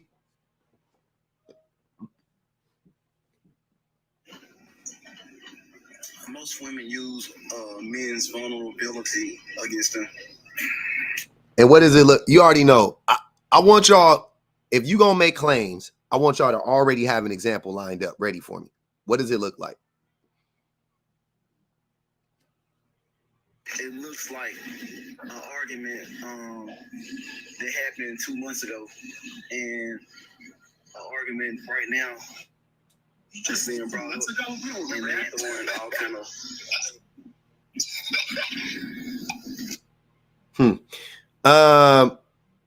The prototype, what's good, man? I know you was trying to unmute a while ago. Go ahead, brother. Oh yeah, like I said, both. I'm gonna say this first before anything get misconstrued. Both sides can improve, whether you agree with it or not. Both sides can improve. But just from me being a man and me being ahead of the sexuals, I feel like women are taught to gaslight at an early age, and then people saying about literacy and things of that nature, you got to know that it's a level of understanding, like such as gaslighting can be manipulative, like how a mom might make her daughter manipulate her dad and give him the money. So when he don't give her the money, he's a bad dad. He's a deadbeat. He's this. He's that. But they're just on a lighter scale. Hey man, y'all, the examples y'all pulling out y'all asses getting wassa and wassa. That was a whack. But you asked for an example, Paul. But you discrediting my the examples is trash though. Brother, it don't mean I gotta like the example. The example it ain't, and don't give me you ain't gonna agree. I would if the example was actually decent and existed in the like. Come on, bro. Miss Not for hold on, wait. Miss Not for Everyone. Appreciate the super chat. She said, when are men vulnerable? Good question. Can any man answer that? You can go ahead and try to answer that one. You can answer that, the prototype. When are men vulnerable? What does vulnerability look like? Me personally, I'm always vulnerable because you get more, like for me personally, I'm always vulnerable because that's where intentionality lies and compassion lies. You know what I'm saying? Everybody got this fake, like you said earlier, people wear masks. You know what I'm saying? Why are we on TikTok trying to sound like we're having a political debate? No, let's talk from our regular experience, bro. You know what I'm saying? So to answer your question, I feel like if everybody, what is it? Somebody said when they lose their dog. That's a good one. But men are often vulnerable. If men weren't often vulnerable, when would we express anything that somebody could take advantage of? That women are saying that they are taking advantage of when they get upset or their feelings hurt. You keep saying that, but that's not even what I said. Hold on, Tori, because he keeps saying that, and that's not what I said. Dab, I'm not even going off of what you said specifically. Who are you that you know my name? It's because I said your name. My bad, Dad. That was my fault. I go through lives and I just sit in the comments all day. I see you man hating all your life. It's okay. I don't man hating. Absolutely. You see me man hating? I don't. Can you hold on? Can you quote one thing that I said that was man hating? Yeah, I do want a little baby cinnamon roll, babe. Thank you. Go ahead. I'm sorry. I'm a man hater. Talk to me. I don't like. Hold on, Tori. Tori, let him. Please, can you give me one thing that I said that was man hating? I don't gotta prove myself to you either. Nah. If you gonna make that claim, I'm gonna need you to substantiate that, brother. Show me that. Okay, fine. She's been in what's it called? Trap Fairy's live, as well as Joker's live. Or Joker wasn't in live. I just remember Joker being in it. That's who I was following at the time. And she was talking about how men really ain't shit. How even when they do make a lot of money out, they're always going to be abusive. Always was the word she used. They're always going to be abusive. And you lying. You definitely lying, because I ain't never said nothing like that. Stop it. Keep going with your lies. Go ahead. Dad, so you gonna sit up in here and tell me you ain't never bashed men? Stop. You was on Storytellers Live doing it. Stop. I bashed problematic. Hold on, y'all. I got this. Come on now. I got this because first of all, money is never my topic. I'll be in there listening. Fred. Let me explain something to you. Money ain't never been my talking point, sir. I don't always have to speak on what I know because I just sit there and I listen. Sir, you're lying. I sit there and I listen to women. Okay, so let me since you making lies about me. First of all, money has never been my talking point. And if you ever really heard me talk, I've told women a lot of times that money ain't my talking point. First and foremost, I don't care about how much money a man make, because a man can make a whole lot of money and still be ain't shit. A man can be broke and not be shit. If you ain't shit, you just ain't shit. If you ain't shit ass, hold on. Exactly. That ain't man bashing. Because there's men out here that ain't shit. 3 minutes about it. So don't make no, that's not. No, that's not. If I went on here and I talked about how women ain't shit for 3 minutes, what would I be doing? Women bashing? Exactly. You just did it. You just did it. And nobody called you a woman basher. Outside of that, she'll use your vulnerability against you. Am I wrong? Yeah. Well, stop it. They've already claimed to do it. You keep saying that, but I haven't seen it. Okay, some of you haven't seen it. Hold on. You quoted all the things that men say negatively about women on here, correct? No, so, not all. You did. You said what men say negatively about. Hold on, Tori. I don't understand this. I don't like you. Hold on. Tori, I don't care. Hold on. Why are you messing with Cloud? Time out. Hey. Hold on. Time out. I don't care about that. Like, people gonna talk. We gonna let them talk. They no need to start attacking each other personally. You say she male bashing. Tell us what it looked like. She defend herself, whatever. I just want examples. I don't want to get all into that. I gave an example. If she wants to refute it, it's not like I can pull up video because I'm not screen recording it. So what I'm saying is that the points I've made on this slide. You let me finish talking though, because you did a whole lot of talking. You done a whole lot of talking, and you make claims about me. You have not let me finish talking. While GV, Prototype, and everybody was talking, I was just silent, and it came back to me because he asked he asked the question to the men. Did he not? I don't remember. I don't know what question I asked him in, but maybe I did. I'm sure I did. But I just want to know. Okay, so I didn't hear anything that would equate to male bashing, which you just claimed. Yeah, I don't know if that equates to male bashing. Men for 3 minutes is not male bashing. It depends on what you're saying. If it's just grandiose statements and inflammatory statements, is it not man bashing? It depends on what you're saying. No. No. Yeah. Like I'll give light to, if the statements are true, the statements are fucking true. But like if I were to say men are the cause of all wars ever, yes, facts. It just is what it is. Okay. But if I say it doesn't matter what man you're gonna encounter, he's gonna abuse you, that's not facts. I'm sorry. I don't know who said that, but I've never heard Dab say anything like that before. But I will say this. She's not always on your panel. I know. I'm just, brother, I've observed her more than you have. That's what I'm saying. So and I've never heard her say that. Why would you assume that? Why would you assume that? Because we're mutuals and I've been on this app with her pretty much the whole time since I've been on the app. Okay, and I've been on this app frequenting lives just like this, and I get on live just to listen while I work. So I know. I got you, bro.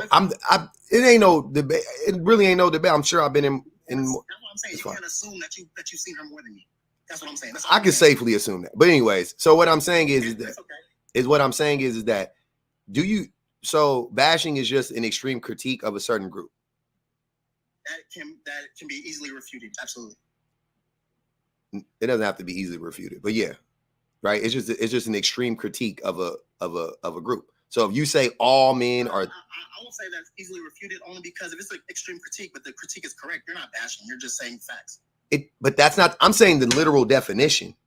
So I'm helping you out. I'm saying yeah. So in the most literal sense of the word, it's an extreme critique of a group. That is, you can look it up. That's the definition of it. So technically, anytime you say stuff like most men are this way or most men are that way, true or not, I guess you can say that's male bashing. You see what I'm saying? Like, I guess, but the way that I like to use it, right? The way when I'm sorry, not like to use it, but when people say it, when they say bashing, to me, it's when you say something that's not true or unnecessary. You know what I'm saying? That's when I would consider it to be bashing. I can concur. That's why I say easily refuted. I can concur with your premise on that. Yes. And I don't think that Dab has said anything that wasn't true about men in general. That is your opinion. I have a different one. Okay. We can agree to disagree because this is Dab. She can refute whatever she wants to refute. I'm not here to prove anything about Dab to anybody else. I said what I said. You said what you said. We can move on. Yeah. So anybody that was saying that that's not the definition, I'll read the literal definition of bashing. It says strong criticism of a particular type of person or thing. Like I said, that's what it is. It doesn't. That's the definition when we use it in a way in these spaces when people say bashing. So technically speaking, all it has to do is be a strong criticism. That's it. A strong criticism. And that's subjective too, right? What's a strong criticism? But if you say that most men are this way, that is a strong criticism. So technically speaking, I guess you can say that that's male bashing. I guess you can. Whether it's right or wrong doesn't matter. It doesn't say that. Right? So I'm ready. Hey, Charmaine said that tell public I mod for storyteller. He's lying on Dab. I believe it. I'm literally in your face. I'm letting you know that I'm a misandrous. She's definitely not. She came at me so many goddamn times, but especially when it comes to black men. I'm a misandrous. She is not. Come at me, not her. Mm. But the thing is, when she talks about certain type of men, she is 100% okay. Come at me, not at her. Oh my God, Tori, nobody wants to fight you. Okay, so why are you messing with Dab though? I'm not because messing she's with not that. like that. Why I'm not messing with that. Why? Can we get back to the topic? Okay. Yeah, that's what I thought. Don't come at her. She ain't like that. I'm like that. Come at me. Come at me. I'm a misandrous. Come at me. Come at me. Yes, I thought. It's okay. It's okay. Let it go. Let it go, Tori. Let it go. Okay. Take a bubble bath. Hold on. So I would like to get to I guess the prototype. You have something to say? Go ahead, brother. Y'all wilding. Yeah, so I want to concede on the behalf of all men to this war. Like, this is what I'm saying. Like, if you don't tackle both heads at the same time, it always gonna be this the problem, this the problem, this the problem. So can we get to the root of the premise which you have? Why men do this? Easy. Because men are misogynistic. They have a disdain for women. Okay, so the individual problems itself. What do you think make men bring that quote unquote baggage or trauma to the next relationship? What is the cause of it? I just said it. Men don't like women. And men will listen to what I'm saying. Men don't like women. We need women. We like certain body parts from women and things of that nature. But as human beings, we don't value them. We don't respect them. We don't really like them. Right. So when men use, and because of our extreme sense of entitlement, whenever a woman does anything that we don't like, it bruises our egos. When women say things that are true about us and they clock us in real time, it bruises our egos. That's what it is, right? And then we bring that shit. Like I just made a video about these dudes saying, oh, women got to understand men's hearts are fragile. Women know men's hearts are fragile because whose hearts aren't fragile? What the fuck is that? Everybody's heart is fragile. And then they went on to say that, yeah, you know, because once a man get his heart broken, you know, we go out there and we start smashing everything. And so they talking about abusing other women, cheating. Hold on, no. Let me clarify. Okay. That's what I'm saying. You milk a man to me. Don't milk a man the situation. I said the root. So you basically just the root is misogyny. No, I'm saying before I get to the point, you said when they get their heart broken. So who break their heart? Another man? Hold on, everybody gets, men and women get their heart broken, right? Let's say not even equally, but let's just say in this case equally. The response to the heartbreaking is completely different. When women get their hearts broke, they don't go, oh, I'm gonna go out here and start dogging every man and start sleeping with every man and lying to them. That's not how women respond to it. But when men get their hearts broken, it triggers that response the vast majority of the time. In men, that's the thing that we use to go, oh, that's why I started dogging these women out, because I was hurt by this one woman. Now, what I say is, it's not because of how women dogged you. It's not your heart that got broken. It's that your ego got bruised. So your ego got bruised. In the midst of your heart getting broken, your ego also got bruised. And that's the thing that drives you to go and mistreat other women and abuse women and lie and manipulate. That's your ego. That's not your heart. Your heart that's not the response you have when your heart is broken. That's my point. So I don't think most men going around here getting their heart broken and then the response to that is, let me go out here and abuse all of these women. That's not what I think.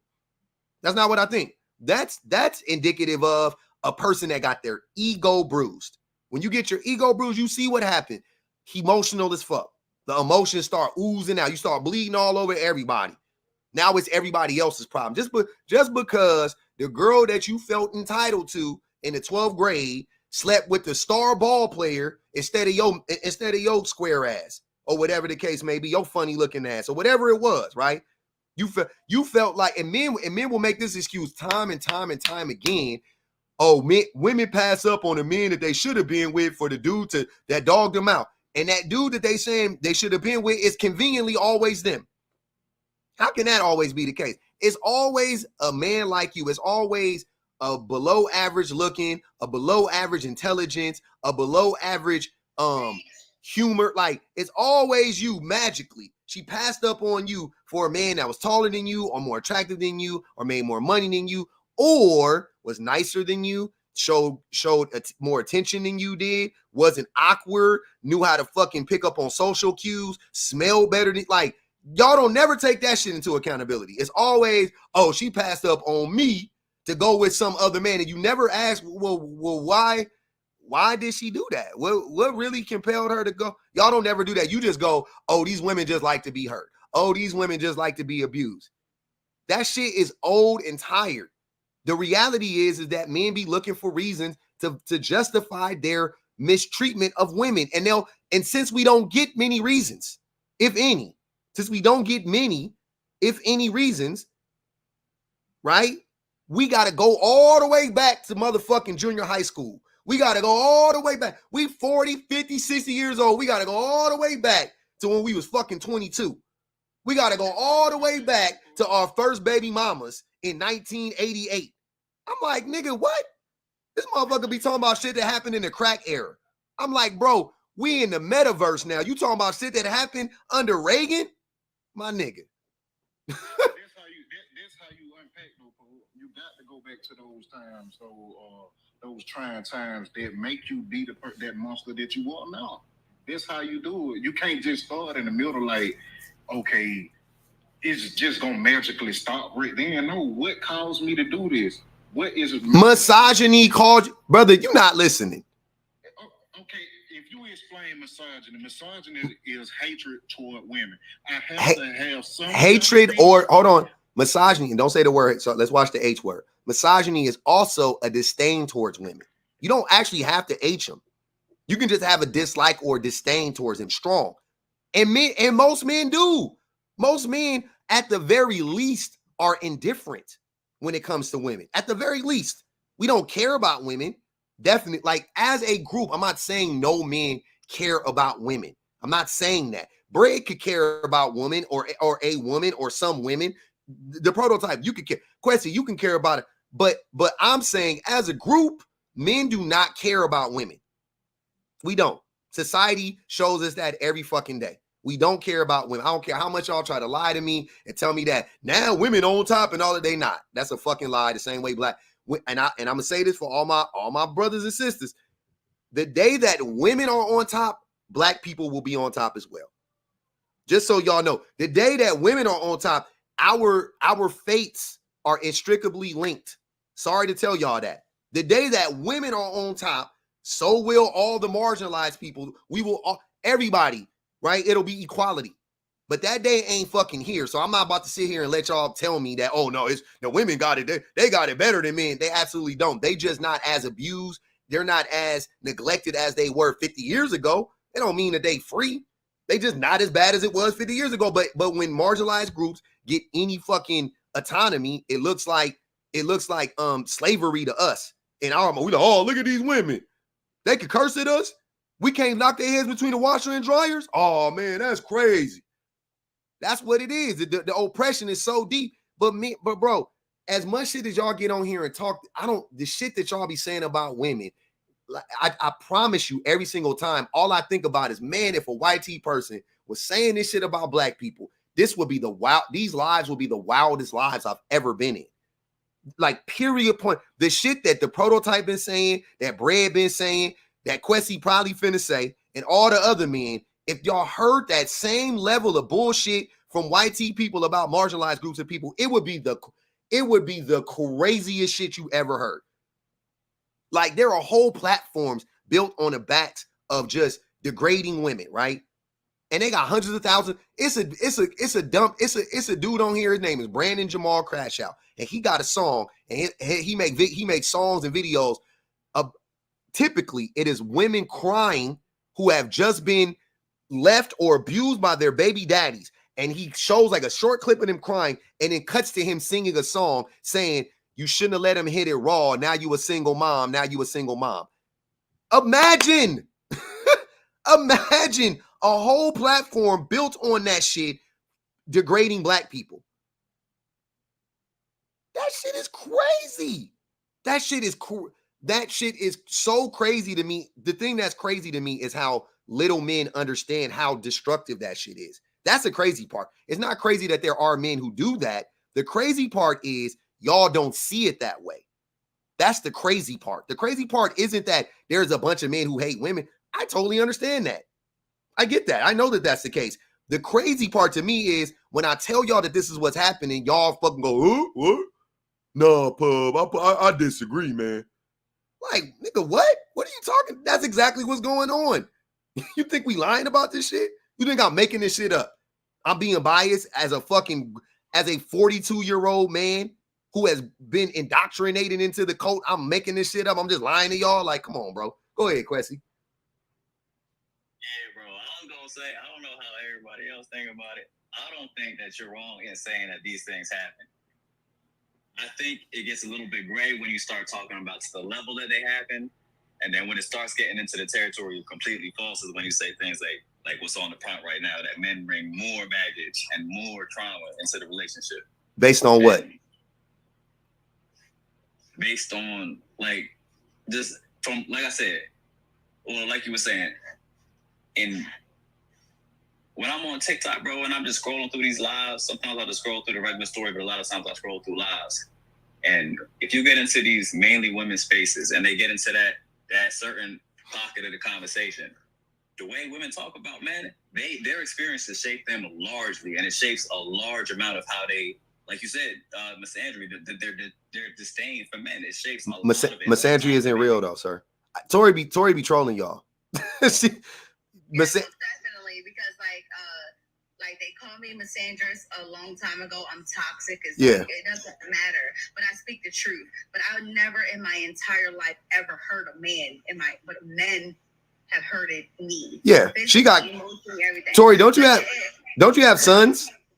I have 2 sons. Tori got 2 sons, and I'm not sitting here saying that makes her not a misandrist. You know what I'm saying? Because the same way men are misogynist, but I'm just saying like they already have a perception about me because of what I speak when it comes to especially when it comes to men. Like, but at the end of the day, like, I'm not a misandrist, but I still don't like a lot of you. Yeah. The way y'all thinking is, I don't like the way y'all think. I don't like the way that y'all think that women are supposed to be beneath you, even though we birth you. I think that what happened to us as a species is that men made God a man, and that men have literally ran this whole entire world into shit and dirt. I got to say something real quick. But if I have a problem with men, it's because of that. I do not hate y'all altogether. But if y'all want to call me misandrous, y'all can't call her one. Y'all can't call her one because me and her had arguments when it was especially stuff that came out of my mouth. She was like, "Oh no, Tori, you're not doing that," and I respect that. She is not a misandrist, but if y'all want to label me as a misandrist, so be it. Because I'm always going to call out the bull crap when it comes to men. Yeah, she does. Tori, I look at what Tori does. Like, you just own it that they say that the same way. Like, yeah, like if black people call each other the N-word, it's like what, like they calling you it anyway. You could either kind of take the power away from it by being like, yep, that's what I am now. What? But in reality, Quessy, misandry is this, and here's what I'm saying. Misandry, the concept of it is the same as reverse racism. It don't fucking exist. Women reacting to abuse from men and being like, yeah, I don't really like y'all like that as a group because look at what y'all do to us as a group. It's not the same as misogyny, because what the fuck have women done to us for us to feel this way about them? Nothing. We hurt their feelings. I was just about to say that. I feel like a lot of it is just a lot of hurt feelings. But we're not unaliving you, bro. We're not misogynists. Literally make laws on women's bodies, right? All right. But misandrists, all we do is just talk crap. Yeah. We're not hurting you. We're not doing nothing to you. I'm going to sit there. If y'all call me a misandrist, then so be it. But I've never actually physically hurted a man ever in my entire life. I have been hurt physically and emotionally, but yet I'm still here. It's time for y'all to be called the fuck out. That's the reason why a lot of y'all don't like me. Well, I'm gonna call y'all out, and I'm gonna end there. Okay, go ahead, Quessy. Man, I forgot what I was about to say. I ain't gonna lie. Okay. I'm gonna catch my train of thought. Can I respond to what he was saying, and then I'm okay. Yeah. Because y'all like to say that the things that y'all hear women say on these panels, you said it shapes their whole life. The things that y'all hear women say on these panels, and like Tori just alluded to, yes, you do have some women who say some things that I would never say, but that's their experience. I didn't live the experience that they lived, right? But when we go into these men's lives and quote unquote bashing, you will walk into these lives and you will hear men say that single mothers single-handedly destroyed the Black community. You will hear men say things like all of the children that were born to single mothers are criminals.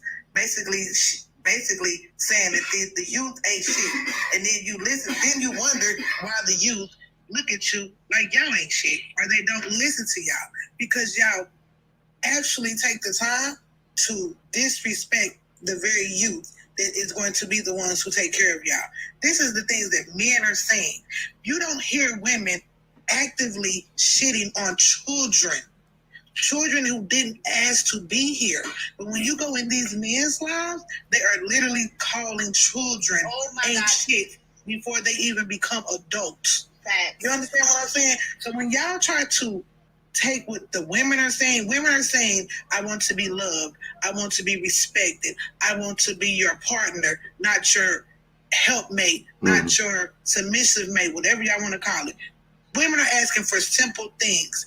I rarely see lives about men and they spray on hairlines or they fake abs or they stretching their knees to be taller. Women ain't talking about that type of stuff. But y'all men talking about what women wear, what women got in their hair, what women put on their eyes. Because they ain't got nothing else to talk about.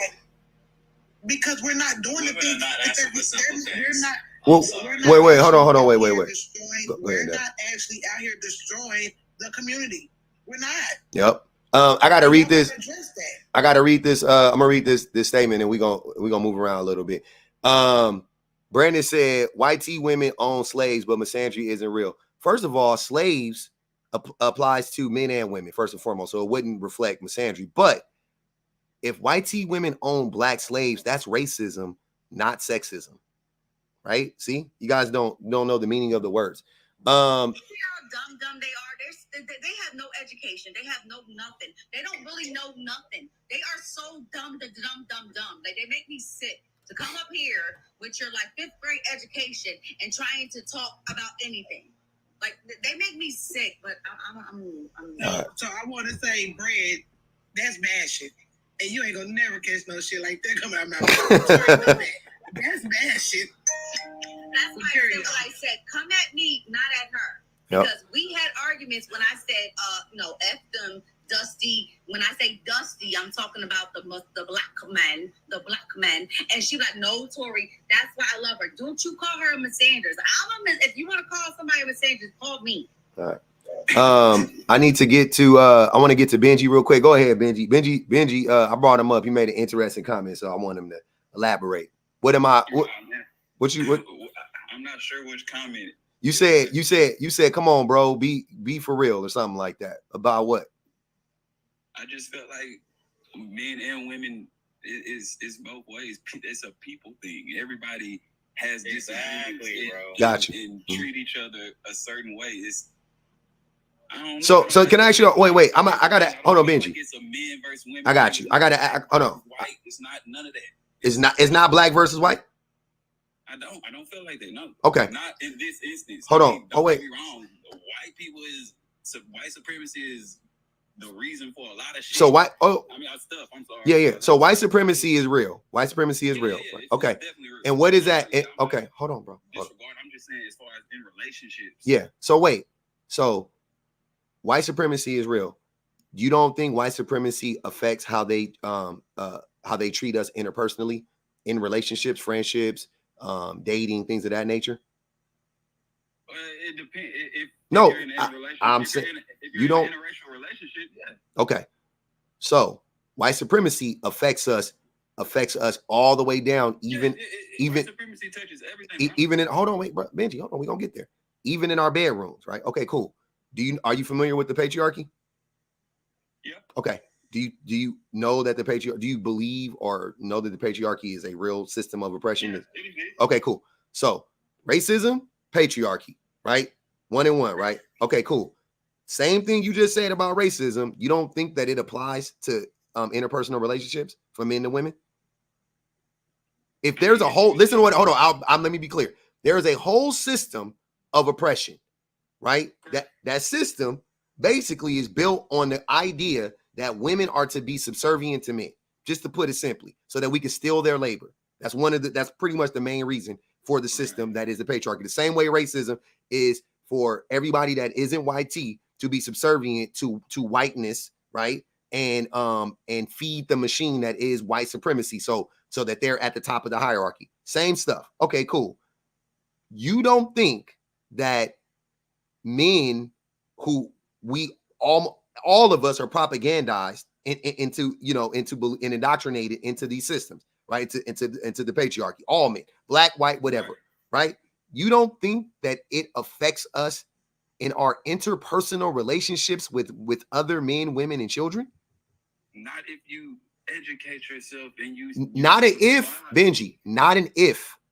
I'm saying the average person, the average man. You don't think don't think the average black person subscribes to the patriarchy. So you only think so you okay. So let me ask you a question. In our neighborhood, right, in the black community specifically, because in black communities, when we live in close proximity to one another, right, because that's how they got us boxed in like sardines, right, because of red line and things of that nature. Cool. Who is the most destructive group of people in our community?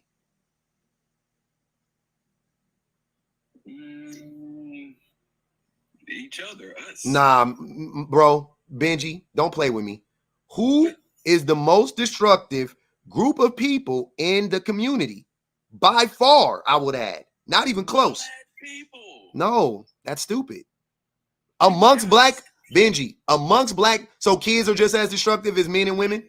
Crime happens in proximity. You missing my... Who commit... Benji, who commits the most crimes? Brother, come on, bro. You not this. You've been making somewhat sense this whole time. Now you playing dumb. Who commits the most crimes, Benji? Who commits the most crimes? What do you want me to say? Men? I want you to tell me the truth. Stop acting like I'm trying to get you to say something that isn't real. Men. I want to push the conversation forward. Okay, so men, no, Benji. Do you or do you not understand? Do you not understand that men commit the vast majority of crimes within the black community? That's what I just said. No, that's not what you just said. You said to push the conversation forward. So do you believe it? Okay, so if men are the, and I mean by far, Benji, by far, right? So now you want to be specific. Who commits the most violence within the community? Sexual violence, interpersonal relationship violence. Who commits the most violence within the community? Specific. Okay, cool. So how can you believe that, understand that, but then simultaneously say it goes both ways? So women don't create. That's a dumb response. That's not the right response. That don't got nothing to do with the prompt, though. That don't got nothing to do with relationship wise. It does. Oh, no. Wait, up. That's where you're wrong. It has everything to do with it, because men overwhelmingly bring baggage and self-inflicted trauma, to be honest with you, into their new relationship, and that manifests itself in the form of abuse of women, of children. Where me and Benji agree in that, it's not overwhelmingly. I wouldn't even say it's 50-50. Listen, bro. Quessy, hold on. Before you even get there, brother, what percentage? We already know the majority of marriages end in divorce, right? Now, let's just guess when it comes to relationships. If the majority of marriages are ending in divorce, we know the vast majority of relationships end in breakups, right? Right. Okay, cool.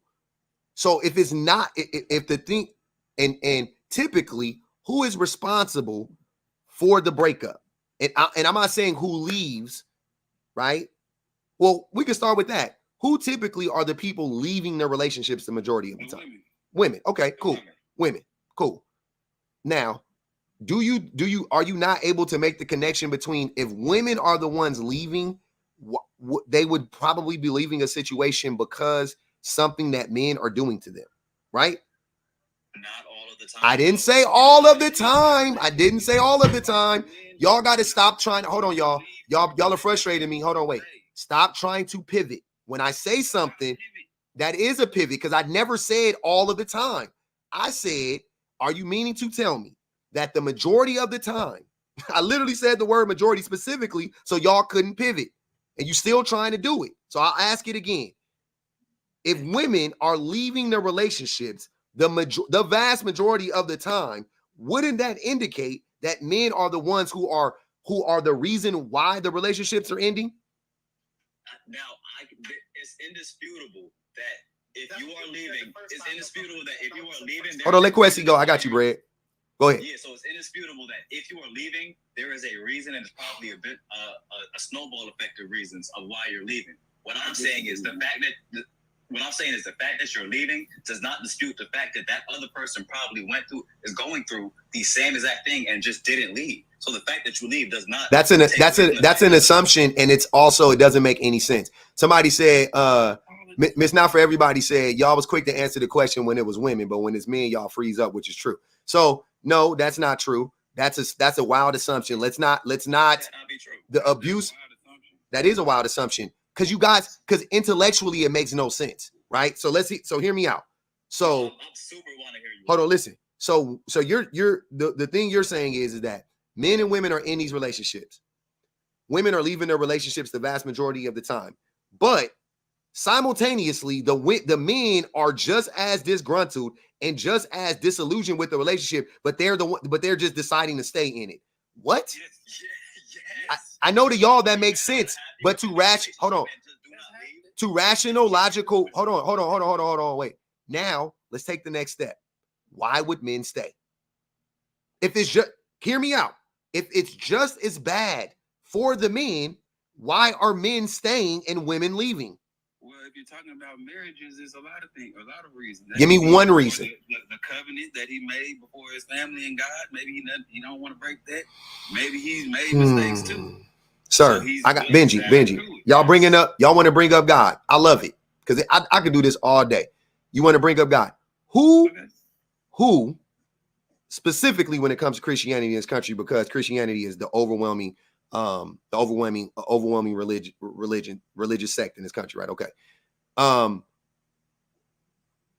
Who belongs to the church more? What group of people are in the church?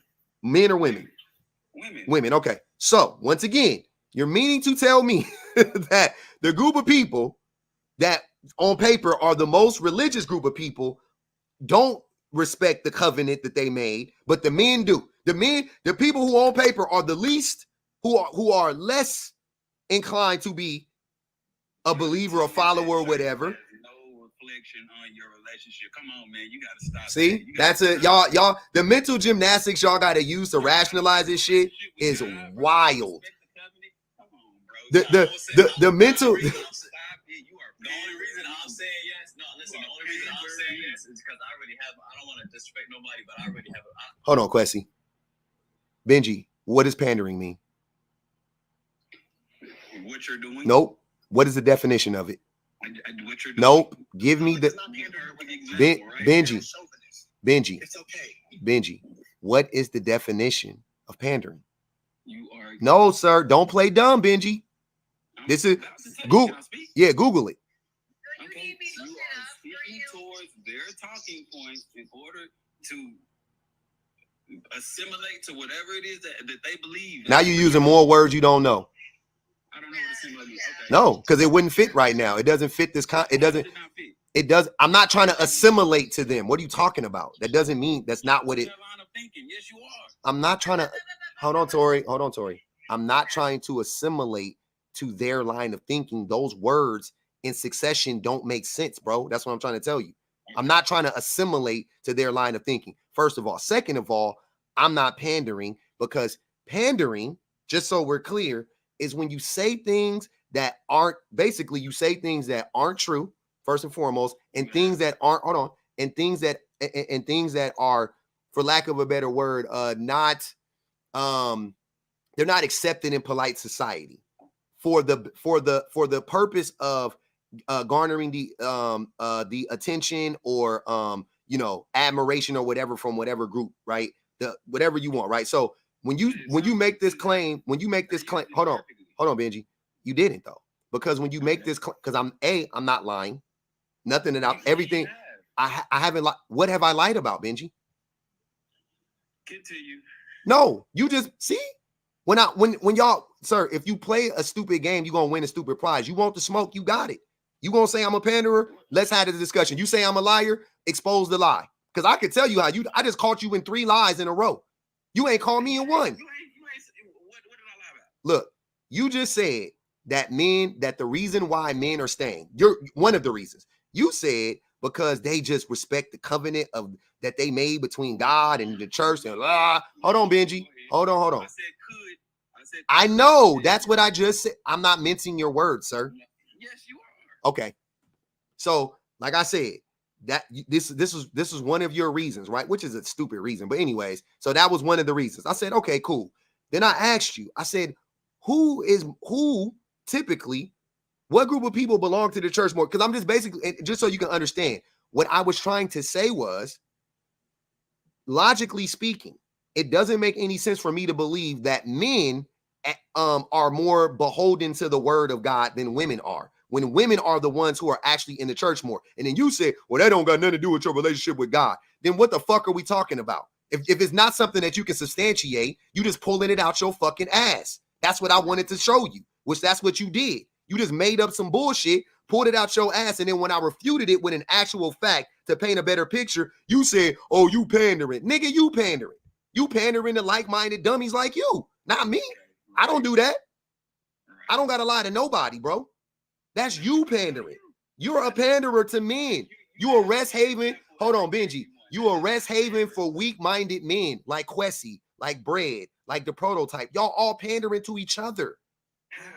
Y'all all been up here lying, not making sense. All y'all stories step on each other. And then look, Quessy at the bottom, he a fucking cheerleader. Yeah, agreeing with you. You saying the most ignorant shit on the panel. He up here talking about, yeah. So it's the blind leading the, y'all the four blind mice. Y'all up here, y'all the blind leading the blind leading the blind. You using words you don't even know what the fuck they mean, using them all out of context.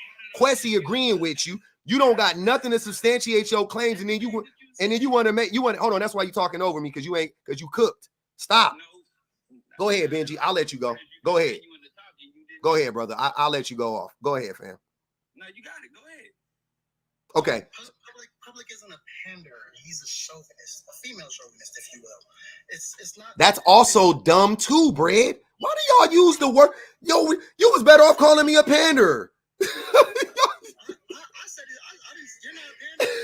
You're not a panderer. You're a female chauvinist, and it's funny because I get to watch it. I see men flail all the time, but at the end of the day, I see where you're at, and I see where you're going nine times out of 10. But the fact of the matter is that your background topic is wrong. You said it multiple times, because women bring all the trauma that men have caused, and it is more trauma than men bring, and men ingratiate or make their problems way bigger than what they actually are, and women actually bring real problems to the relationship, which is why it's more baggage and more trauma that they're bringing to the relationship. I know we already talked about this. We're moving in circles. See, you have I'm trying to bring it back to the topic. I know, but you have a circular, but you have a circular thought. Like I already blew that point up. I said women unpack the trauma. I did, bro. I promise, sir. You said women bring the trauma. I said they don't, because they unpack it. That's what I was saying. I said men bring bullshit into the, sir. Who do they unpack it to? Who do they unpack it to? To therapy, to them. What do you don't unpack your, most women are in therapy? Hold on, Brett. Hold on. Y'all not making sense. That's not how you don't unpack something to somebody, Brett. That's not what unpacking means. Okay, so that's what the fuck are you talking about? They don't even unpack it to themselves. They avoid it. It's avoidance. It is not. That's what men do. It's called avoidance. That's called. Hold on. I'm about to. That's called. I don't got the charger, baby. And when they get to the next relationship, they re-experience that same hurt. Here. They relive that same trauma, and it gets bigger and more toxic. And if they take it to the very next relationship, the same way. Yeah, that's called. Hey, that's called projection. It's called avoidance. That's called projection. No, you want to know why it's not called projection? Because as soon as you say it's called a hit dog holler, right? As soon as he started mentioning avoidance, guess who started yelling out? They're getting rejected in the relationship through men cheating. They're getting we heard you say something different. I know what you're saying is that they're unpacking every time it happens. You're a liar. They're not unpacking that every time it happens. I didn't say every. Hold on. I would never say every time. They're going through their abstinence. They're going through their celibacy journey. They're going through avoidance of relationships, and the third. But when they get back into it, they get back to another relationship. The same behavior from them and other men, shall I say, happens. What behavior? The exact same way. What behavior? The emotional manipulation, the verbal manipulation, the physical manipulation or abuse. So you just making up stuff? So you just saying words? What are you talking about? Be specific. What are you talking about? So women verbally and emotionally abuse their men on a consistent basis. Hold on, wait. So the average woman, most women, verbally. So you've been abused the majority of your time in a relationship. Absolutely. And what did it look like, sir? What did she do? Me personally, police reports against women, as well as emotional abuse and what did it look like?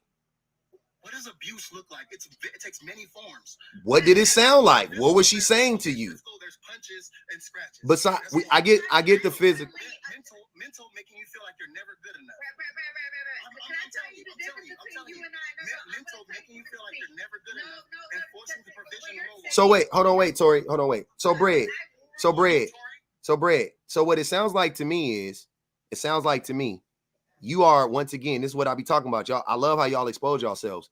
You sound bitter, and you sound like, I'm not even joking, you sound bitter about some past relationships, which you're bringing your trauma dumping on us a little bit, right? Or you're not. I won't say that. You have. I know, but I know you haven't. So I won't. I know, sir. I'll take it back. You're not trauma dumping. You're using your past trauma with women allegedly. You're bringing. I didn't ask you to bring your. I didn't ask you to not let your past trauma go. I'm saying that you are bringing that shit into this conversation, and you are projecting that onto every other woman. You're saying like, well, I was abused and I was da-da-da-da-da. So therefore all women or most women must be doing X, Y, and Z. I think what happened is, I'm not going to say, I don't think most women are abusing men, first and foremost. And I also think that if you were abused by most of the women that you were with, I will tell you without a doubt, bro, you just fucked up and you should pick better. Because it's so easy to find a woman to not abuse you. The vast majority of women are not in the business of abusing men. To substantiate my claim, you said yourself that women are more empathetic, correct? You gonna say the same thing you said an hour ago? Go ahead, Brett. Sure, thank you. They're more empathetic. They are more aware of their emotions and how other people react to their emotions, and they're more inclined to use their emotions to get what they want. Nope. I didn't say that. Yes. I never said that. All that points to abuse. That's what you said, and that's dumb. Not more inclined to use their emotions to get what they want? No, that doesn't even make sense. What does that look like? What is using your emotions to get what you want? What does it look like? There's a phrase called damsel in distress. The distress is the emotion, and they're using it to get what they want, as in help or convenience. Come on now, don't be disingenuous about this. Public, can you please ask this man how many serial unalivers there are? Ask him. Ask him how many men like literally take out their shut up. You talk. Enough. More men are towards other men than they are towards women. How many people actually unalive their whole entire family? Ask them that. Can I get some mind duty though? Tori. The point is because men are just violent in general. They're more violent towards men than women. Listen, I'm trying to say something as a mod. We all come in public's live on a daily basis. We all know how public runs his lives. All this talking over each other is not going well. If y'all don't see it in this man's posture, in his way of him keep putting his head on his head, it's not doing well with him. So can y'all please talk one at a time? I'm talking to everybody in this panel. Please talk one at a time. Thank you. I'm dropping. I appreciate that, Dad, because that is. It make for a bad product. Let me put it like that. I don't like the way it looks, and I can't clip up stuff. It's just wild. I don't like it. I need to hear what y'all saying. But go ahead. So being a damsel in distress, is that not? That's some made up. I think that's some made up shit. Wow. You know what? If you're gonna say it that way, I have no more argument, because if you're gonna just say being a damsel in distress is a made up term, that's no. I didn't say being a damsel in distress is a made up term. I'm saying that the claim that you're trying to make that most women play damsel in distress roles is bullshit. That's what I'm saying. That's my claim. My pushback to you is y'all be pulling these mythical, magical, fucking purple dragon size bullshit lies out y'all ass to make these claims with no basis. Like I swear to God, the shit y'all saying has zero basis. Like it is not rooted in reality, not rooted in anything we can substantiate. Like I don't expect. Hold on, brother. Brother, did you not hear what she said? Listen to what I'm saying. Nothing you guys are saying can be tied to a fact, a stat, an observable truth. Nothing. You just say stuff and you have convinced yourself of the lie, and you say it to us as if I have to believe the lie, and then when I don't believe the lie, you try to gaslight me like I'm fucking crazy. Like, oh, what? Damsel in distress? Oh, wow. Seriously? The fuck is that? What is a damsel in distress? You asked me to substantiate it through society. I gave you the damsel in distress trope. It's a trope. Exactly. Exactly. It's a trope. No, because it's a trope. Because it's made up. Do women use or weaponize their tears? Public Jenna wants to come up. Hold on. I don't look. Ever? Hold on. Wait. Ever? Period. Yeah, I'm saying so. Ever do women ever do that? Yep, women do that. Okay. Yes. Do the majority of women, all in their life, in their whole life, will they weaponize their tears at one point in time? As women, no. As children, probably. Yeah, we all have. You're a liar. Thank you for your time. Okay. The rage quitting always makes me laugh. 10 on Bread and 10 on Benji. They got 10 on Benji here. Bread already dropped. Osa put 5 on every man head on the panel. She said, these are our logical leaders. We tired on the YouTubes. Public, can you turn up the panel volume? We can hear you loud, but the panel is very low. Thank you for having a tough conversation with me. Thank you, Osa. I cannot turn it up anymore. I will try to figure out a way to get the volume better. I need a better system. That's my bad. Yeah, y'all just making up stuff at this point. Like, go ahead, Benji. I know you've been trying to respond. Go ahead, man. Oh, no, I'm good. Oh, okay. I'm listening. Okay. Yeah, let me just say this, because like I said, in response to the prompt, bro, most men have experienced a toxic environment with women. Wherever that's coming from, it's most likely coming from trauma, but a lot of men share the story that they don't feel safe expressing anything with men. They don't feel safe expressing anything with women. They don't feel like they're emotionally safe with women. You're right. Because that's a lot of that. You said men. Yeah, I y'all don't want to. Y'all don't want to express that emotion with men.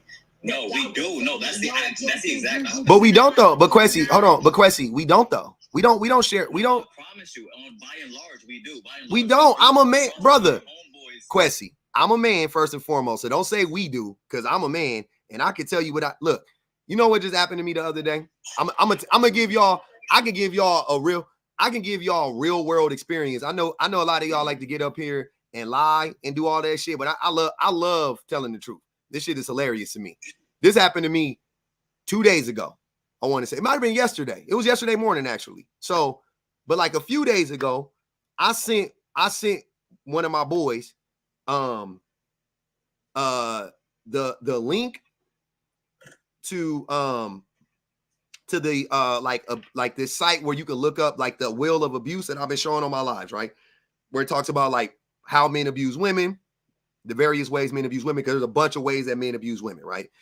And they had this wheel, and I thought it was so interesting because most men don't understand abuse. Like, we just don't know what abuse looks like because our society normalizes abuse, right? So like so much to the point to where we don't see what it looks like. So I sent him this shit, and the cycle of abuse. So I sent him this, I sent it to him, and I was like, yo, this is crazy looking at this. You know what I'm saying? Like, for me, because I saw like so many things that I've done to my wife on this list or whatever, right? And just women in general. I was like, damn, I didn't think that was abuse. I didn't think that was abuse. And I sent it to him, and I was like, think about it or whatever. And I was like, and send it to your wife too, so that, you know, both of y'all can kind of like have a conversation about it. No text, nothing, no response. I know you read it, whatever, right? The next day, so that was 2 days ago. Because then the next day, I sent him a TikTok, and this woman was talking about abuse, and she was breaking it down. It was similar to that, but it was, you know, just she did a way more in-depth like breakdown of, you know, of some stuff. And I was like, yo, this is deep. So I sent it to him, and I was like, yo, this is crazy. Like, I'm like, while I'm unpacking this shit, like I'm seeing all of these things that I've done. Like, this is crazy. You know what I'm saying? Like, you should get on this. You know what I'm saying? So I sent it to him. No text, no nothing. Do you know that yesterday morning? So whatever. So yesterday morning, he calls me. He calls me at like 7, 8 in the morning. I'm already up though. I answer the phone. What's up, bro? Hey, bro, I had to call you. I'm like, what's good? He was like, yo, I got a question for you. What's up? So I saw this thing on Facebook, and I got to ask you the question. Name your top 5 starting 5 Bullshit you not. He said, name your top 5 starting 5. And I forget the rules of it, but it was like, oh, it was scores. It was basketball. He was like, name your top 5 starting 5, but it got to be just pure score. So like, it ain't about nothing else. It's just about who can score the peel. And I had the conversation with him, and I like talking sports and shit like that. And I was like, oh, whatever. I was like, I forget what I said. I was like, Steph at 1 and Jordan at 2 and whoever at 3, whatever, with KD at 3, whatever. We had a long conversation. We had like a 30-minute conversation about basketball, right? Didn't say nothing about the list. Didn't say nothing about nothing. Hung up the phone. All right, bro, love you. Peace out. That's it. That was our conversation, right? Now, no, go ahead. I'm done. I'm good. Why did you choose that friend to send that to? Because he's one of my closest friends, and I often send stuff like that to my friends. Okay, so you didn't send that to. How many people did you send that to specifically? I showed it to my wife, and I sent it. I actually sent it to a few people, like on whatever. But the only person I texted to was him. Okay, so there was a bunch of people you could have sent it to. Mm-hmm. Something that specific, you sent it to him for a reason. Why did you choose it? Even though he let you down in that specific situation, why did you choose that friend? Because you sent it to one other person. Why did you choose them? Because he's one of my closest friends. I don't understand. I ain't like I got 20 closest friends. Like I got a friend group, but that's my closest friend. Like I don't know what's the relevancy of this. I don't get it. Okay, so let me ask another question. Why did you choose that video as opposed to you could have sent in sports? Obviously, you guys are big on sports. Why did you choose that video? When you saw that video, that friend came to mind? Let me send this to him and have a conversation about all men came to mind, not just him, but that's my closest friend. And I like talking about stuff like that with men in my real life, not just online. I like talking about doing the work with my friends in real life. I do though. Made my point. Exactly. That's my point. That we like to talk about these things we would like to talk about these things with our male friends. He may have let you down in that moment. Yeah, he passed up on the opportunity. But innately, yes, we feel like we want to have these conversations with the brothers, the men in our life. And I'm saying, by and large, men do not feel that with the women in their lives. I'm not saying all the time, but most times, men do not feel like their emotions and their stories are safe with women. Are you serious?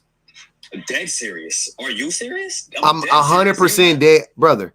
The people who get the most relationships. Rocky. Why you coming up here being problematic, bro? The people who men dump their trauma on the most are women, bro. Exactly. That's what I'm saying. We try to, and then we get the response all the time. Oh, listen. I don't even know how you can deny that most times, in almost all cases, anytime a man displays any type of emotion, it is met with damn near it makes women want to throw up or something like that. Why are you lying? Wait. Why are you making that up? You know that's not true. You know that's a lie. So wait, hold on, wait. Hold on. Let's take it. Let me take it back. Let me take it back. Let's take it back to when we were children. If you could tell anybody something that was going on with you, right? Mm-hmm. Who would it be? Back to as when we were children, definitely your parents, your mom and your dad. Your mom. Most people, even if you had a mom and a dad, most of the time it was going to be your mama. Most of the time. Depending on what it was. Generally speaking, if you had something going on with you that was linked to some emotion you were feeling, you would go talk to your fucking mom about it. Not your dad, not your father. I'm not saying that I'm not saying that no dad feels that role. My brother definitely is he's the empath in between his baby mama and him. He's definitely the empath. He's definitely the one that the kids go talk to. No doubt about it. But generally speaking, it's going to be the mom, right? Now, if you mean to tell me that fast forward to adulthood, that all of a sudden, those very same women who would be the empath in the relationship between a man and a woman as parents, all of a sudden, when it comes to an interpersonal relationship between you and her, now she don't know how to process her emotion. Now she can't hear you out. Now she gets the ick when you tell her how you feel. Be fucking for real. Nope. Oh, absolutely. Do you know how many women have terrible relationships with their mothers? I have mad female friends in my life, and they all tell me about how they've had physical fights with their mother, how their mother disrespects them, calls them the B word, calls them out their name. Absolutely, brother. What are you talking about? What does that have to do? I want to say something on there too, bro. Go ahead. We leaving out key notes too. You got to think about it. When we bring these problems and how we feeling to these women, that be in the heat of the moment. You use moms as a reference. There's two different dynamics of. Hold on. Say it again. When do we bring out our when do we tell them what's going on with us? When a possible problem or something maybe going on. Clock it. Exactly. See? So women will come to us when it's not like it's no heat of the moment, right? They come to us with an issue that they've been, and women will be walking around the house for 2 weeks trying to figure out how to talk to you about this because they already are assuming that, especially if you're talking to somebody like Kwesi, they're not going to listen to you. They're going to try to gaslight you. They're going to do a bunch of weird shit, right? So she walking around the house like, how can I talk to Kwesi about this issue that I'm having with him? Oh, man. Should I say it? Like, she probably had the conversation 10,000 times in the shower. She done wrote it in her journal. She done thought about it deeply. And the issue be like, Kwesi not paying enough attention to her. He not helping out with the kids enough. He not some real shit that she really just like, should be something easy that she should just be able to bring to him. But she know that he gonna, how the pushback gonna happen, right? Cool. She figure it out. She go, I know, I'm gonna rub his feet. I'm gonna sit him down. I'm gonna make him a cup of coffee, like whatever I gotta, and I'm gonna talk to him like in this voice, just like this. And I'm gonna talk to him. And then they execute the plan to perfection. And here go Kwesi. Here go the prototype. Oh, but what about now you in the heat of the moment? Now you want to bring up all your shit. All of a sudden, now you want to bring up all your shit, all your emotions and all. Now all of a sudden, you got a problem. Now all of a sudden, we got to talk about your shit. That's exactly what the fuck I was talking about. That's what men be doing. Thank you. That's what men be doing. Thank you. Thank you. Thank you. Nah, now you about to try to flip it. Y'all lying. Don't even try to lie. Stop it. Stop the lies. That's what I'm saying. Most of the time, now, okay, first off, when you talk about toxic trauma and baggage, in my circle, the most toxic relationships in my family don't even involve men. Man, stop. Women. So I'm just telling you, bro. The men in my family, we're very kind and cordial, and we have a camaraderie in my community and in my family. Like, man, I can't tell this story. There's more toxicity among the women in my family. Far more. Rocky a known liar, though, just so you know. I've had many conversations with Rocky. We done caught Rocky telling all types of, he be all over the place with his tales. Yeah, but what I'm saying is the most toxic relationships in our families don't even involve men, bro. That's real. Says who?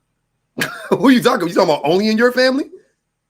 I'm talking about families. Families in general. So if I tell you the most toxic relationships in my family are between men, then what? Do they cancel each other out or what? That's why I hate when y'all be bringing up y'all families. Because guess what? The most toxic relationships in my family, the most toxic relationship in my family is between my father and me. In my whole family, the two people that got the biggest beef is between my father and me. The second biggest beef is between all the children and their granddaddy. The third biggest beef is between my father and his brothers. The fourth, like, what the fuck are you talking about? So here's what I'm saying. But Rocky, hold on. But wait, but Rocky, no, but wait. You see how you going, but you see how you, hold on, wait. You see how you going to try to flip it and lie? Because if I say that's what I have observed in my family, now that's what shaped your perception of men. No, it's not. That's how you do. You take your own anecdotal experiences and extrapolate that shit and apply it to that is projection. I don't. That's not what I did. I did the opposite. I used to think like y'all. I used to think that no, the women was this, and I'm not even saying I was never as uneducated as you guys are when it comes to this stuff. I'm not gonna even lie. But I definitely was extremely misogynistic. I definitely blame women for a lot of shit, yada, yada, yada. No doubt about, like my mom. I've told the story 1,000 times. My father wasn't there, and I held a lot of resentment that was reserved, that should have been reserved for my father, but I put that shit on my mama, which a lot of men do. A lot of men who don't have their fathers in their lives, or who's if their fathers are there, because a lot of dads be there in the home and be neglecting the kid, right? They will take that anger and that disappointment and put it on the woman because of our misogyny. And that's what happens often, because we are inherently hate women, right? We are taught to have a disdain for women. So whatever problems are going wrong in our lives, we go, women must be at the core of it, right? So then we end up disliking our moms for some shit that our dads did to us, or some shit that our stepdaddies did to us, or whatever the case may be. So we end up disliking our mamas. And there are countless, y'all love to talk about videos on TikTok and all the shit y'all see. There are countless videos of men. I got one on my page right now. Like I already mentioned, his name is Brandon Jamal. You can go look him up. He literally, he called his mama the B word. He called his mom goofy. His mama got cheated on by her husband. His mama had a baby by this man and had 2 other babies by this man around the same time. And he then goes on a tangent to blame his mama and never blames the man for being abusive. He never says that the man is to blame. And instead, he puts all of his anger and disappointment into women and making fun of single mothers, as opposed to shaming deadbeat dads. What the fuck is that? Bro, my point was not anything that you were talking about. My point was this. The trauma that exists in my family, in my circle, whatever, or the baggage is largely between 2 women. Matter of fact, I can honestly say this. Most of the people who have, and I've told you this before. Can we not talk about your family, Rocky? I swear to God, I couldn't care less about your family. The people who have been most impactful and influential have been in my life have been women. From my grandmother to my mother to my sisters. Those have been the most impactful people in my life, and I absolutely wouldn't be the man that I am without those women. But that does not take away from the fact that there are also behaviors that exist among women that are very dysfunctional. I wish my sister and my mother would get better outcomes Renee. if they treated all men like me. If they treated all men with the same love, appreciation, respect, honor that they treat me with. So you're blaming the women. You're blaming the women. You're saying as if Rocky. See, this is why this is how this shit goes. Watch this shit, Rocky. Who treats each other better, generally speaking, men or women? Who treats each other with more respect? I mean, that's a hard one for me. I see dysfunction on both sides. This is hard. Okay. So let me ask you another question. Who has a built-in reason to treat the other party with respect?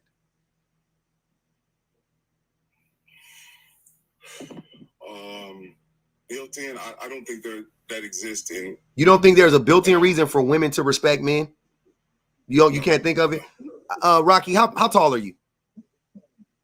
I'm 6 foot even. 6 foot even.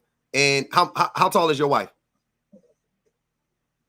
5'4". 5'4". Okay. Like would you say your wife is significantly smaller than you? Absolutely. Okay. So you don't think that there is a built-in reason for your wife to respect you and not get too far out of pocket? Just based on that right there? I guess if a man is prone to use intimidation or physical threat. Yeah, which generally women and do women not generally have to worry about the threat of physical violence, just generally speaking, for men? Again, bro, maybe I'm the wrong person to ask, but oh my God, this shit is crazy. No, bro. This is I normally don't get this frustrated. You guys are frustrating me right now. Be honest. Stop lying. You're asking questions that we all know the answer to. Lead the question into no, we don't know the answer, because the fuck are you talking about? Violence, it's far more reports of violence in male women's relationships. Oh my God, man. Lesbian relationships than and Rocky. Okay, Rocky, watch this. Same thing. I do this all day. I get surgical with this shit. Have you read that report? Yes. Okay. And what did it say in that report? Elaborate. What else? Talked about reports of violence. It talked about reports of violence. They put 5 on Rocky head. As it relates to lesbian relationships, female on female relationships. Compared to the general population of heterosexual relationships. There's a far No. You missed it. That's not what it said. That's not what it said. Hold on. So what the report actually said was the women who the women who identified as lesbian in that report, come to find out what happened was a lot of them had been in heterosexual relationships before getting into lesbian relationships. So when they polled them about the abuse, it was just about abuse. It was basically just like, have they been abused in general? It wasn't specifically between one another. It was just in general, had these women been abused? And guess what?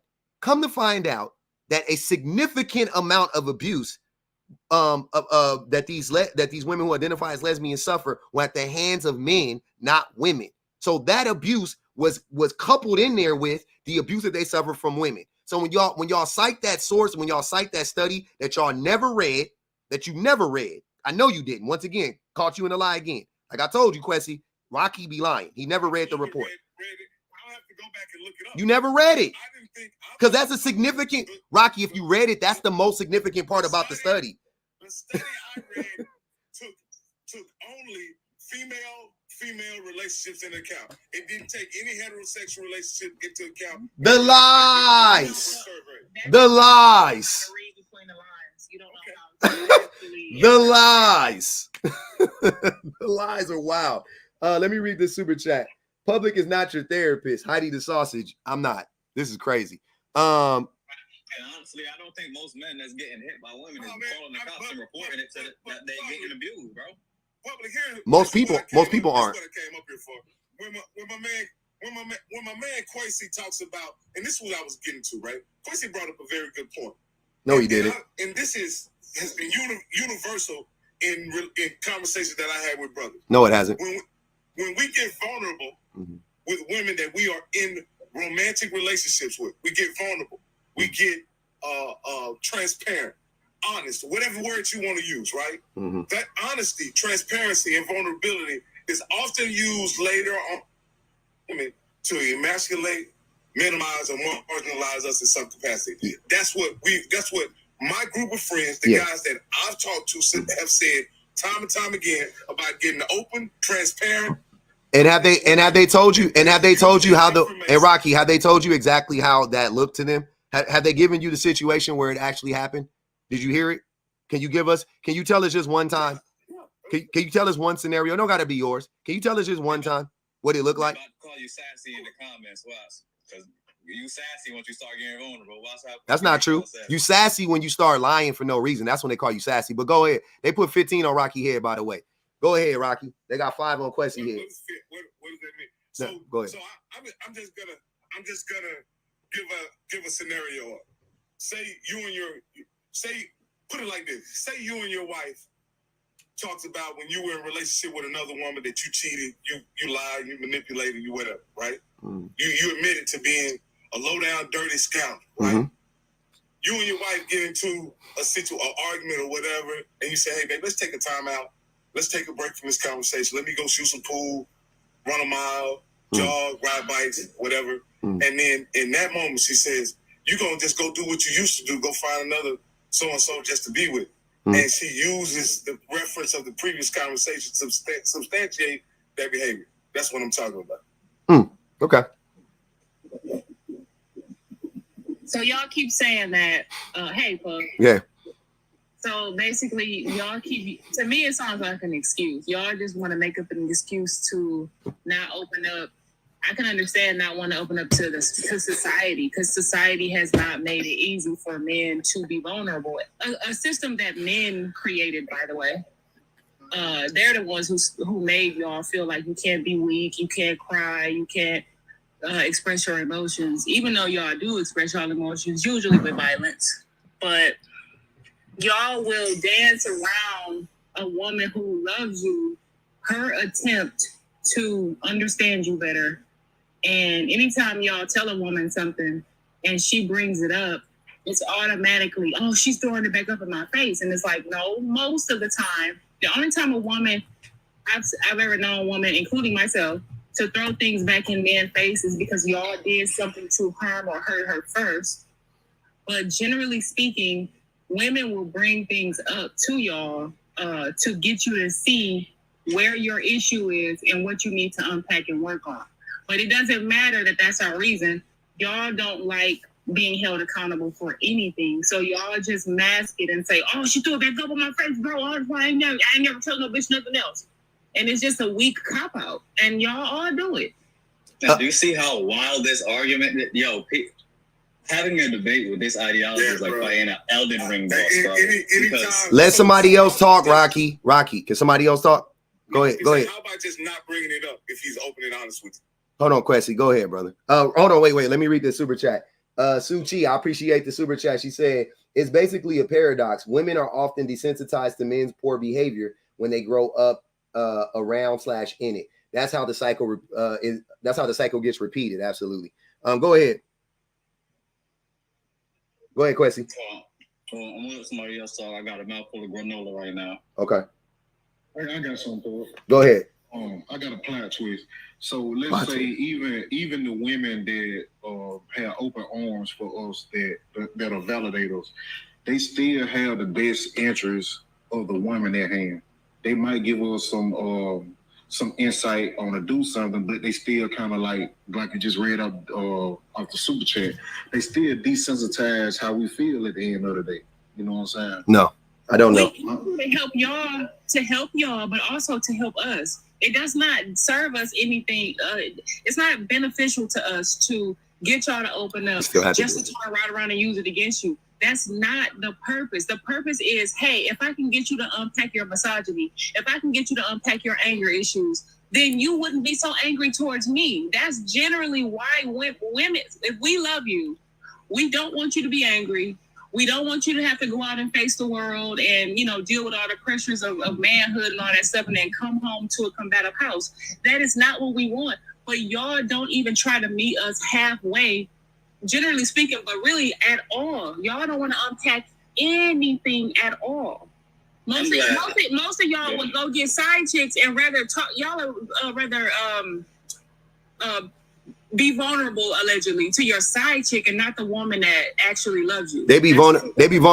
Backwards ass shit. They be vulnerable to the side chick telling the side chick how much they hate their wives. That's them being vulnerable. Oh, I can't stand her. She really that's them being vulnerable. I'm glad that the actual truth to the prompt is unfolding right before our very eyes, and I don't know if anybody else is. Nobody else is seeing it because you're making it up. But hold on, let me read these. I gotta read. Hold on, Quessy. I gotta read these super chats, man. I'm behind. I didn't know I was this behind. Appreciate the super chats. Cocktail hour with Catrice. She said, I think these men need a reminder that they're on the internet and not in the barbershop, and we can hear how they feel about us. Yeah, they don't care. Miss Not For Everyone said, when are men vulnerable? Already asked that. All women aren't mothers, so that's wrong. Yep. Why you males talk so damn slow? Oh man, their Y chromosome is leaving the world wondering why. Ask why to yourselves. Y'all become incels because of your baggage. That's a fact. That's a fact. These men are the overseers for the oppressor. Facts. Damn. Jesus Christ, they hitting hard. They constantly speak about how arbitrarily great they are compared to women because of their peens. But patriarchy isn't real. I don't get it. Facts. Osa put $5 on everybody head a long time ago. We read that one. And Sue Chi I read. It's basically a paradox. And Victoria's one said, what do men do wrong? That's a good matter of fact, what do men do wrong in relationships? Oh my God. What? Literally everything. What do men? No, Sovereign. Come on. Okay, I said that. Come on. Let the men. Quessy, what do men do wrong, brother? Oh, I can be very open and transparent with that. Please tell us. Yeah, a lot of times men are untruthful. A lot of times men are inconsiderate. Okay. A lot of times men are not attentive. They're not listening. Okay. And not understanding, I would say, because a lot of times we are listening and we just don't agree. And because we don't agree, we dismiss the understanding portion of the conversation. Okay. Composite, are you there? Composite man, I think.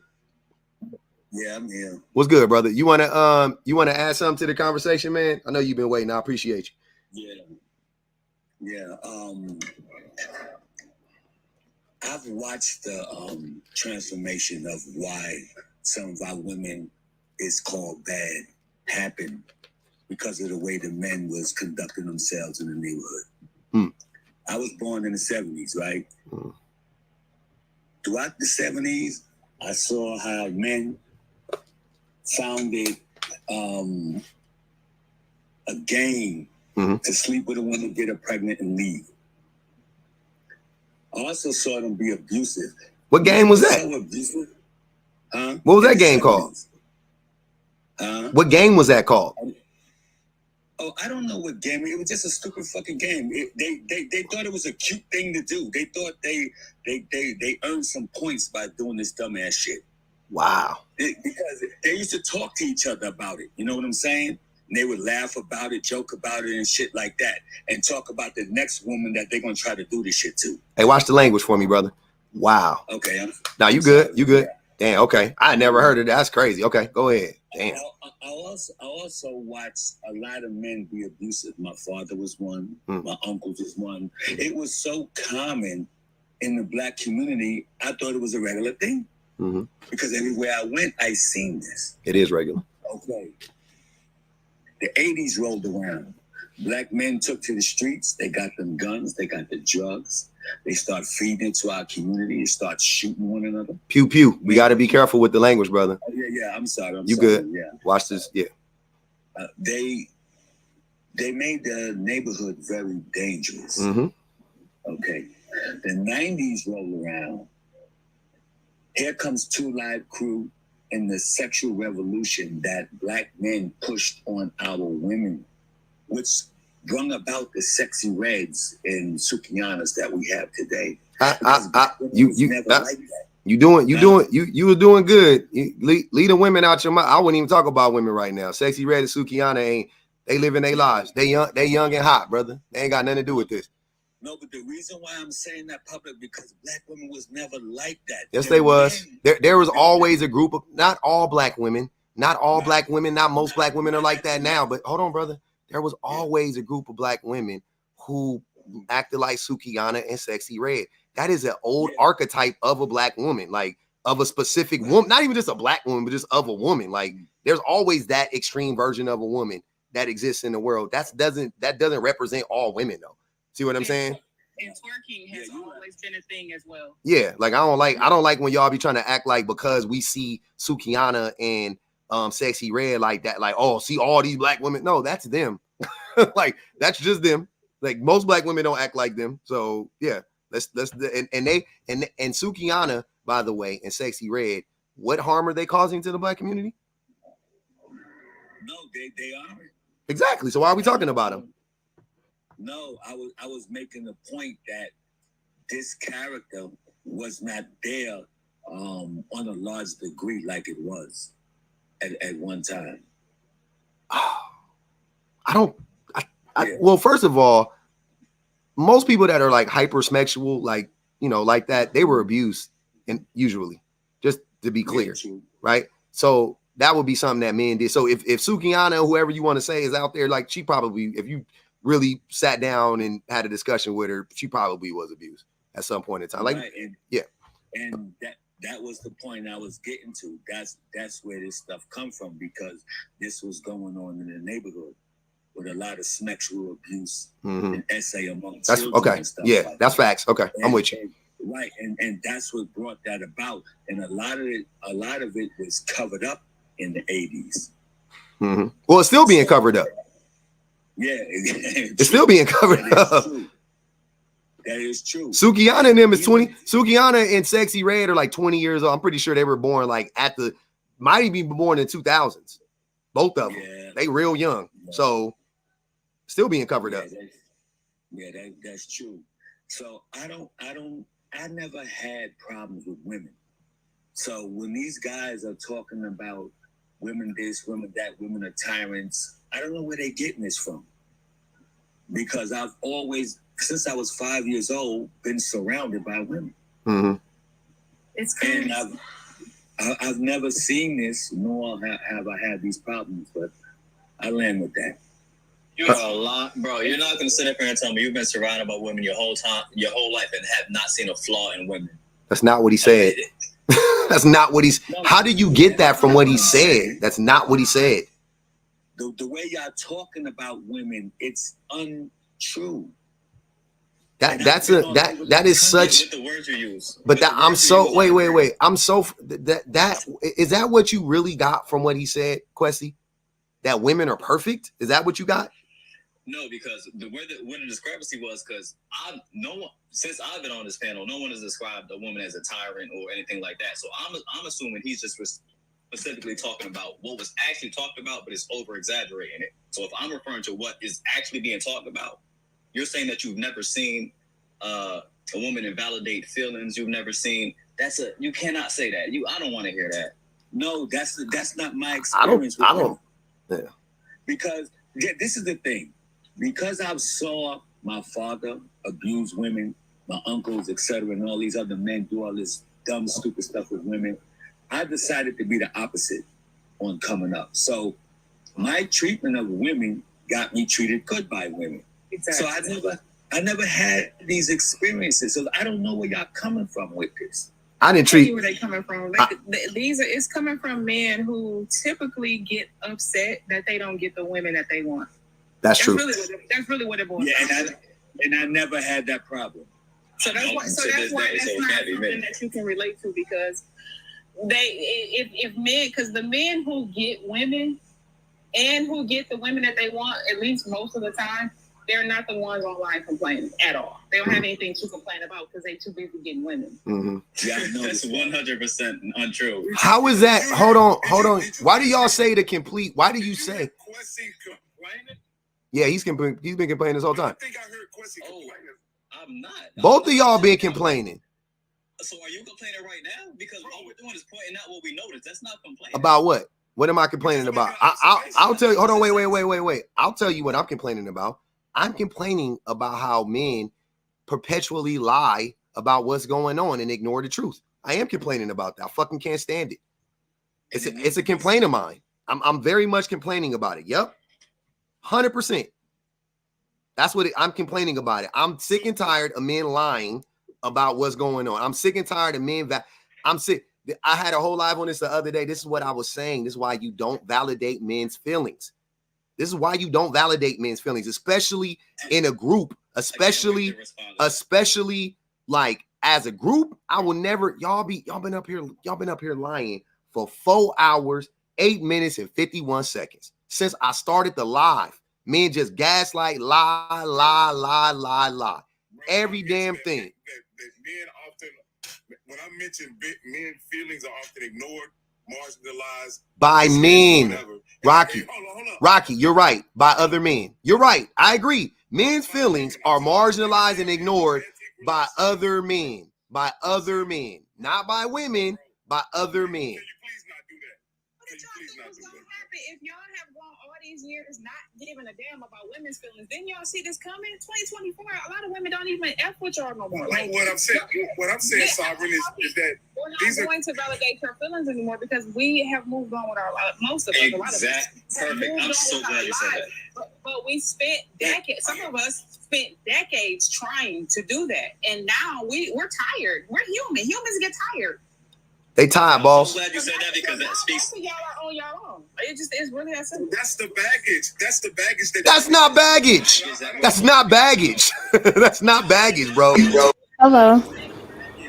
Hey, Renee. Y'all are the baggage, and we're letting y'all go. When a woman files for divorce, she got rid of, let's say you weigh 250 pounds. She got rid of 250 pounds of baggage. That is what that means. When you let it go, there is no more baggage. And then you bring that baggage to the next man. That baggage is the emotional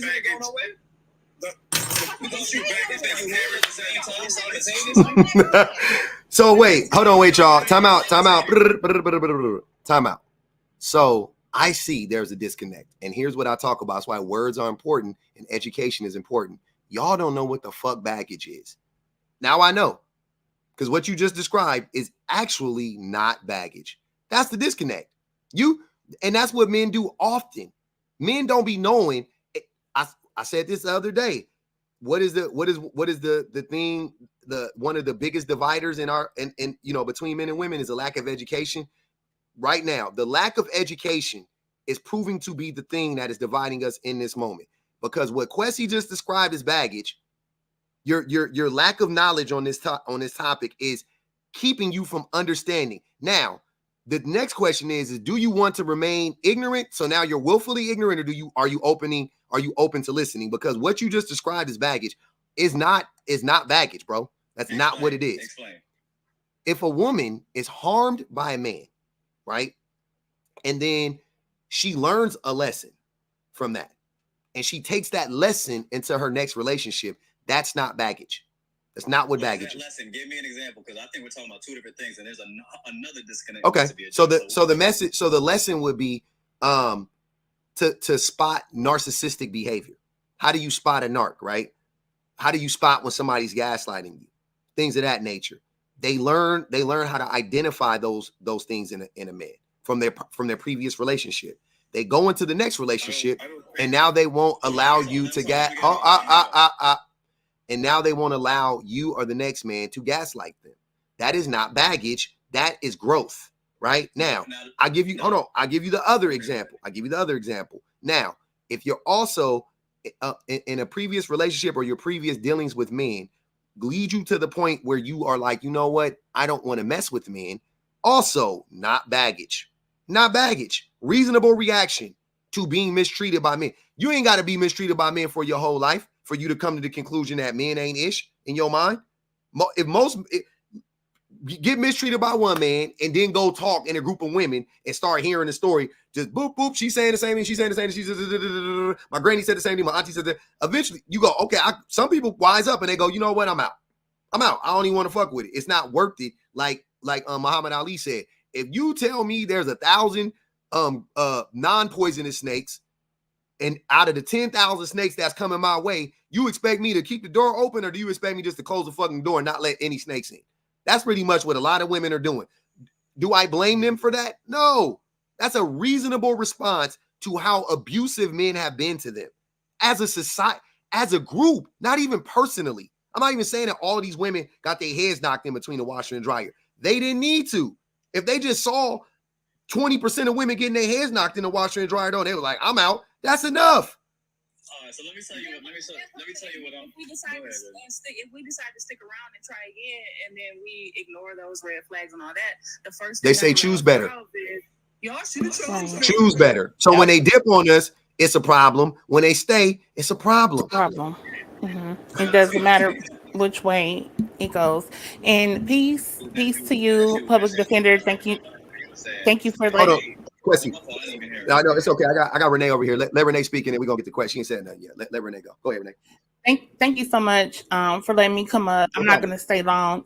I wanted to just say a couple things. First of all, I'm not talking about all Black men or anything. I love Black men, absolutely. I'm talking about a segment of Black men, or a segment of men, particularly ones I hear often on social media, these podcast bros and the people that support all of that. It's a lot of projection going on. The one guy earlier said that women weaponize their emotions. I disagree with that. It's the opposite of that.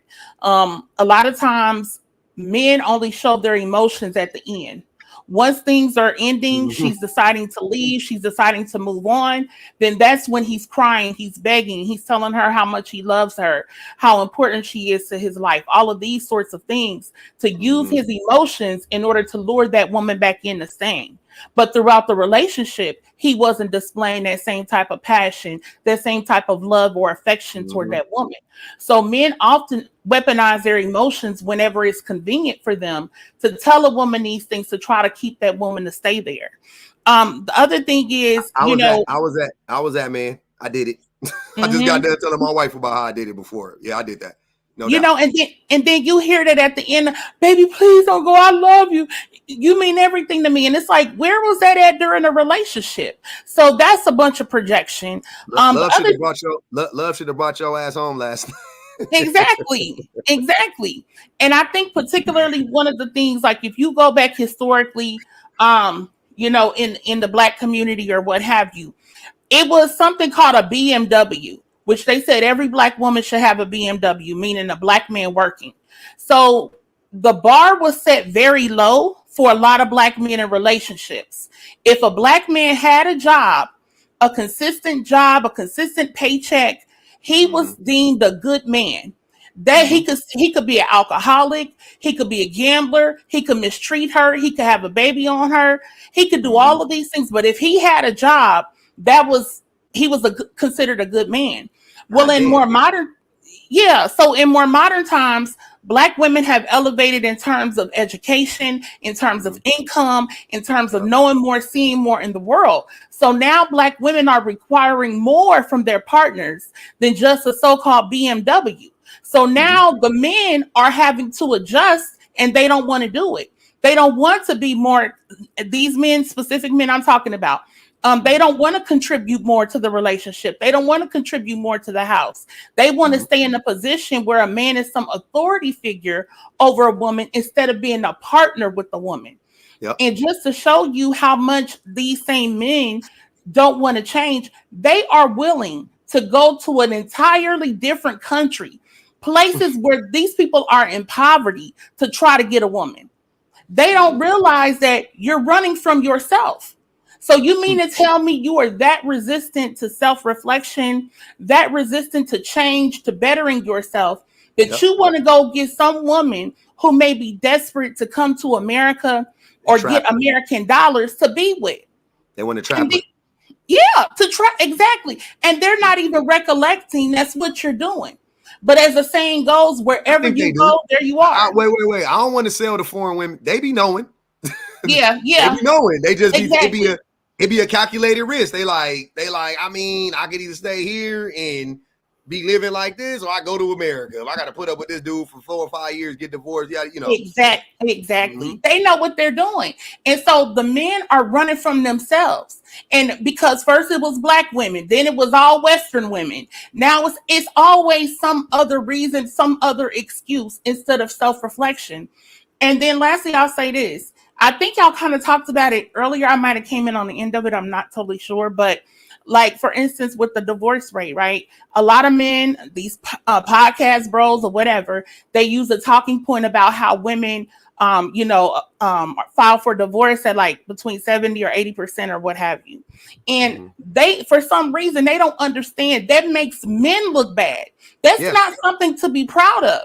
Because then what you're telling me then is you have women across all socioeconomic levels, all racial levels, all cultural levels who are all saying, I want out of this marriage. And you don't think that's enough for a lot of men in general to look at what's going on here. And in terms of marriage, I want to say this. Marriage was like a lot of men use that carrot to dangle over women's head. Women don't care about marriage anymore the way they used to. So now men are like, what can I do? Because what they could do is string a woman along, get what they could out of her, and say, oh, we're going to get married one day, baby, and keep her going. Well, now women are... You know what they're doing now, Renee, though? You know what they're doing now? Now they're trying to do this like men just want to be loved. What happened? Don't nobody want to get married no more? What happened? Right. Like, now they trying to, I'm like, what? When did y'all start caring about marriage? I ain't never heard. It used to be if she wanted to get married, it was like a man was dying.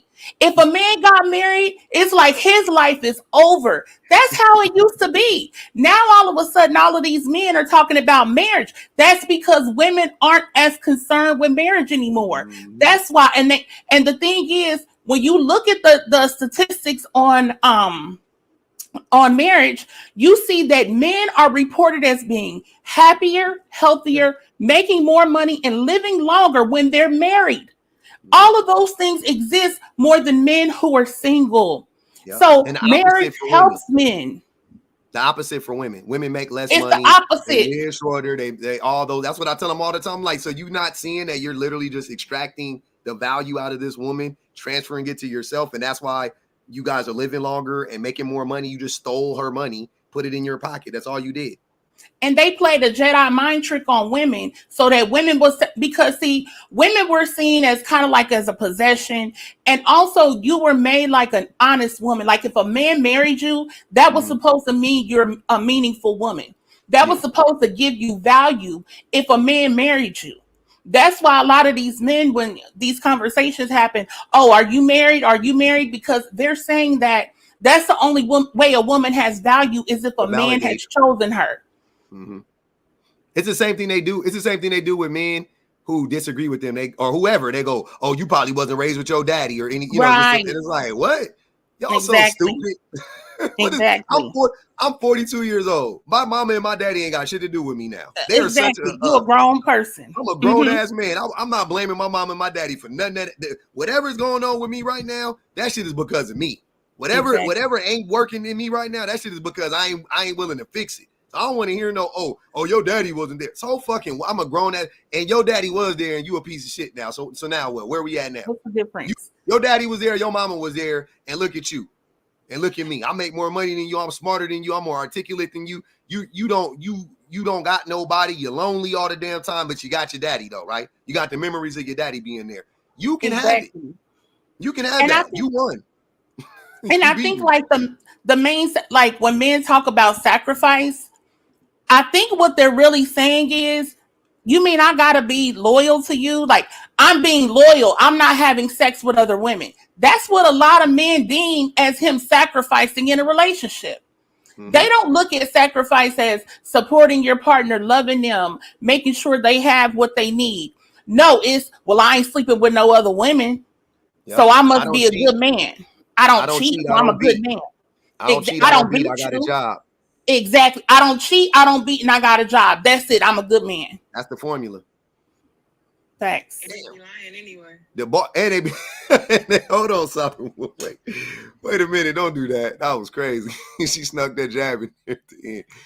A lot of them. Say a lot of them. Hold on. Go ahead, the prototype. She was valid for everything she said. I can't take nothing away from her, but at the same time, you don't see how it engages with the topic, like the projection being basically like everything that you just said, like you know what I'm saying, validating what she said. It basically telling us the same thing with the front field. Like she's not projecting. She can't be right and be projecting at the same time. The prototype. That doesn't make sense. She's not projecting. She's just right. No. I said when you like validated, when you said what you said that we, us men, now that we want marriage and these things we want to say like what's going on. This telling us right there like.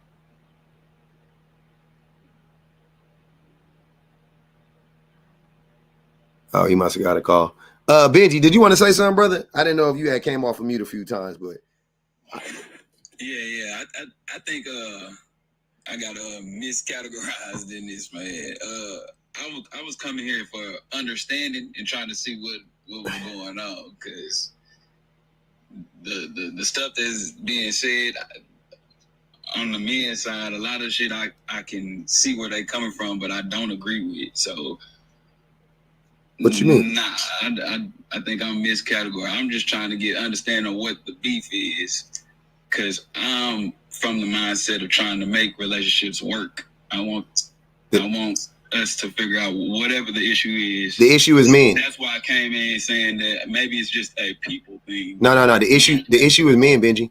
That's what I'm trying to tell you. The issue overwhelmingly, not all the time, overwhelmingly, based on the studies, based on logic, based on fucking common sense, based on whatever you want to say, it is overwhelmingly men. Like when you add everything up. Okay, so it's men. So what's the plan is what I'm saying. We talk about it. If everybody knows the problem, what's the solution? Like, can we...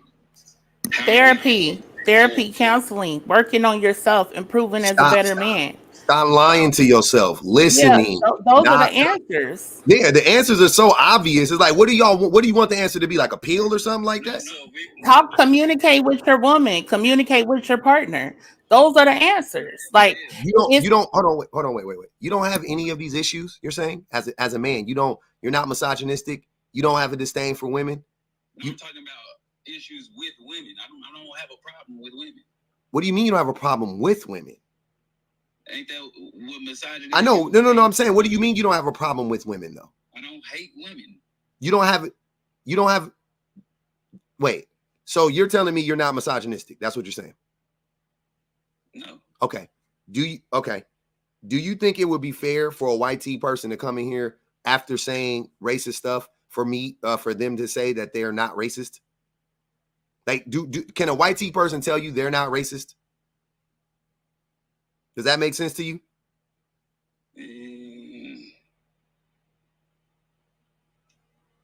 Just be honest with yourself. This is where it starts. You ask, what do? You have to learn. The first thing is to be honest with yourself. That's what I be screaming. You ain't say nothing misogynistic, bro. I'm saying a white tea person that I do not know just comes to me and says they're not racist. Nope. Listen to what I you know them or not. see. This is what I'm saying, Benji. And you trying to wiggle out of it. It's weird. No, I'm just. I know, because I didn't say anything like that. I said, imagine a white tea person being in this space right now, and they've already made misogynistic comments, right? And then I say, or you say that they're racist, and they say, no, I'm not racist. Do you think, just in general though, do you think it's on that person to determine if they're racist or not though? No. Hell no. Okay, so how do you get to determine that you're not misogynistic?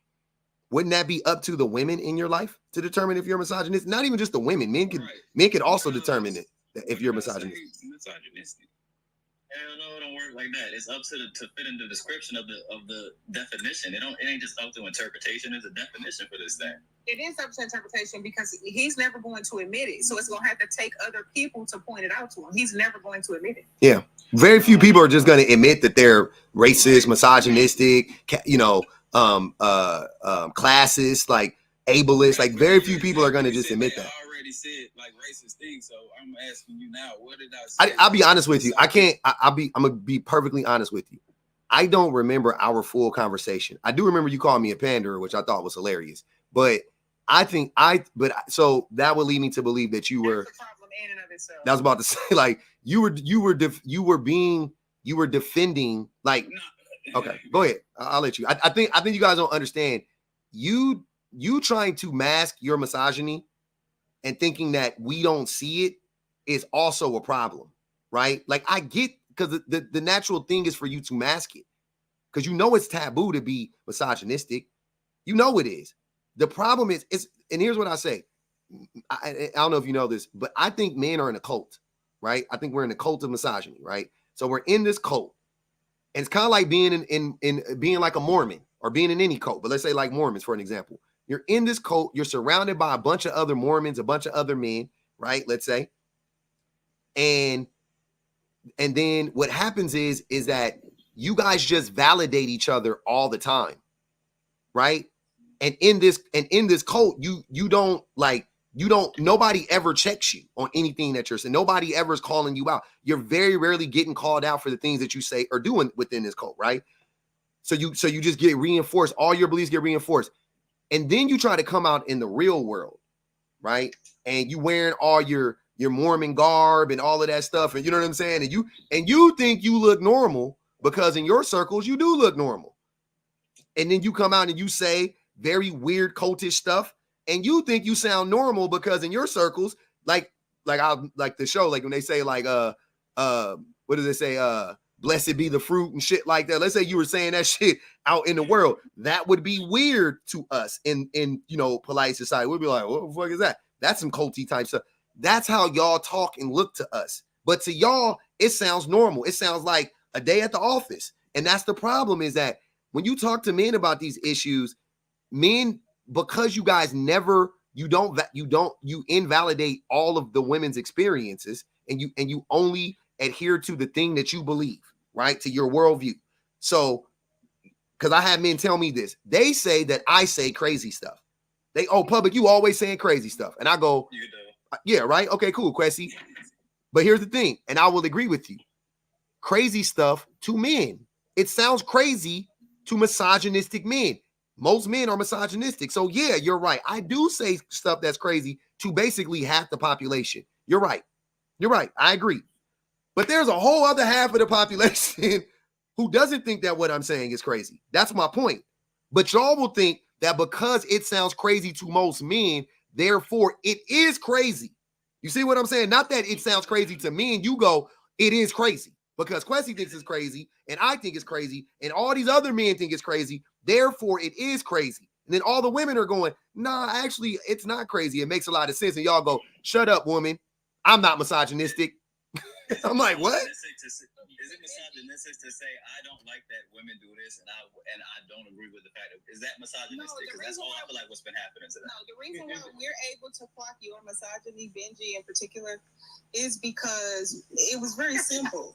If you were not a misogynist, you would not, a man who's not a misogynist would not have a problem with public holding men accountable. The very fact that you called him a panderer is really all we need to know. Because some of the most misogynistic men come in here and come in on public's lives daily and call him a panderer. So you have to understand that a man who respects what public is doing would not have a problem with that, and they definitely would not call him a panderer. I understand that, but I had just come into the live and I made a comment and was added in. I don't know what he does. This is my first time ever being. Yeah, I got you. Yeah. You don't know what he does, but you call him. I made a comment in the comments, and then he added me. Yeah, because you made a hold on, wait, y'all.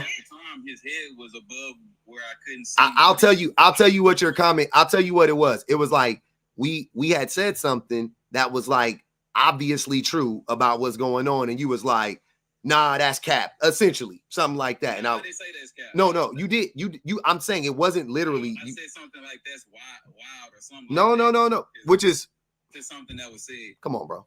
Same thing. That's what I'm saying.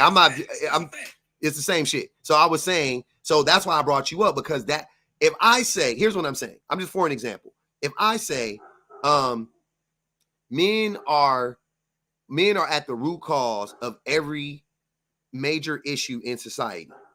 How do you feel? That's facts. You asked me that earlier, and I agreed. I didn't ask you that. It's the first time I've said that today. I promise you, I didn't. You did, but I know you just said you didn't remember exactly what our conversation was, but I do. I'm telling you. Okay. You asked me that earlier, and we agreed. Okay. So if that is the case, right? So if men are at the root cause of, I did do a breakdown, but I didn't ask it like that. But you're right, I remember now. So if that is the case, then and we're talking about things interpersonally, like I've been trying to tell y'all, that the policies make the personal relationships, right? I know people don't understand that. The politics is what drives our personal relationships. The reason why women want, and y'all, I'm saying, I'll even play y'all game. The reason why there's a group of women that want 6 figures, 6 feet, all of that stuff is because of the politics in this country. The reason why women are hypergamous in men's minds is because of capitalism. The politics drive us, right? So it's from the top down.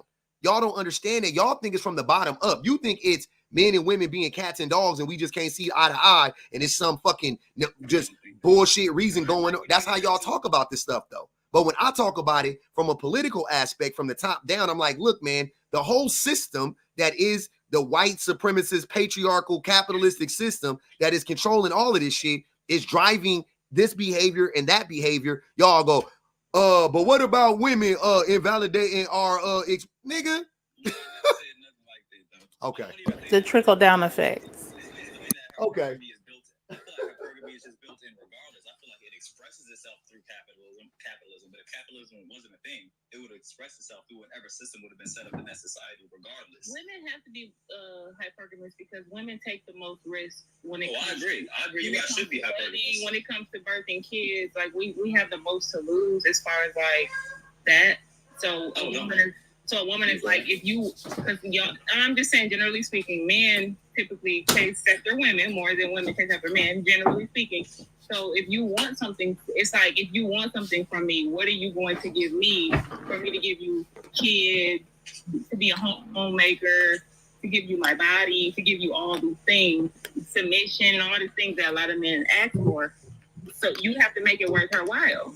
And even in the wild, the female of every species is going to pick the best suitor to mate with. It's just nature. No, and I get that. I'm not saying that I disagree with that.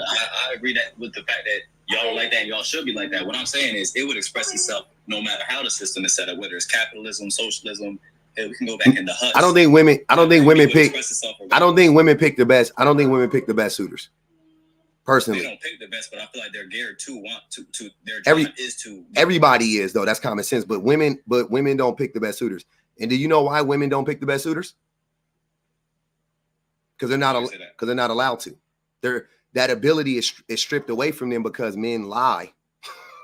Men mask. Yes. So they don't get to choose who the best suitors are because men are lying. So they never get the chance to pick the best suitors. If men stop lying, if men stop lying and stop manipulating women, then women could actually pick the best suitors. Then we wouldn't be able to say choose better and da da da da da. If men were actually better, right? If men were actually the men that men always like to come up here and try to lie and say most men are this man. Okay, cool. If most men were actually those men, women would actually be allowed to pick the best men. But instead, they end up picking the best liars. They end up picking the men who mask the mess. That's the problem. No, I think that's And just to prove what you're saying, just to show how what you're saying is so true, and a lot of these guys talk out of both sides of their mouth. A lot of men will say, "Oh, a woman wants you to simp for her, right? A woman wants you to simp for her. She wants you to take her here and do this and that, right?" But then they'll turn around and say that women pick the worst men. So which one is it? The truth is, like you said, this whole myth about the good guy. Men initially are amazing. They're attentive to you, they're listening, they seem to be interested and involved in you as a person. A lot of times they come across a certain particular way, but then you don't realize how somebody is until you realize how they are. And sometimes you have to go through certain circumstances and then you see the man for who he is. But instead, what a lot of men will do, these online men will talk about, "Oh, she should have chose better." But how? If you get with the man and he's presenting to be this loving person, this good person, everything seems official, and then all of a sudden something goes wrong, how could you have chose better? You couldn't see the future. You don't know what this man will do. You're just going along with the relationship, how things go. So that's another way for them to avoid accountability for some of the things that men do, is because they say, "Oh, well, she should have chose better." But how? And then I noticed, and I heard you one day. Go ahead. No, I was gonna say, Renee, let Quessy respond. Go okay. Ahead. Go ahead. Yeah, because I know now. I love that argument because, like I said, I have a lot of female friends in my life. So hearing that argument and understanding what goes on the other side of the fence is so hilarious because you guys say, "Oh yeah, he played it so well. He played it so well. I just never saw it coming." And I've been listening to the stories that my female friends tell me. They be like, "Oh, he loves me so much," and I'm listening. I don't saying, "Oh, I don't know why he's changed. I gotta know where the change came from." And I told him so many steps in the way because I'm peeping it from a man's point of view. Like, "Oh, you should watch him because he did this." No, he didn't mean it like that. That's just how he is sometimes. I see it all the time. Because you don't peep the red flags does not mean they're not there. You're just not attentive to them. Okay, Quessy But knows. then y'all turn around and say women Quessy the give nigga men whisperer. Hold on, wait a minute. We got a lot of people up here. I want to make sure everybody get a chance to speak. Go ahead, Jacob, and then I am AC. Go ahead, Jacob. Man, I don't understand what's your problem. I don't come here into this space, man, but you're always talking about how men are this, men are that. Are you not a man? I mean, I don't understand. Are you not taking accountability, my guy? That literally is what makes him qualified to speak on this. He ran smack dab into the point. Are you not a man? Yeah, exactly. Are you a man? Obviously. You talk as if you're a god. You talk as if you are female. He never said are that. you a man? What? Clearly. Hold on, wait. Say it again, Jacob. You talk as if you are a god, but are you a man or a female? You're always going hard on what men do, but are you not a man yourself? It doesn't make sense to me. I got you. Register. I got you. Get what I'm saying? Yeah, I got you. So let's break this down real quick for Jacob. So what Jacob is saying, he doesn't understand that there are like the good men that Jacob likes to talk about. I don't even think I'm a good man, just FYI. But the good men that Jacob, somebody got to mute up. Y'all got some background noise. I hear. Hold on, let me see. Yeah, that was you, Sovereign. Hold on. So Jacob, the good men that Jacob describes that these men like to say exist in the world. Oh, they put 10 on his head. Damn. The good men that quote unquote exist in this world. Actually, I did have my father, and he was the best. Hold on. What does that have to do with anything I'm saying? That's crazy. Sorry. Yeah. If you reading the comments, please don't, because I'm not reading the comments. I'm talking to you. So here's the thing. Y'all like to dangle the good men theory, right? To women. It's all manipulation tactic. So when we talk about men and how men need to do better, y'all, men like Jacob come in here and say, and Questy, y'all say it ain't all men, it ain't most men, yada, yada, yada. There's a bunch of good men out there. Not referring to them, by the way. They're not the good men that they're referring to. They're just saying that these men exist, right?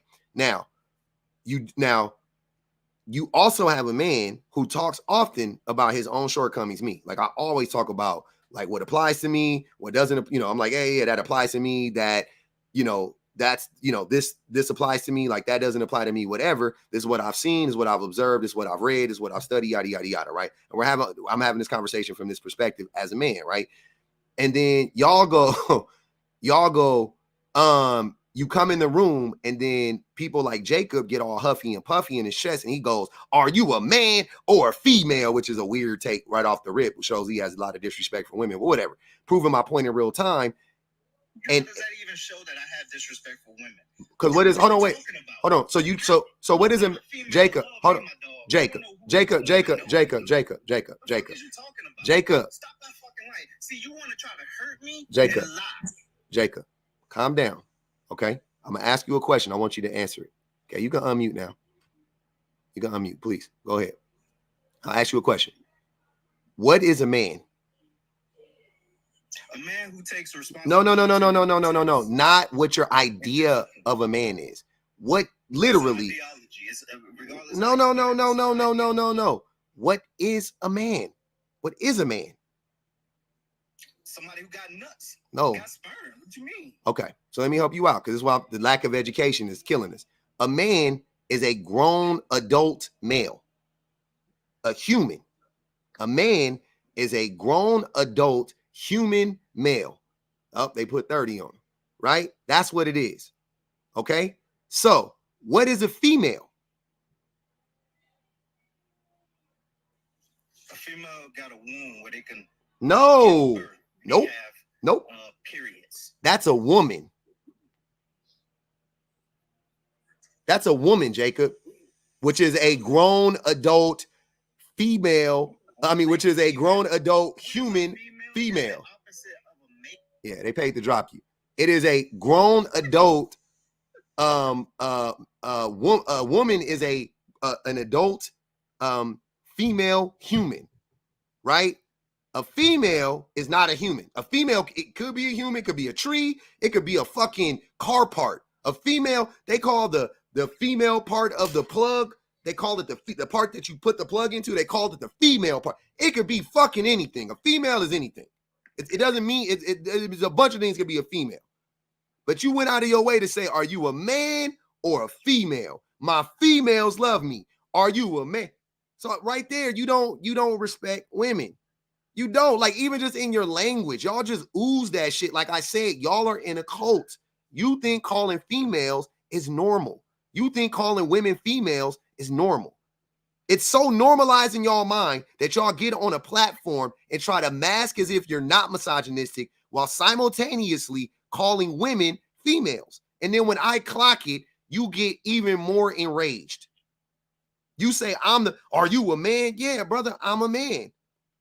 I'm a human being first, though. First and foremost, I'm a fucking human. And as a human being, the thing that I get to do is the thing I want to do is I want to be the best version of myself, right? I want to be the best version of myself. The way that I believe to being the best version of myself is for me to stop lying to myself. I don't know about y'all. I don't know about y'all. Y'all can lie to yourselves you can lie to yourself on your own time. The only time when your lies in my life crosses paths is on this app, on my lives. And that's when I have a problem with it. Outside of that, I don't give a fuck. Y'all can get off this app, clock out, and go start lying to yourself all day long. Talking about it's women's fault. It go both ways. The women be lying. Y'all can do that shit all the time you want to. Only time I care is when you come in my face and try to lie to my face. Because then I take it as a sign of disrespect because I think that y'all think that I'm as slow as y'all are. I really do.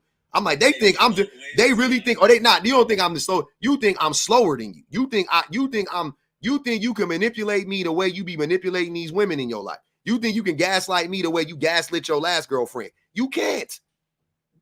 I'm gaslight proof. You can't do it to me. You can try. Y'all been up here for damn near 5 hours now, lying. Just lying. Not learning nothing, arguing to argue, being incorrigible, being disagreeable, not making you ain't made a solid point this whole time, brother. I swear to God. You haven't made a solid point this whole time. Rocky was lying. Quessy been lying. Benji started off lying. The prototype been lying. Y'all been lying this whole time. This shit is disgusting at this point. It goes both ways. That's a lie. That's your 20th lie. It don't go both ways. I ain't lied about shit. I got hundreds of thousands of watch hours. Y'all can go look up my shit. You can't catch me in no fucking lies. You ain't call me being disingenuous once. You just lied just there. But so based on what? You're standing firm on the claim that it does not go both ways. It's completely men's fault. That's the argument that you're making. Yes. Because you know why? You know why I can stand on that claim? Because Quessy, can I ask you a question? Does abuse go both ways in a relationship? Absolutely. Are you disagreeing with that? Because you don't know what abuse is. Abuse, if you look up, comes in many forms. No. Abuse indicates a power. It's a power dynamic. It's an imbalance in a power dynamic. So how can both people have the same ability, have the ability to abuse one another? It happens all the time. If two people are doesn't fully invested into each other, where it's borderline toxic and they're not willing to let each other go, they seesaw that power dynamic all the time. Hey, I'm gonna leave you. Now you're on the weaker end. Now the other person becomes I'm the person that's gonna leave. Now you're on the weaker end of that argument. It happens all the time. That power dynamic. Sometimes there's situations where the man has it the entire time. There's situations where the woman has it the entire time. So yes, these are possible things. Not even just possible things. These are very common things. Extremely common things. So you just gonna make up stuff? Because that's not common. No way. Am I alive from another dimension? Are we living in the same universe? Yeah, brother, you lying.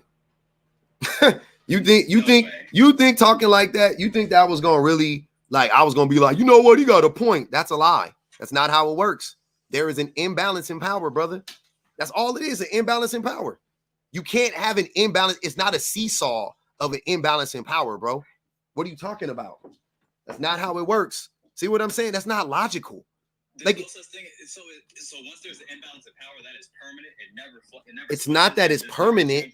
Hold on. It's not that it's permanent. I'm saying the way it typically works, right? So so what you're describing. Let's say that men typically make more money than women, right? So, and there are more male breadwinners than female breadwinners, right? It's close, but it's more male breadwinners than female breadwinners. Okay.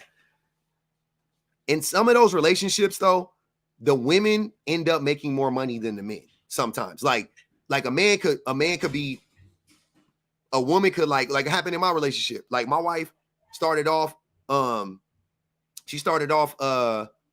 she was in school or whatever the case may be, but when we got married, I was making more money than her. I had, you know what I'm saying? I made more money than her. Not by much, but I made more money than her. Then she quit her job. So I was making all the money, right? Then but during that time, she went back to school. She got her master's. And then after she got her master's, I was still making more money.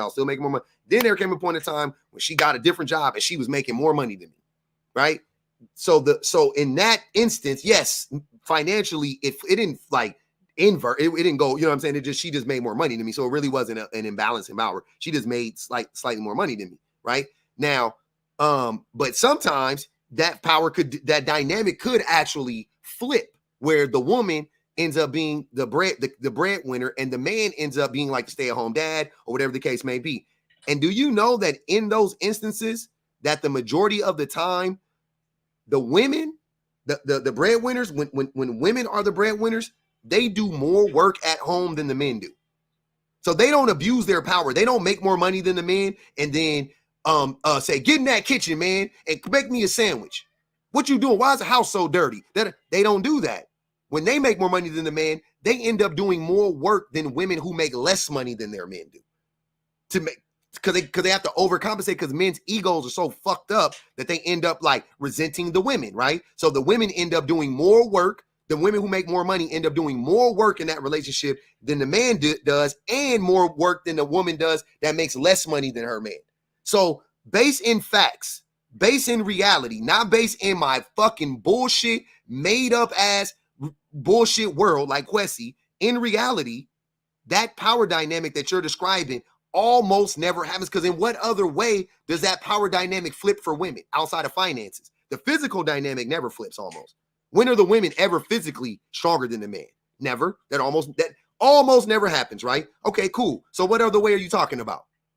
When she wants to leave and he does, like, what are you talking about? That's just made up. Like, are you equating the power in the relationship to who makes the most money? That is that is a very common way for men to abuse women, is financially. Very common. Physically and financially. Hold on. Physically and financially. Name the other ways? That's men. That's not how men don't look at a woman that has a bunch of money and say that, oh, she's the powerful one. That's not what no man is looking at that. No man. What the fuck does that? No, they look at themselves like that. Yeah, I mean, necessarily, I'm gonna be honest with you. That's how it makes us powerful. It doesn't to a man's eyes, it doesn't make a woman powerful. I know, and what it does to a man is that man, when that woman makes more money than him, he has to knock her down. He has to tear her down. That's why she ends up doing more work, because she's like, oh, anecdotal. It's not. It's a brother. It is studied. I'm not making it up. That's you. You got to stop thinking because you don't. Kwesi. So many women file for divorce. For real, bro. Y'all got to stop thinking that because you never read something or because you don't know something, it's anecdotal. That is projection. That's you. Everything you're telling me is anecdotal. I'm telling you shit that I didn't, brother. I'm telling you shit that is actually studied. I just don't be sitting up here spouting it off like I'm a whiz kid, like, oh, in this study and da da da. I'm just having a normal conversation with you. I know what study you're talking about, but you're manipulating the study, because she's right. One of the top 3 reasons people get divorced is because of financial reasons, but that's not specifically saying that because you made more money, I was unhappy. That's not the study I was referring to, by the way. That's not even what I was talking about. There are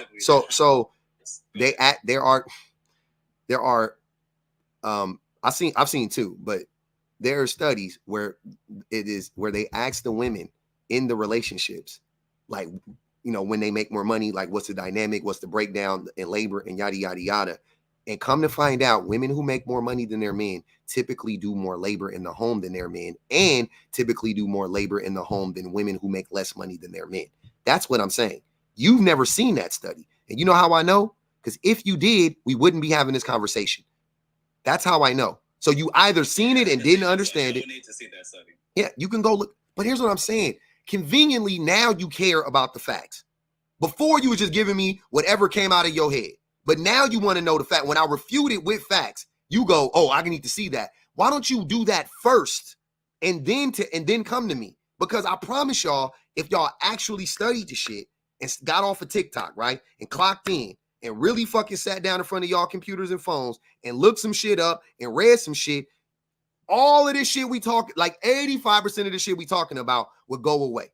I promise you, y'all would not be up here arguing with me. I promise y'all, I put that on everything I love. If any of you men on this panel took a month, 2 months, 3 months to actually educate yourself on any of this shit, we would not be at a disconnect at all.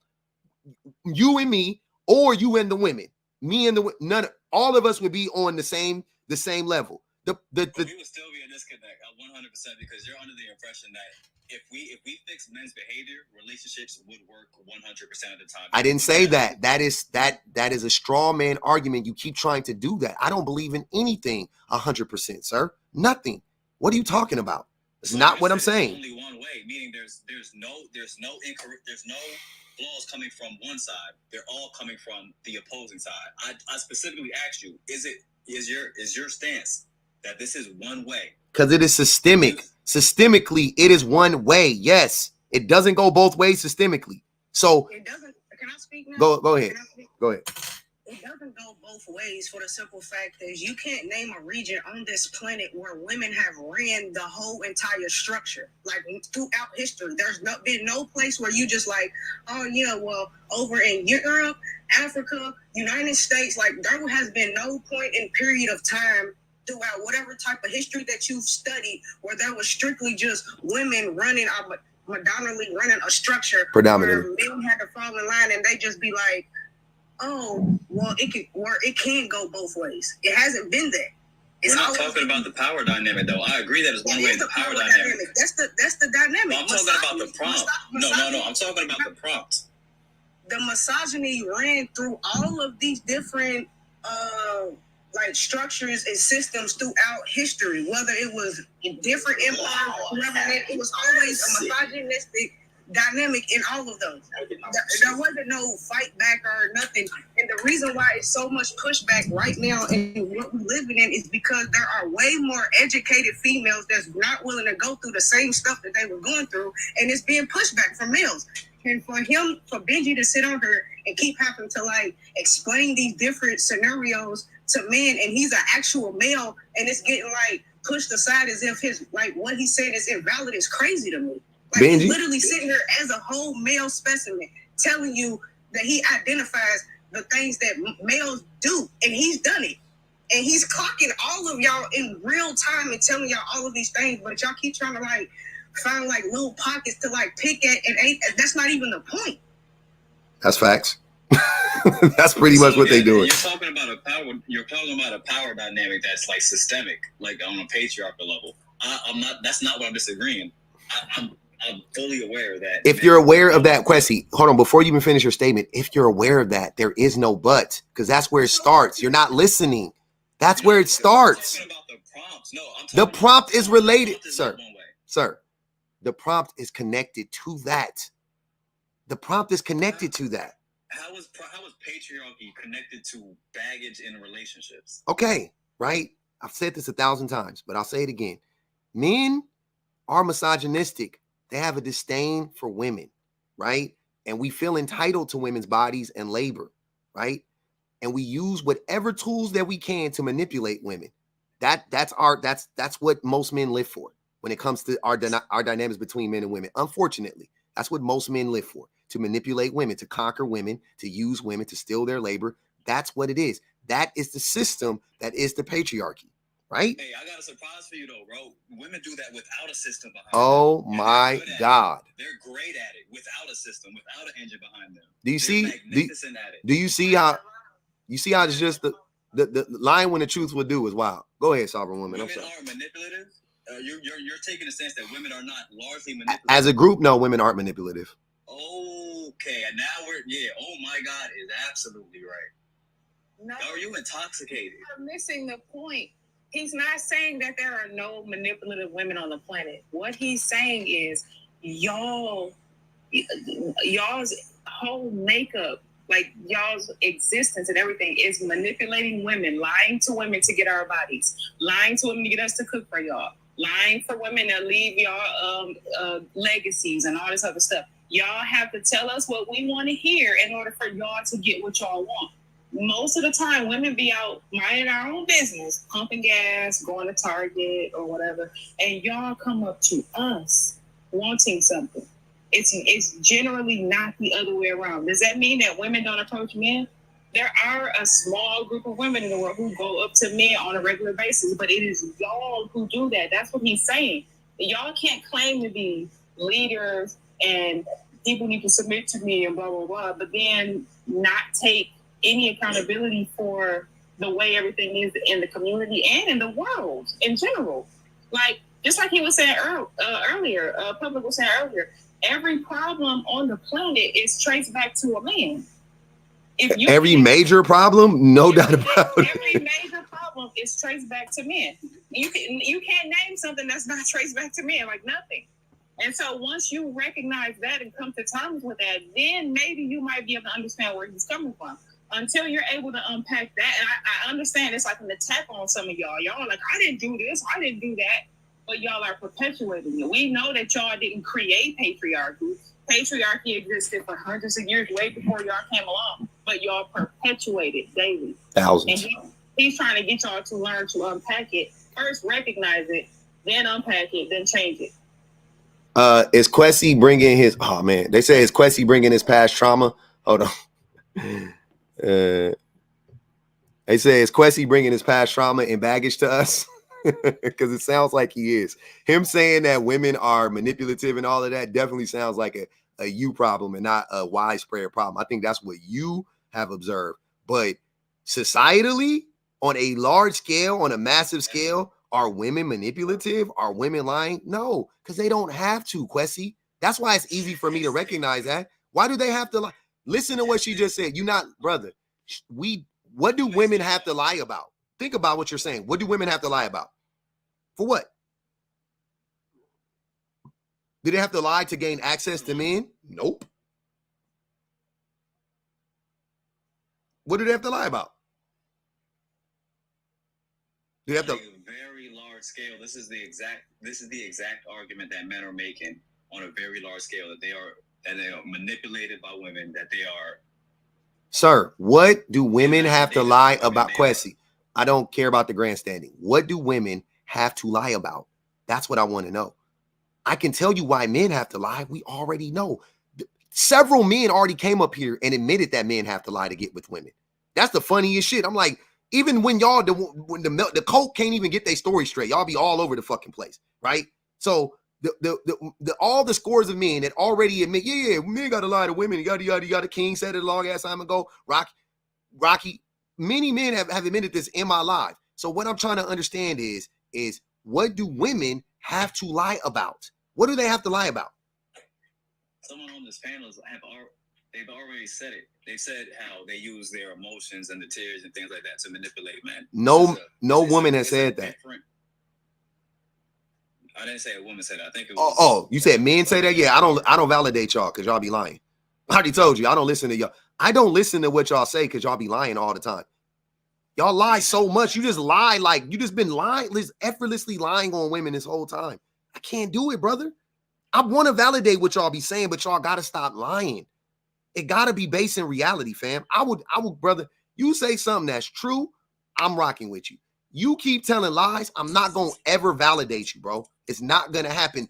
And I'm not like y'all. Trust me, I'm not like y'all. I am the easiest person to convince. I swear to God. I know it seems like I'm not. I am hands down the easiest person to convince, especially when it comes to this type of shit. All you got to do is say something that is logical, reasonable, rational, or factual, or some combination of all of them. I will believe you. You don't have anything to substantiate your claim. You say stuff that hasn't been happening, Kwesi. You've been just making up stuff. Cognitive dissonance. That's what's been happening. I experienced cognitive dissonance.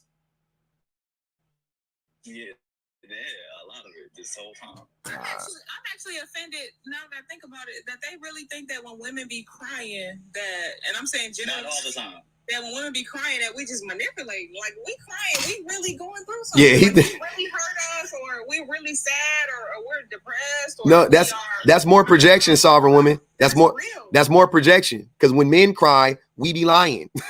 So he like when these women cry, like Renee was saying, when men cry, I was talking to my wife about this the other day.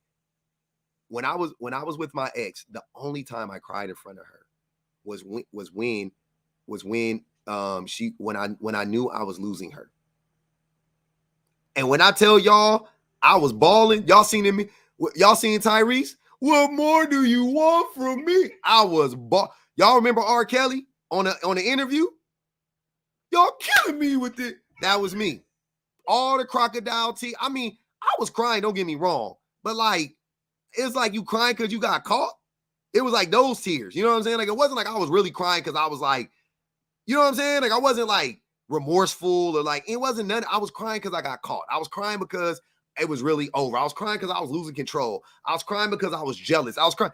All these selfish reasons. I wasn't crying because I was actually like sad or, you know what I mean? Like, it wasn't that. It was all, and it was manipulate. Like, but here's what I'm saying. To be clear and to be really transparent, in that moment, that wasn't what I thought. That wasn't, you know what I'm saying? That wasn't my intentions. I wasn't like, I'm not that person. I can't turn on tears at the drop of a hat. So don't get me wrong. You see what I'm saying? But it was a form of manipulation. Like, I could have held that shit back. I didn't want to. See what I'm saying? There was other times when I could have cried in our relationship, like when my cousin got unalived, right? I cried, but I didn't cry in front of her. I hid all the other times when I cried, but now I'm in the car. So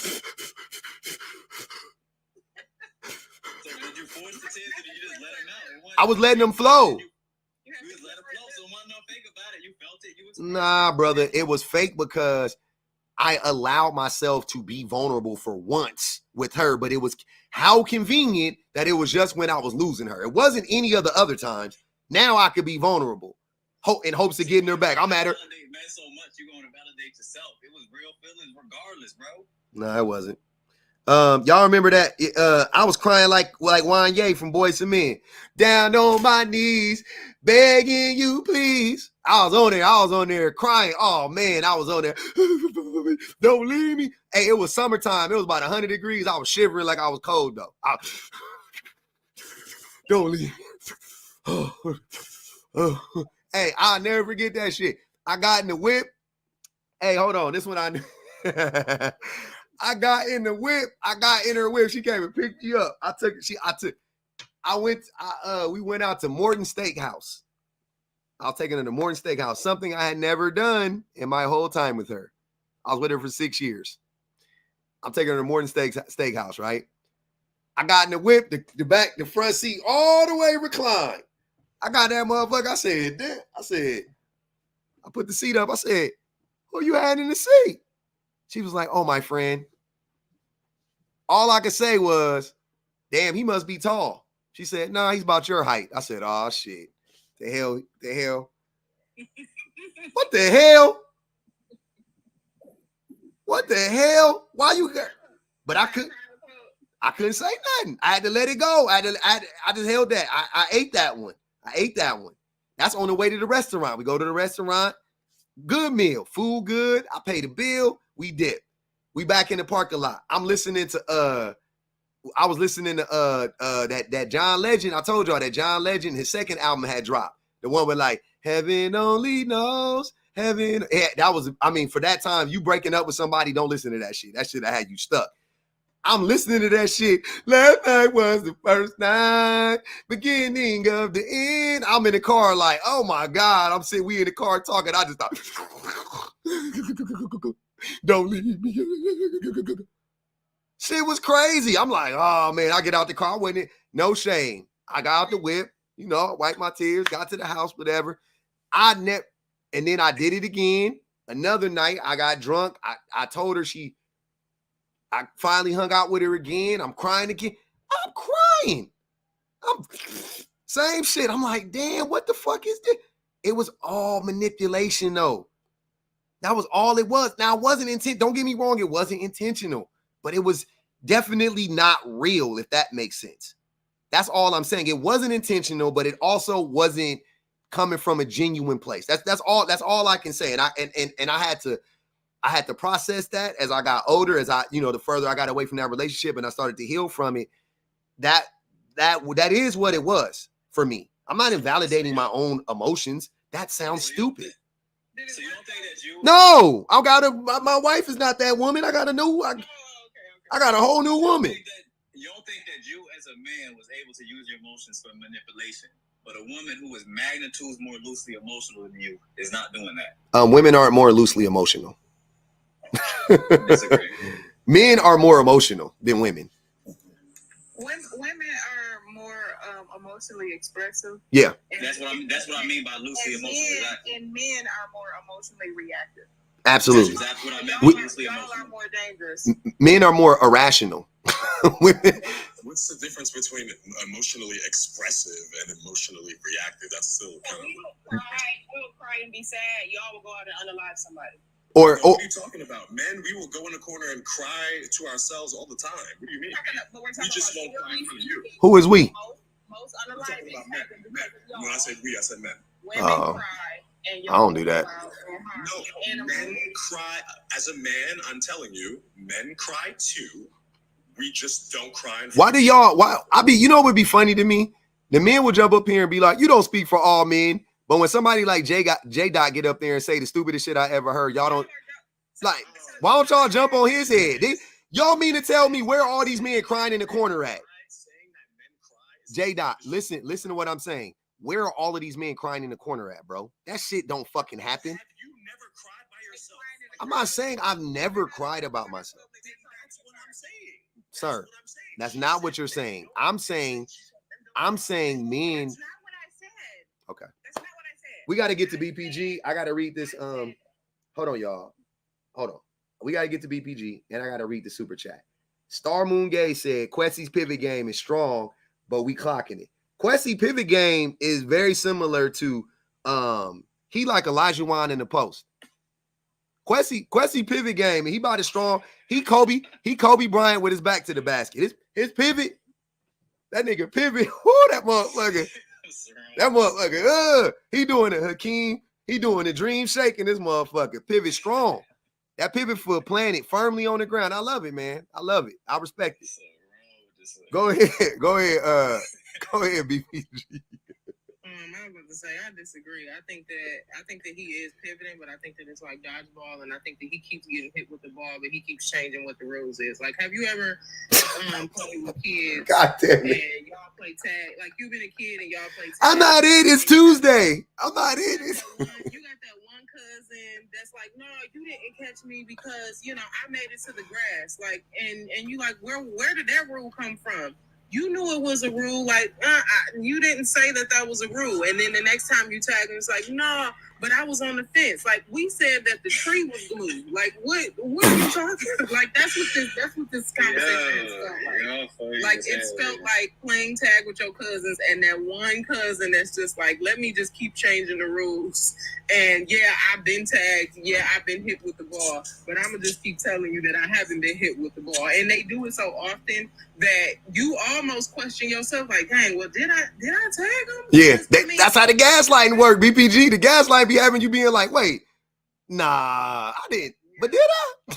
Yeah. I mean, but the good thing is, the best part about this is, because y'all know Public is like my really irritating older cousin. We have gas masks on. So when you gaslight somebody and you trap them in the building and they notice that it's a window open, there's a ladder, and I have a gas mask on, and yeah, it's not gonna work this time. Because You know what that looked like to us? It looked like to us from the outside, y'all in a crib with gas masks, with a puking machine, peeking around the corner, paranoid as hell, and we outside looking at you like, bro, like, I'm out here, like, there's no gas. Hey, like, that's why y'all should stop using analogies, man. I swear to God, y'all analogies.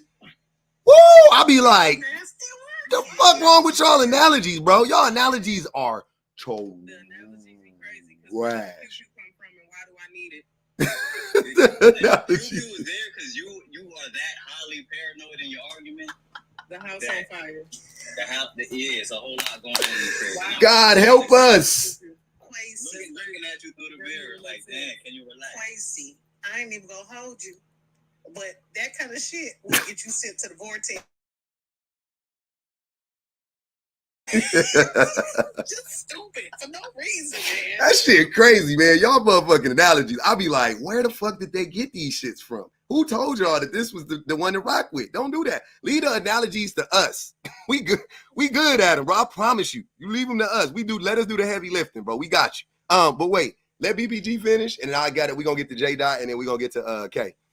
Go ahead. The analogies and the examples go the same exact route. Like they never ever make sense, because especially I love when men, for one, I love when men cite themselves as a reference when they come up and they say things, you know, as a man, I can say this. And it's like, we don't care. Being a man is not a level of research. It's not a citation. It doesn't mean anything at all to the argument, because being a man does not give you leverage in these conversations. And honestly, the only thing that it gives us is insight into, okay, we're dealing with the misogynist for sure, but are we dealing with a light misogynist or extreme misogynist? And we'll find that out throughout the conversation. And I think that, because I've listened for a long time and I've taken a lot of notes, but I think the thing is, when we have these conversations, a lot of men don't understand how misogyny works, because they think that misogyny is just men disliking women or having an extreme hatred of women. Like, that's what they think that is. So that's why they can rationalize that this can be a both sides argument, except they know that the reason why they don't want to listen to women or talk over women is because of how misogyny has structured their brains. They don't listen to women because they genuinely don't hear them as being able to have a valid argument. Like, misogyny in and of itself is, how do I put this in a way? You know, I'm not going to try to sugarcoat it. Misogyny is quite literally metaphysically dependent on social norms that are tied to expectations of patriarchy. Like, I know that that's a lot to process. I know that those are a lot of big words, but that's really what it is. It happens through this concept of testimonial injustice, where you don't believe what women say because of the fact that men have always contributed to education. So you don't want to listen to what she says because of the fact you have a brilliance bias. We'll go over that later. But also through epistemic oppression, because women are not able to contribute to society in their own knowledge base. So every time you talk about women not being able to emotionally handle a conversation, it's because of the fact that they haven't been able to contribute to the ideas that are centered around them. So you think that women are just emotional because they're emotional, even though you know that that's not true. Because if we talk about the face that launched 1,000 ships, we're not talking about a woman, we're talking about a man. So men aren't crying in the corner and just, you know, and having a moment where they get to be upset. Anytime a man gets upset, you have best believe the entire neighborhood is going to feel it. That's why family annihilators exist. That's where that comes from. That comes from men's egos being hurt and men not being able to handle that. So they, instead of them unaliving themselves, they got to unalive the whole family, because they embarrassed for themselves and they embarrassed for their family. And instead of them doing better, they would rather just unalive everybody. That's what happened.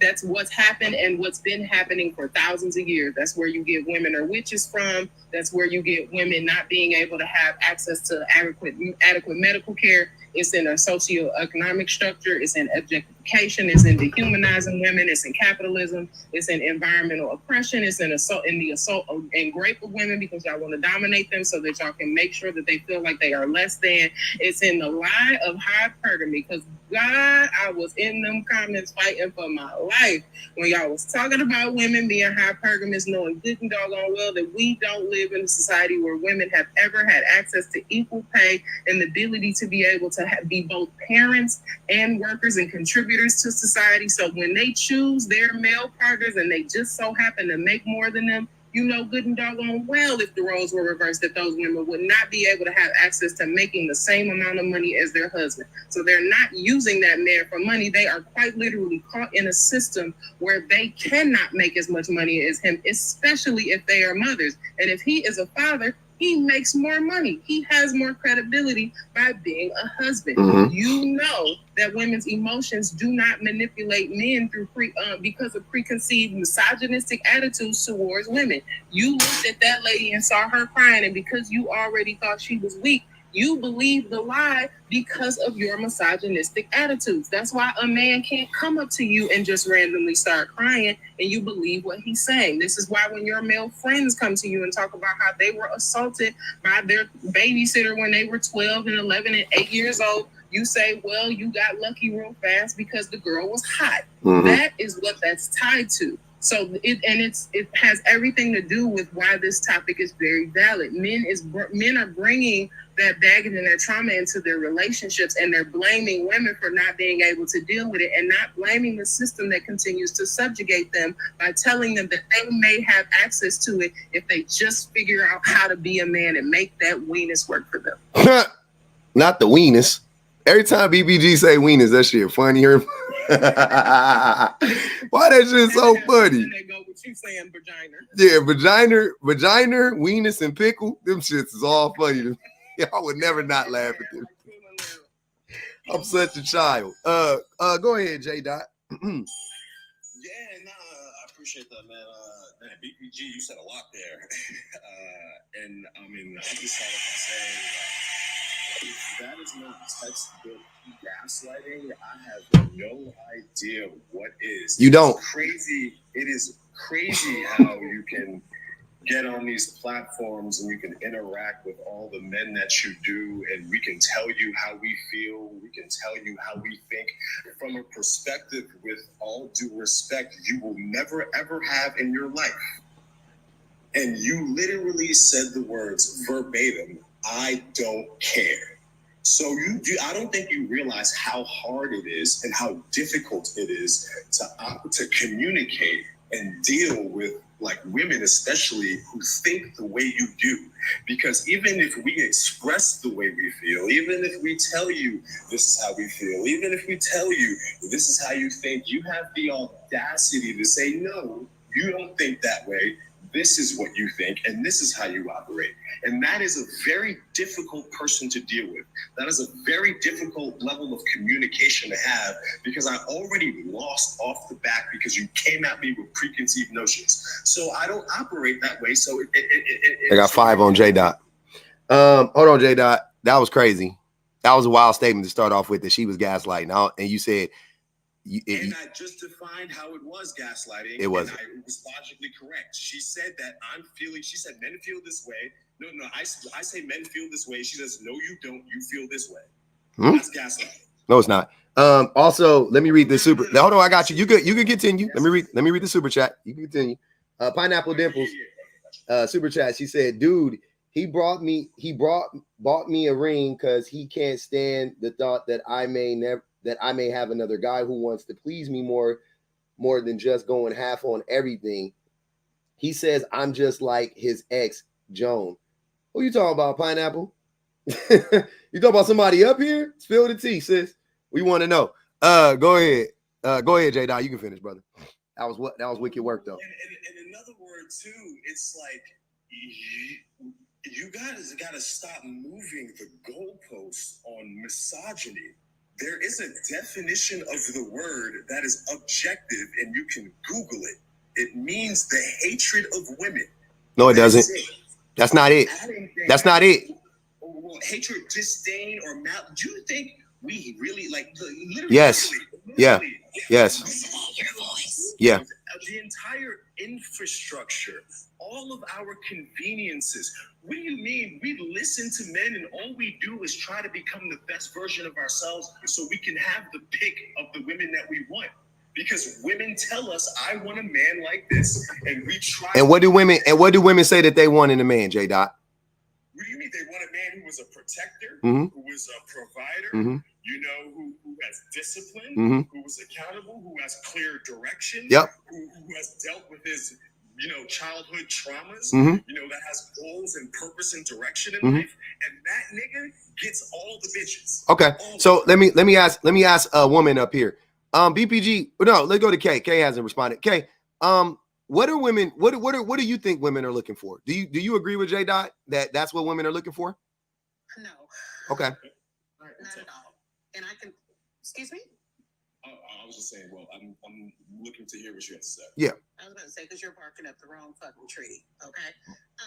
But no. Let's see. It's really so what a woman wants is subjective, because it depends on the woman. But I think all women can agree. In general, then? Can we please speak in general? That's what I'm about to do. Can you let me finish? You see what I'm saying? See how you don't have no. Hey, Ali said J. Dot ain't no diva. So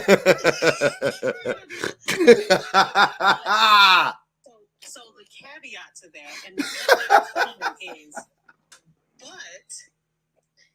we can all agree that we want a man that is, number one, emotionally intelligent, disciplined when it comes to his emotions, sees us and treats us as human beings, values partnership and not just a dictatorship. And then let's add on well-groomed, hygiene, all that shit. Because some of y'all don't even like to wipe y'all ass. Let's just go there, okay? But for the most part, I think all women can agree that a man's character is way more important than this 666 bullshit y'all made up. Mm-hmm. And the reason why I asked, well, I didn't say anything about. No, I know. He didn't. Hold on. You said emotionally. Hold on, J-Dot. I'm just saying though. As soon as men say protector, provider, they lose me because I already know that you ain't listened to a woman because you ain't heard many women use that phrase. That's something. I said so much more than that. I know. Listen to what I said. I said when men start off with what women want with protector and provider, I already know that they haven't actually talked to women because you could ask 100 women and I guarantee you might get to the 70th one before she say protector and provide. Even in America, protection, provide. What the fuck does that even mean? It don't even mean nothing. The words are, at this point in time, the words are pointless because the men who say it the most, when you ask them what it means, they don't even know what it means. So stop saying it, right? What do you mean? I think we clearly know it means. What is physical protection? Okay. Physical protection from who? Physical protection from who? Okay, from other men. Okay, that's first. J-Dot, hold on. That's one thing. How much time do you spend with your wife? Every day. I didn't say how much time. How many hours a day do you spend with your wife on average? Well, I work from home, so I'm with her a lot. She works from home too. Okay, so she works from home too. Well, she works at night. Okay, so at night when she goes to work, she's not with you. Yeah. Okay.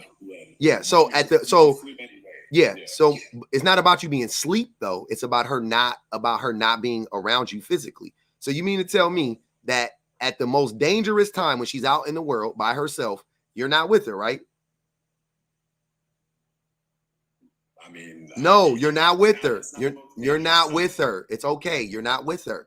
How in the fuck are you going to protect her when you're not even with her the vast majority of the time when she's out in the world? When she's at her most vulnerable, you're not able to protect her, right? So you're not her protector. J-Dot, hold on. Listen to what I'm telling you. Listen to what I'm telling you. You're not, sir. You can't, sir. You're not her protector. As much as I would like to think I'm my kid's protector, I'm not, because they're at school for fucking 6 hours a day. Okay, so when you say you're not your wife's protector, I'm not. That I can't protect her. Like from what? From violence, from any. I can't protect her from getting fired from her job. I can't protect her from somebody sexually harassing her at work. I can't protect her from somebody. I can't. Hold on. Wait. Hold on. Stop. So you're saying I can walk up to you and slap your wife and you can't do anything about it? Oh my God. This is such He's accounting for when you're not physically with your wife. Why don't y'all fucking comprehend? These niggas is y'all. Hey, bro. Hold on, bro. Y'all got it. Y'all really got to stop. Hold on. J-Dot. Shut. J-Dot. Please be quiet. Seriously. Listen to what I'm saying to you.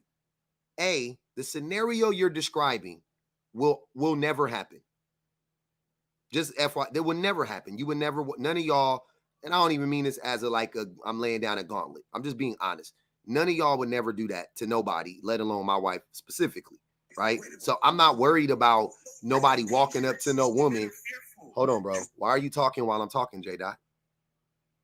Damn. So what I'm saying is that I'm not worried about no man doing that to my wife while I'm with her. That's stupid. That's not even something my wife thinks about. Nobody is worried about that. Like I said, but I'll say it again. When my wife is at her most vulnerable, right? Not when she's in my house, because that's not when she's at her most vulnerable. I mean, I'm sorry. Let me take that back. Let me back it up. When women are at their most vulnerable is when they're in their own homes with the men that they live with, because the man in their own home is the one that is most likely to harm them. So let's just start there, right? But me personally, I'm not a threat to my wife. Like I don't, you know what I'm saying? Like I have control over myself. I'm never going to harm my wife physically. I'm not going to do that. Okay. So I can say that because I have control over myself. I'll stand on that and say, I'm not going to hurt my wife. But typically, generally speaking, right, statistically speaking, factually speaking, the man that the woman is sleeping next to is actually her biggest threat physically. So that's the first person. So the first line of protection is men not being that man not being violent. That's the first line of protection. Oh, that's 20 on J-Dot head. So that's the first line of protection, right? Okay, cool. Now, let's say J-Dot, you're not going to harm your wife. Questy, you're not going to harm your girl. TJ, you're not going to harm your girl. No, nobody, man, is going to harm them. Okay, cool. Now, what is the next most likely place for them to get accosted? At work, because that's where they spend the second most amount of time at, is at their job, right? So at their job, I'm not there. I'm not there. I'm not at their job. I'm not at my wife's job with her every day. So like I said, and she has told me that she's gotten sexually harassed at her job. What the fuck can I do about that? Nothing. What can I do if she has told me when she has gone out to the store to go grocery shopping, some guy fucking stalked her from the front of the store to the car or whatever, and then walked up right on her window. She had to lock her door and shit like that. That happened to her. What the fuck can I do about that? Nothing. I can't do anything about that. All I can do is when she get home, I can be like, damn, that's crazy. That's fucked up. You know what I'm saying? Like normal shit. What the fuck can I do about that? Nothing. So when your women are out in the world, they are their most vulnerable outside of when they're in the home with you. But out in the world, they're at their most vulnerable, and you can't protect them. So I am not my wife's protection. I'm not fucking Superman. Nor am I my kids' protection, because my kids are at school for 6-7 hours a day. So their teachers could be abusing them. The staff could be abusing them. Appreciate you, Constance. Their friends could be bullying them. What the fuck? Y'all seen them? Y'all living y'all life in these fucking TikTok videos where the people be dressing up like kids, talking about how I'ma show up if somebody say they bullying my son or whatever. Nigga, this real life. You not finna do. It don't gotta be physical harm. You could just be the one to go up there and lay down what's gonna happen from this point forward. Y'all just be talking, bro. I was accosted and verbally assaulted at 23 weeks pregnant by a coworker. What was my baby daddy at the time gonna come up there and do to that man? Jump on him, unalive him, get you fired, and he go to jail. That part. Y'all be just saying stuff. Making no sense. I was talking about the school. At school too. What can I do about a bully? Do you not know how bullying works, bro? Even you can't stop bullying at school. You can't stop it. Shit's impossible. If your kid's getting bullied, good luck. Take them out the fucking school. Not public. I actually hear what you're saying, and I actually agree with you. I cannot protect my significant other all the time, and I actually agree with that. I mean, I just hope that if there's ever a moment or a time where you need to, that you can. Of course I can, bro. I'm not worried about nobody in real life while I'm with my wife. But I think that's something to be valued. Is it? Well, you're telling me it's not, so let's let the women tell us. Please. Go ahead, ladies. It's not. And I think that's the strangest thing about this is, and I've had this conversation with my own husband, because obviously I'm the line for him. When people bother me, that he's the kindest, most sweetest man ever. But if you try me, I promise you all bets are off. But I had this conversation with him, and we have very candid conversations. I said, but what happens if you get beat up? I think that the interesting thing is that men always convince themselves that they are He-Man. And if a man comes up to them and says something to their wife, for one, they are always stuck in a 90s sitcom where 35 on J-Dot. Or the man who's perpetually, doing this harm to their wife or girlfriend is still in that space, because of course he just stays there. Like, he does something to this woman and he stays in that space and kind of waits for you to get there, because that's how a sitcom would have to go, because the storyline will just kind of, run off. Mm-hmm. But for one, you're assuming that the person who does the harm will stay in that space, and then you'll be able to go back to retaliate and avenge your wife or girlfriend, but also that man won't beat you up. I don't know what that is. I don't know why that is, or what happens in a man's mind where they believe that every single time they have to protect their wife, girlfriend, children, whoever, that the other guy can't beat them up. Because let's be honest, That's what your fear is. Your fear is that this other random man who you don't know, or maybe you do know, will attack your wife, overpower her, and he'll get the best out of her, and now you have to avenge her. But never does it enter into a man's mind that you might get hemmed up. You may go up there and embarrass yourself twice. I ain't gonna hold y'all. You feel BPG if your man, try to defend your honor and just got knocked out. She can come. It wouldn't make me feel no type of way. You just pick him up and nurse him and bring him back to health and everything. Yeah, she can come over here to death row. If that man get beat up, she can come over here to death row. But also, to be quite frank, like honestly, for one, I'm not watching my man get beat up. I don't know where you from. Yeah, we jumping in. My wife definitely jumping in. We jump in. That's cool. My wife definitely jumping in. I ain't worried about that. We go out and he got to carry, I got to carry. So that means that you dealing with a double dose of fun. So if something pop off, tag team. Hey, listen, BBG, no smoke. I'm never gonna roll up on y'all in any type of way. But I'm just saying, how would you feel about it? Like you see your man just knocked out. Who you gonna feel bad, bro? Like, damn, my man got knocked out. Like, what the fuck? Hold on, real quick. I gotta read these. So wait. I gotta read these super chats. Total, we got 35. We got 35 on J-Dot head. They said they put it's 50 to drop, man. They got 35 on your head. They crowdfunding. They got 35 on your head. They said J-Dot too emotional. Star Moon Gay. Hold on, J-Dot, you too emotional. You won't even let me read the damn page, brother. Damn, let me read them. Damn. Star Moon Gay said put 5 on J-Dot head for being disrespectful for calling women the B word. Put some respect on your gender with his sassy, willfully obtuse ass. That was Star Moon Gaze. She was cooking for J-Dot to get dropped and seek therapy. Y'all not enjoying this Discord. Y'all not enjoying this. They like it, but not too much. J. Cole said, "I hate to call the bitches, but the bitches love it." Hey, like y'all stop perpetuating that culture, and we'll stop. I know you fucking lying. Right, because you just use J. Cole as a reference for how women are supposed to feel about themselves. That's gonna act like y'all are not influenced. Like there is a whole bunch of influences out there and a whole bunch of stereotypes that we depict, and you're right. It is not true.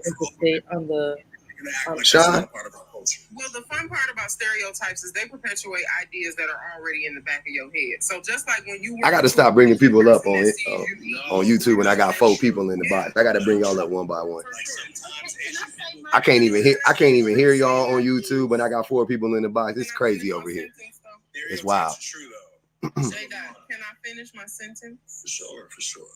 Thank you. Bang Cash App one time, y'all. Support, keep the live alive. Again, the fun part about stereotypes is that they take an objective truth and they run with it. So they take that, like black people liking watermelon. Of course, black people like watermelon. You know why? Because most people like watermelon. Watermelon's a good fruit. It's half fruit, half water. Of course, people love it. Why you talking over J-Dot? Can she hold on? Wait. I'm sorry, BBG. J-Dot, can you let her finish? I apologize. Ali said for lame ass nigga, he can't. Hey, you getting money? Hey, I just made you $50, bro. You didn't. You ain't made me $50. Oh, whatever the conversion rate is. We ain't made $50 yet. They got 35, 36 because Ali just put $1 on your head. So we got 36 on your brain. Yeah, 36. Hey, I want to thank you after this, bro. We got 36 on your brain. You can pay 100 and come back though if you feeling froggy. But go ahead, BPG. Let BPG finish, man. Thank you, because you're not the first $50. Ironically enough, it's very easy to make money off of misogynistic men because they all do the same thing and it'd be irritating every single time. So it's very easy to crowdfund $50 because y'all do the same thing. Mm-hmm. But stereotypes always perpetuate ideas that are very normal and very akin to everybody. They tie them to one group or one subset of people, like me, like black people or women, or people who are of a different ethnicity or Gotcha. Of the age range, whatever. They tie them to that person, and once people have those preconceived notions, then they will perpetuate those ideas because they believe that they are associated with that race, gender, or class. So they'll start to believe that women are emotional or black people like chicken and watermelon because of this very obvious thing that is already pointed out, but it's to perpetuate a negative attitude towards something. Let J Dot respond. Go ahead, respond, J Dot. No, and I would say I disagree with that. Like stereotype versus. Yeah, we don't care. Where my big money cousins at?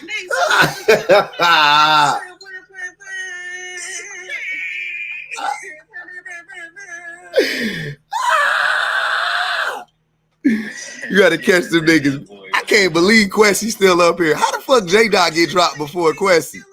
This crazy. How the fuck K Dot get dropped before? How J Dot get dropped? Hold on, y'all. How the fuck J Dot got dropped before Quessy? This is crazy to me. I ain't even advocating for him to get dropped. I'm just saying, how the fuck did it happen? This boy. He do. They trying so hard not to disagree with me. That's why. Nah, it's because J Dot was just being being more disrespectful. He was talking over BPG. He was talking. That's what it was. But yeah, they got a little money on your head, but not. I'm like, man, that boy should have been gone. That's crazy. All the crazy shit he been saying. They about to get what they want because my daughter just asked me to paint with her, so I'm about to get a. Oh, definitely, bro. Go do that. Yeah. Get the hell on expeditiously. Quinn, you hold on, wait. Quinn, Lamar, you paid 50, bro. You got to drop another 50 to come up, brother. You thought I forgot? Drop that other 50 piece, man. You can come up. You already dropped 50. Drop that other 50 piece. I'll let you back up. Go ahead. Lex say she put $5 on Quasi a while ago. I know he had like 15 on his head, but it just stopped. I was like, damn, y'all just gave up on dropping that boy. Man, he been saying some outlandish shit. Yeah, but he stayed on mute. He paused. So if you want to say something, maybe stay in there. Misogyny, and some of them will wait. Like, hey, I'm gonna wait my turn to be You misogynistic. don't have a weak It's a little less annoying than dudes who just feel the need to talk over you while they being misogynistic. So it's easier to tolerate. I did not. Camille said he called women the B word. I didn't even hear that. I must have was. Like, J-Dot did at least a couple of times. Oh yeah, J-Dot came in real hot. I did not even hear that. That's crazy. But no, I think we need to look into that. His wife gonna have to pay for that tonight, so we might want to check on that lady. Híjole. Real quick, y'all. Real quick. Hey, are you not entertained? We up to 500. You ain't even read my last cash app. What you say, King Lamar? Hold on, let me read it for you, brother. Hold on. I gotta read this cash app. Hold on, y'all. I'm missing cash app. Hey, no, I know why I didn't read it, nigga. You saying wild shit, bro. You think I gotta read it because you being disrespectful? Hold on, I'm gonna find it. You said some disrespectful shit. Franklin would read it. I want to know what it say. Okay, you so mad. I mean, Franklin did a whole live dedicated to read this shit out loud. Hey, that was sweet though. I like that was different. That I like shit that. was fun, diabolical. I like the Cash App Awards. That was amazing. That was iconic. I'm kind of here for that. He said this the shit. We need to see what it says. This the Cash App he wanted. This the Cash App he wanted me to read. Don't apologize to women. F them today. Oh my gosh. Why? Why? You what the fuck? Come on, bro. That's just like why? Like what is we? Come on, fam. That's why I didn't read it. I read it when he did it, and I was like, I ain't reading that shit. Oh man. Hey, hold on, y'all. Like I was saying, we up to 600,000. That's a lot of likes. I ain't gonna even hold y'all. I appreciate y'all for rocking out with me today. Hey, Sean, man. You can say your piece, brother. Sean, you there? How you doing? Good, man. I'm sorry. You've been waiting patiently. Sean on the YouTubes. I'm sorry. I brought you up. Go ahead, man. Say your shit, man. Get your shit off, brother. I was just gonna more or less say that like I've seen a decent amount of your content. I really like it. Thanks, brother.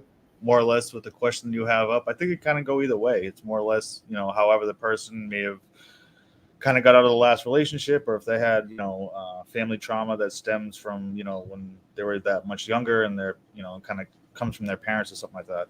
Hold on, brother. I got to read this Cash App before it goes away. King Lamar says, what? Women ain't shit.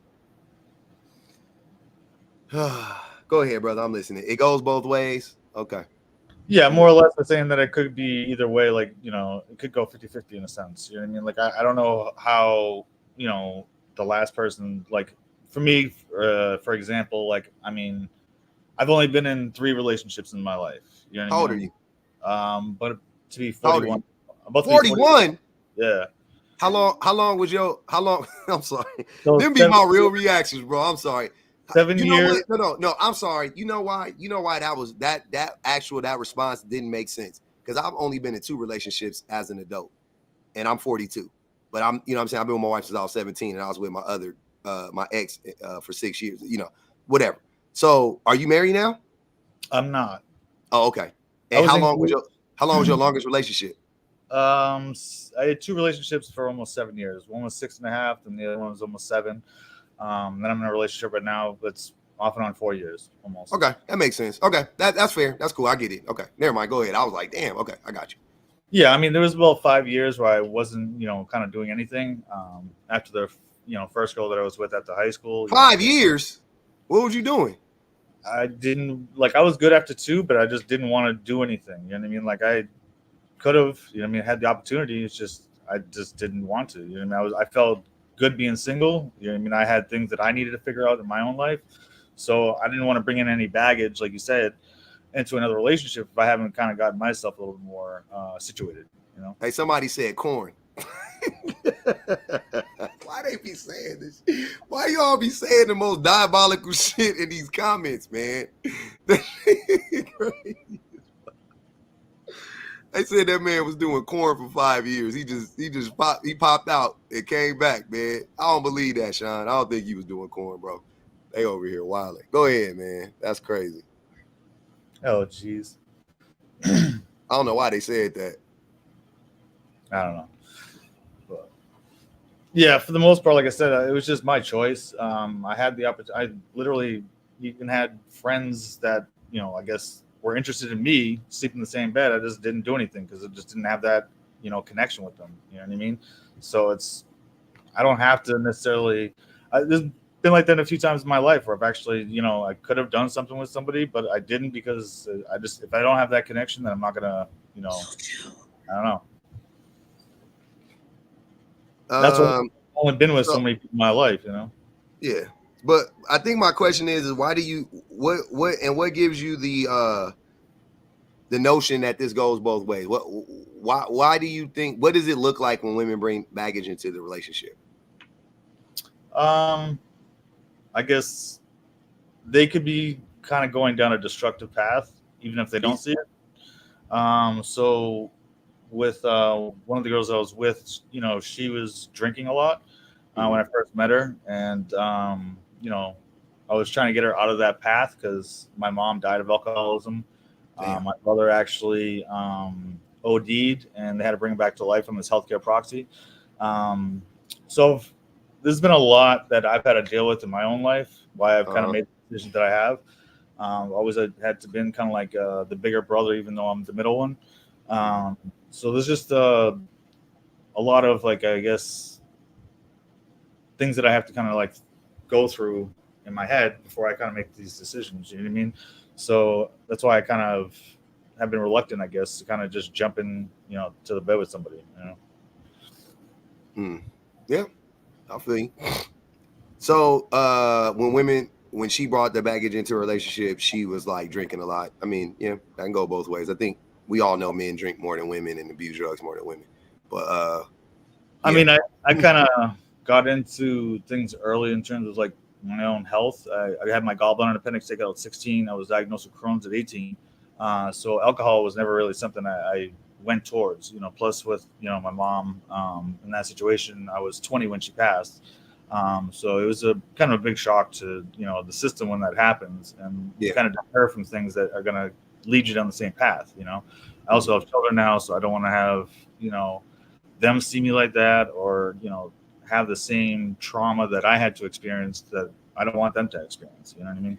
You don't think that you brought baggage into this next relationship? Sounds like you I definitely believe that I have, and I kind of let people know ahead of time. You know what I mean? Like before they kind of get into things, I'll put all it out, at first, so that they can kind of have a honest opinion as to how they want to proceed in the relationship, if they do or not. You know what I mean? just because I think that like you're coercing almost if you kind of just hide some of the things that are, have affected you and that may still affect you. So if I kind of get everything out in the open and y'all are okay with it, then we can keep moving. But if if there's an issue, then we don't go that way. But you know what? I ain't even gonna hold you. I wouldn't even date with Crohn's because you gonna be having a shit all the time. Hey man, come on. Well, the medication that I got now kind of has helped me. Before it was really bad. So I know what you're talking about. It's not fun. But hey, yeah, hold it ain't on. like Also put 5 on Shine head for trauma dumping. It's no joke though. It's no joke. That boy that told us he had Crohn's, how his mama unalive, his brother got OD. Like, brother, we just got in this motherfucker. God damn. Look, I don't give a fuck, man. Excuse my language. And then he explained all of, like, he came in with a full luggage set. Hell yeah. I'm super confused. And I think the part that makes me confused is that, like, men could choose to relate to the idea of, like, you got all of this trauma that, you could understand and empathize with the person that you're partnering with, but instead, like, you choose to kind of look at that and go, oh, she's bringing baggage into the relationship. I can't deal with that. Like, you've not put down your own trauma. Like, the reason why you don't want to be in a relationship with somebody who has things that are as heavy is because of your own trauma, which is valid. Like, it's valid. I don't know where people be thinking, and all of us are married. When you get married, your trauma you don't leave your trauma at the altar. Like, you don't take it to the courthouse with you and, like, they collect it in a box, and then when you get the marriage certificate or the marriage license, they, hand you that and you leave the trauma there. Like, trauma stays with you forever, truth be told. Like, it always stays with you. That's why triggering happens, because you're triggered by a smell, by a song, by, a building or a place. Like, it's not something that you just put away and you're done with it because you've been therapized properly. Like, that's not what happens. And I think that it's unfair the way that men will, like you said, men will bring their baggage and their trauma into the new relationship, and women are just supposed to figure out how to adjust. But when it's their turn to deal with the thing, it's like, oh no, I'm cleaning up my life. I can't deal with that because that's too much. Like, sir, your bags are at the door. I just want to put mine next to yours. Mm-hmm. Good. I got to read this Cash App from King Lamar again. He said, good men get taken advantage of, period. He thought he ate. Good women do too, but anyways. Most women, most women do. Right. I mean, like, seriously, what are we even talking about? But yeah, Sean, I get how that's hard. Like, having any kind of autoimmune disease, like, you have to understand that is a lot for someone to process. That's a lot for you to process as the person dealing with the autoimmune disorder. But then you got to think having a partner. So that's a lot for somebody to deal with. I ain't even gonna hold you. But I came up here initially to say, because Vanity actually said it, literacy. You were talking about that on Shane's Live earlier. Literacy is why a lot of these conversations go the way they go with you public, is because they don't even be understanding what you be saying. They definitely don't be understanding what BPG be saying if they don't understand what I be saying. They don't be understanding the definition of words. They don't be understanding nuance. They don't be understanding context. Like, the shit just be missing and it be lost in translation. So I think what happens is they get defensive because they don't understand, instead of saying, like, okay, but I don't get it. Yeah. You know what I'm saying? Like, I don't get it. But then you don't make it no better because you be like, are you? Because you be like, bro, are you fucking for real right now? And they be like, oh, yeah, just because these women educated, then they start trashing us for having degrees. they take it out on y'all. They don't even take it out on me. I'll be like, wait, what the fuck? Because they can't say nothing to be in bad public, because, like, even Shan said, she was telling GV, like, you way softer Like you way more soft spoken when you over there with Public versus he came on her panel today with all that rah rah rah. Oh, I missed that. Yeah, she said you don't act like that with Public. And like a lot of these men, when they come into like Franklin's space or Shan's space, like they really be talking to women reckless, but over here, they don't talk to you like that. Travis said, you be telling them they stupid and stuff, and they still don't get rah rah with you like that. Well, so, you know they don't get like that with me just cause it's my live, but they be getting with me like that when that's why they be trying to like catch me lacking in other places, but they don't know I be the same nigga everywhere. I be like, I'm the same. You niggas gonna be different because I'm on somebody else's panel. I'm wilding on everybody. I flip this whole table over. I don't give a fuck where I'm at. I don't know why y'all be trying to play with me.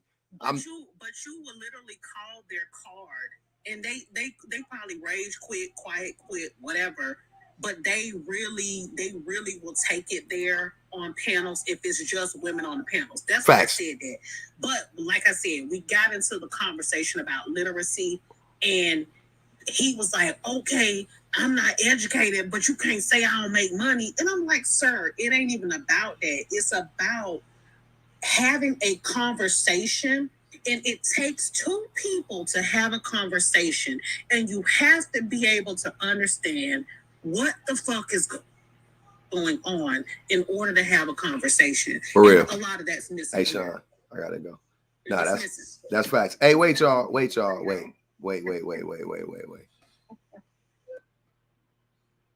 know I love y'all like a play cousin. But if I don't end this shit, it ain't gonna never end. We on 6 hours. Enough is enough. Okay. Nigga, you clocked the fuck in today. Yeah, this was a long one, y'all. Get your boy. I'm glad I did all my work early, so I ain't. Well, damn, I still got more work I got to do. Anyways, it's 6 hour live. We at 8 o'clock. It's the top of the weekend. You're gonna be on the background by tomorrow because you don't really make these dudes mad today. When I get out of service tomorrow and I get in the car and check my TikTok, let's see who got them now, who getting some stuff off their chest. They gonna be saying something tomorrow. Huh? You off tomorrow? Yeah. Okay. I mean, you clocked the fuck in today. I ain't even mad at you. Yeah, I'm off there, and also we gonna do the decompression live after this. Oh yeah, and you was preaching. You was getting to you was in your bag earlier. I was over here like, preach. Okay, stop it. Hey man, I love y'all, man. I really gotta go. It's over. The time has come. Are you not entertained? We did 635,000 likes. I ain't even have to tell y'all to tap the screen today. Y'all was tapping. Y'all was tapping. The YouTubes was clocked in. Y'all was really clocked in on the YouTubes. The YouTubes was clocked in today. Boy, they was on there. Man, we had over 1,000 people in this live for about 5 hours. That was good. I love it. Love y'all, man. Shout out to the mods, all the mods, man. Shout out to the old subs and new subs. Everybody that banged the Cash App, all the super chats. Love y'all, man. Thanks for supporting the live. My voice is gone. Haters come back tomorrow.